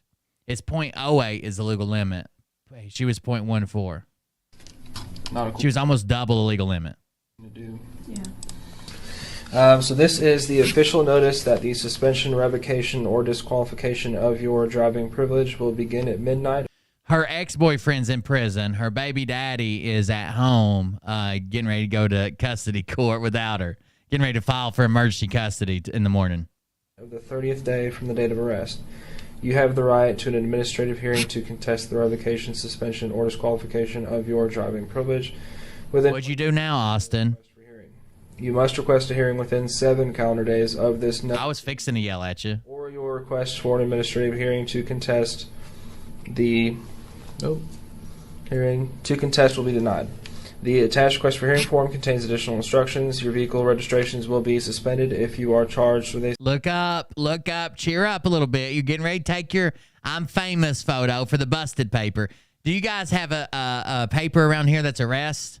So here where I live, like the surrounding probably 5 or 6 counties, we have a paper called Busted, and it's just all the mugshots and the charges. Second or they publish it weekly. Within 5 years of the first. If you hold a commercial driver's license, your commercial privilege will be disqualified whether you are in a commercial vehicle or a non-commercial vehicle at the time of arrest. The officer is required by law to take all license certificates in your possession and if you have a valid license, issue a temporary license effective for 30 days. You are required to surrender your driver's license if you have it with you. This document is your receipt. Some places have them. Some places it's illegal. The reason we hear so many, if you don't know this, you know how there's a narrative around Florida, man? There are crazy Florida people, right? There are crazy Florida people, of course. But there's also a deal with Florida makes everything public instantly as soon as people are arrested. Florida is one of the only, maybe the only state that makes as many records public as they do. So we get more stories out of Florida. We would probably get crazy Tennessee man and crazy North Carolina man and shit too if they made as much stuff public. Your license surrendered, so I have to take this and send it to driver control in Little Rock, okay? However, Brooke, it's really important you pay attention to this, okay? How am I supposed to work?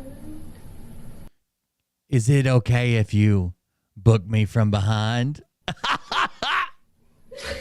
Brooke, I need you to focus because this will work. Just keep crying. This is the important way to get your license back.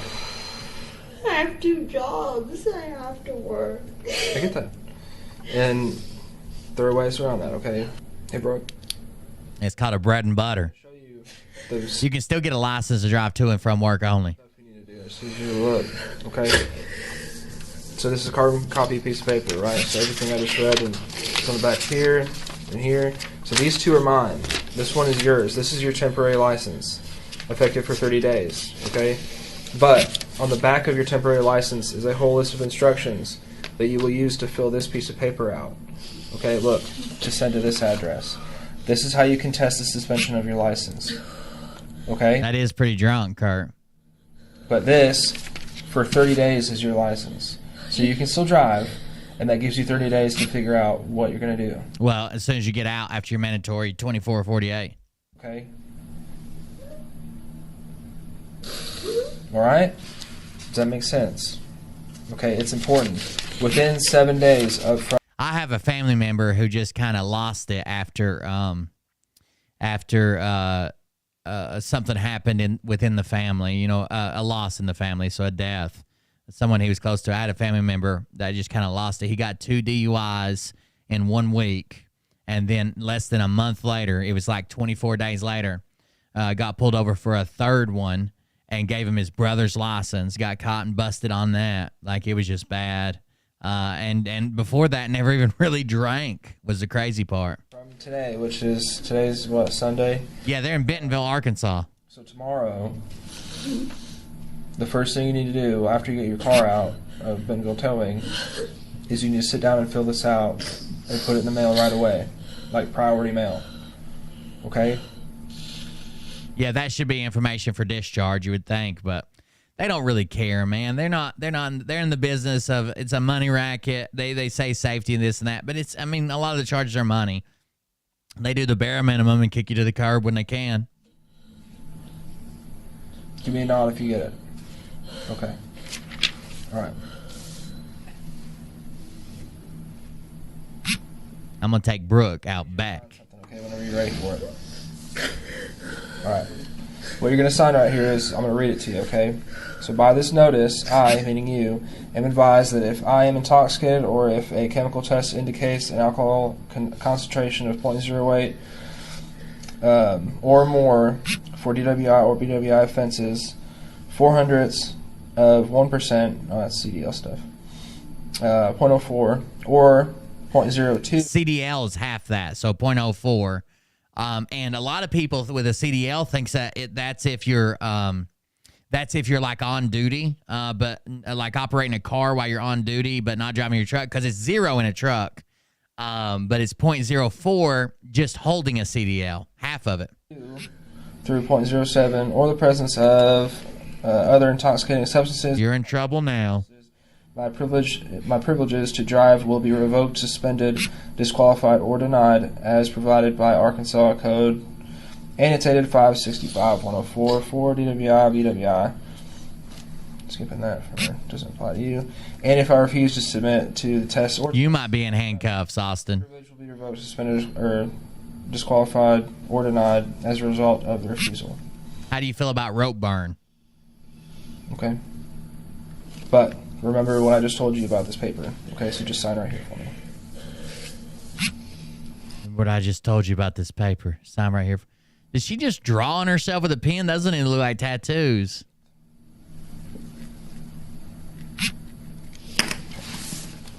That's a beautiful signature, Brooke. I always sign better when I'm drunk. I thought you said you couldn't dance. Just when I'm drunk. Gotcha. You guys seen that from Reno 911? You know there's people that share that as real? Another thing to go over. The Reno 911 skit with a drunk driver dancing. Having taken the officer's tests, you have the right to an additional test or tests to determine the alcohol, controlled substance, or other intoxicant content of your blood. So basically what that means is if you don't like my test, the deal back there, I'd take you to You're not allowed to eat any peaches, Austin. medical center. They'd admit you under your own insurance. Okay. Yeah, she's done flirting. She's still, I promise you, the way she was talking, the way she was joking, the way she was laughing, she still thought she was getting out of it until he literally started reading that paper and saying, I got to take your license and shit. So do you want another test at your own expense? Yes or no? Sign right here for me.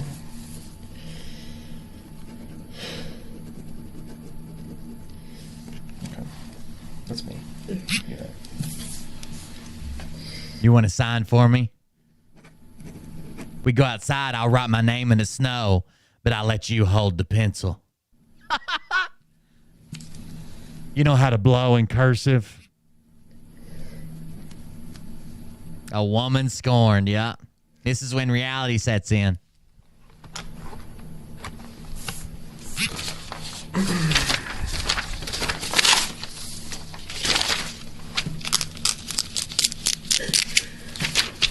So I do have to put you in handcuffs near the back of my car. You don't want it right now?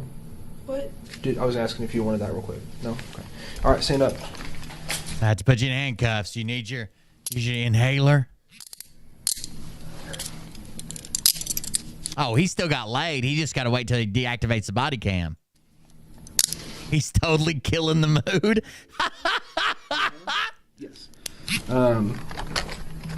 I'll let the nurse know that. So what all do you have going on? He didn't have a lot going on. Well, I meant like medically.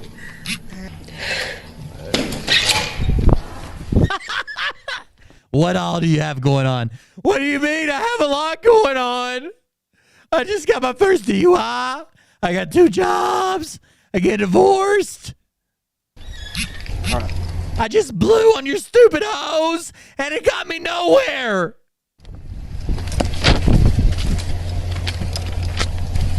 Do you want a seatbelt or anything? No? Okay. I trust you. He just arrested you, bitch. You want a seatbelt? I trust you. Dispatch has been updated. What do they look like? Just black.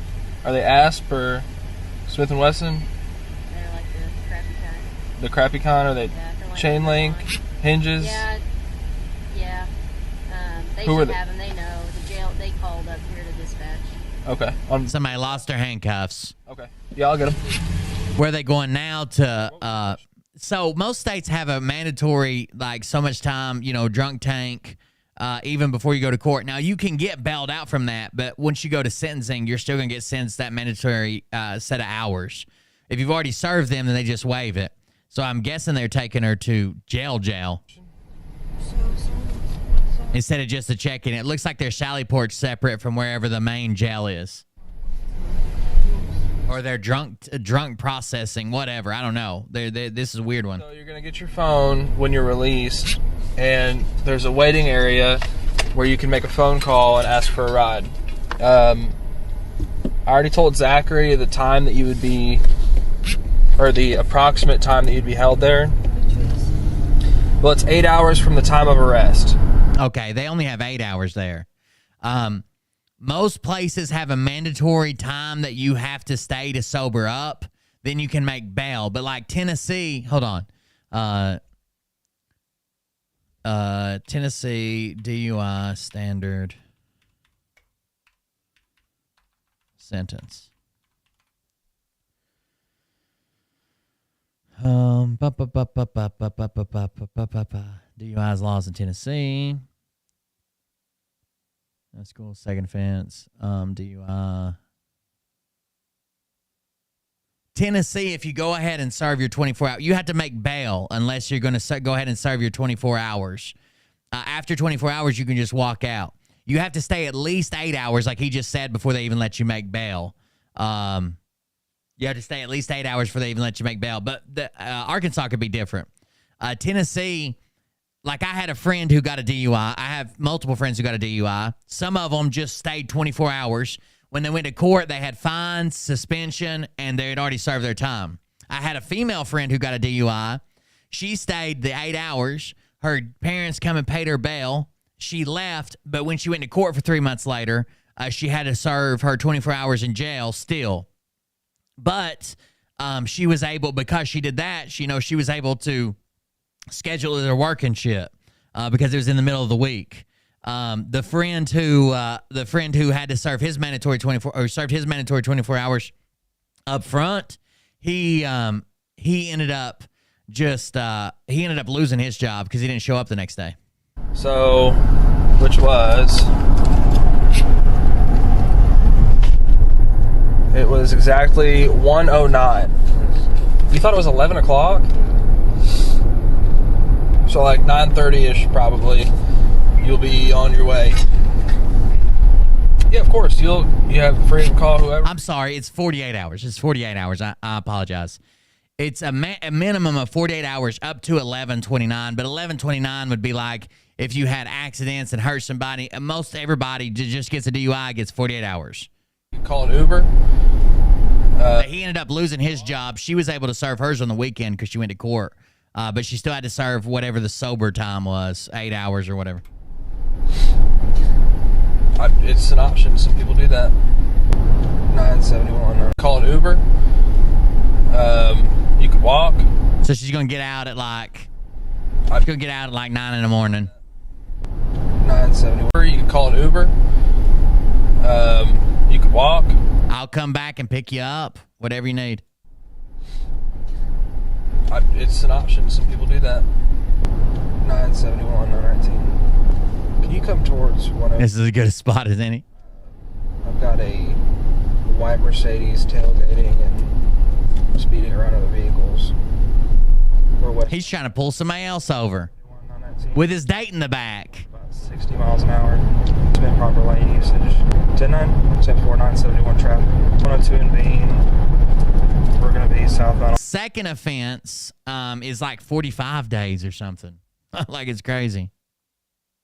Being Arkansas 491 Zebra Victor Nora. It's on a white Mercedes.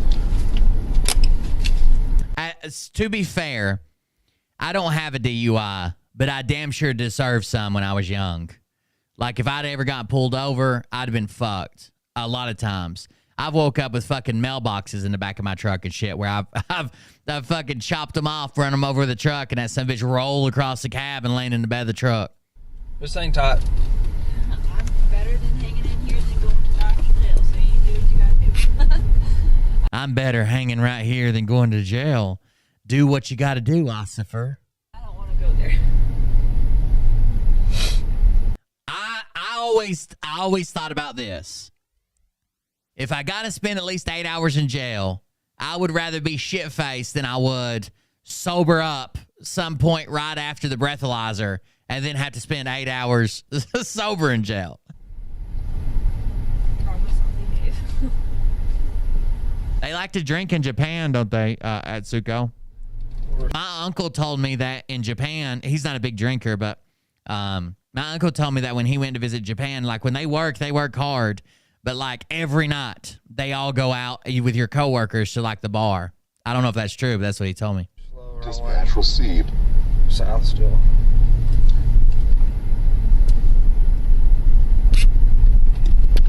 It's a reality check getting put in jail. I know that much. Brings you down a notch. Come to a stop here. I have to work every night. That's what he told me. He doesn't drink, and he said some of the people that he came over with the CEO of a company he works for, who's Japanese, Nakaetsu, I think is the name of the company, but He said that some people almost took it like an offense that he wouldn't have a drink with them because he's just not a drinker. Who's this behind me?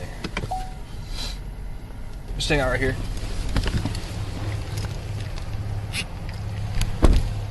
Hey, I got a 15, but he was driving pretty crazy. Oh, I've been chased a lot.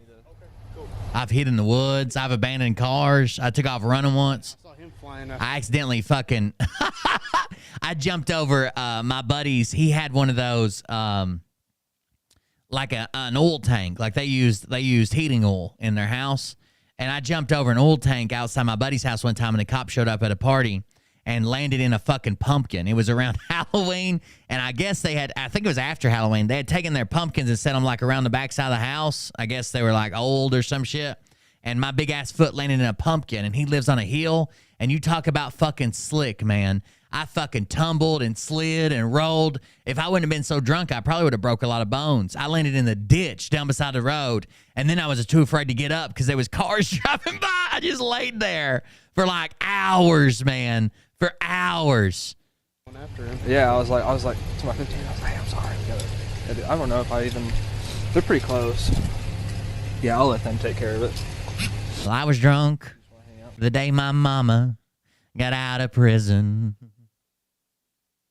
And I went to pick her up in the pouring rain. For a second. Yeah. There. 32. You don't have to call me darling, darling, 'cause you never even called me by my name. Country music's finest. I think I've wrote the perfect country music western song. Before I head out.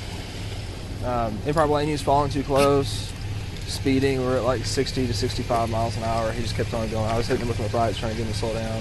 Have you made contact with him? I have not made contact. No, I'm gonna get out of here. Yeah. I was hit by a drunk driver. It's probably best for all of us, man. We knew. It worries me. The boys are going to go through that stage, or they're going to think it's cool. And man, it's dangerous as fuck. We lived through it, but not everybody did. I had friends that died. I had friends that were in wrecks, friends that went to jail. Yeah, and following too closely. Okay. Listen to her laughing.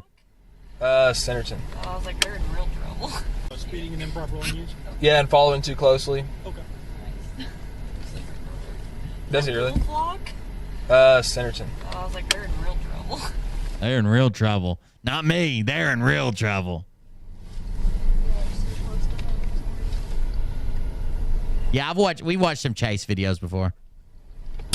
Is that, if you don't know that song, I'm gonna strip your moderator's badge.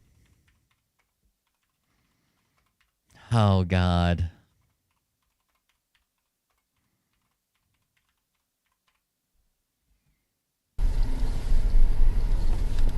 Where were they going? David Allen Coe. You never even called me by my name.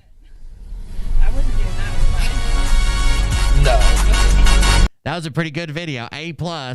And thank you for Officer Fuckboy for enforcing the laws and orders. There you go. That's how she ends. No, it's a David Allen Coe song. You never even call me by my name. At the end of it, it's got like an extra verse, and he says, so-and-so who wrote that song said, I believe I've written the greatest country music and western song there is. And I told him it couldn't be the best country music and western song because he never even talked about mama or trains or his dog or his pickup truck. So there's like an extra verse about just stupid. I was drunk the day my mama got out of prison. Anyways, all right, thank you guys for joining us. A little bit of Law and Order. In case there's any Derek Johnson fans in there, please remember to go to coldbeer.fund and subscribe to my YouTube channel. It's a new YouTube channel. It's not the old one. You probably haven't seen it. It's only got like 600 subscribers. Replay the video if you missed the first part of it. We did talk about Phil. We did talk about Derek Johnson. Support the stream or offline by using Dono Clip or any of the links on coldbeer.fund. We got a Patreon show to make up already. We've got a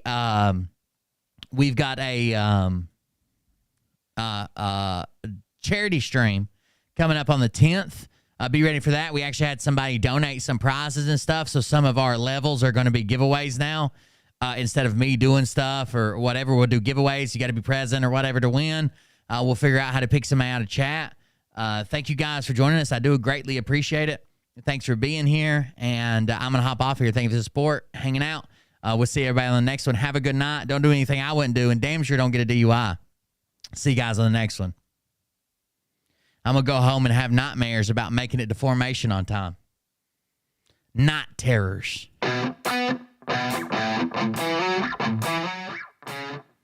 She got ran over by a damned old train.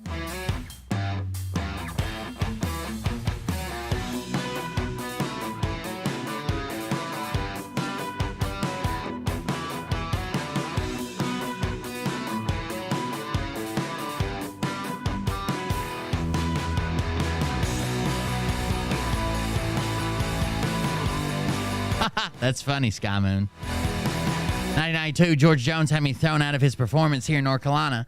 Law took me in, left me sitting around by myself in this empty, long hallway. No one around. I got up and walked right out. I've actually done that once. It wasn't at an actual police station. It was at, the police were providing basically security for a fireworks show, and I was supposed to be arrested. They put me in a room, and when they put me in that room, I was sitting there at a table or whatever.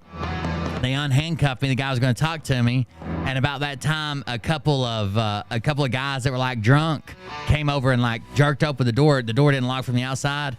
Come over and jerked open the door, and the cops said something to him. They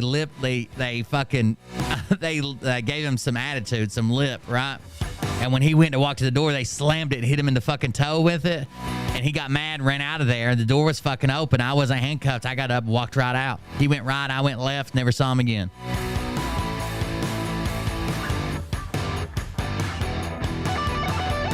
I'm glad you got some light. I was kind of in a funk. I'm glad that we covered that police video. That kind of cheered me up a little bit. Now I'm going to go punch Mariah in the back of the throat with my third fist, and I think I'll be good for a day or two. We'll see. She's about to take a breathalyzer. Oh, Meat Hammer Industries breathalyzer. She's about to take 8.2, if you know what I mean. That's what she's going to blow.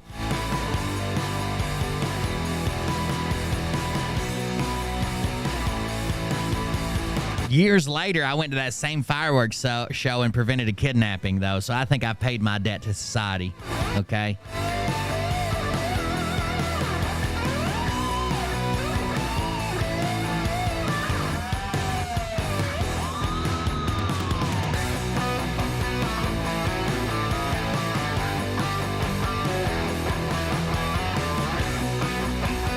I've watched all of Madison Marquette's good videos. I even saw her do butt stuff. I don't know if there's one I haven't seen yet. Research purposes. When you're born into a fire, let them burn it out. Sell them to the richest buyer. They want to let the world decay. I'll grab it. Fade away, we feel betrayed. We were raised to lose the race. Wake at the back of the pack, kill it anyway.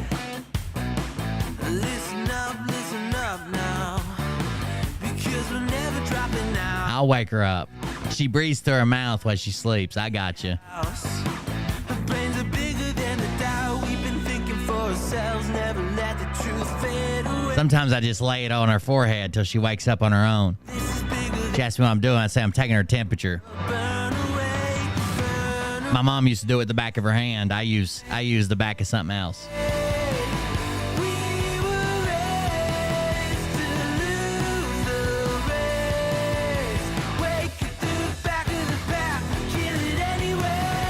She blew a 10 in the movie, but no DUI.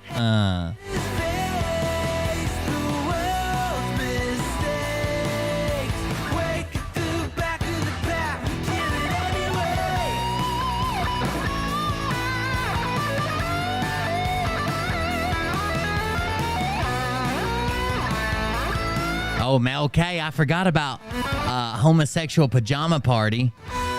So Mel K has a porno where she finds her and her friend are having a pajama party and two gay guys come over and they're just so fucking sexy they turn them straight.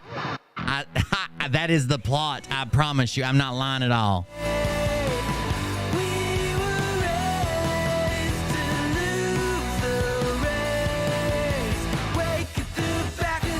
Tonight I'll be teaching you about the Roman war helmet, unless you're one of those guys with a turtleneck on it. You gotta watch out for that.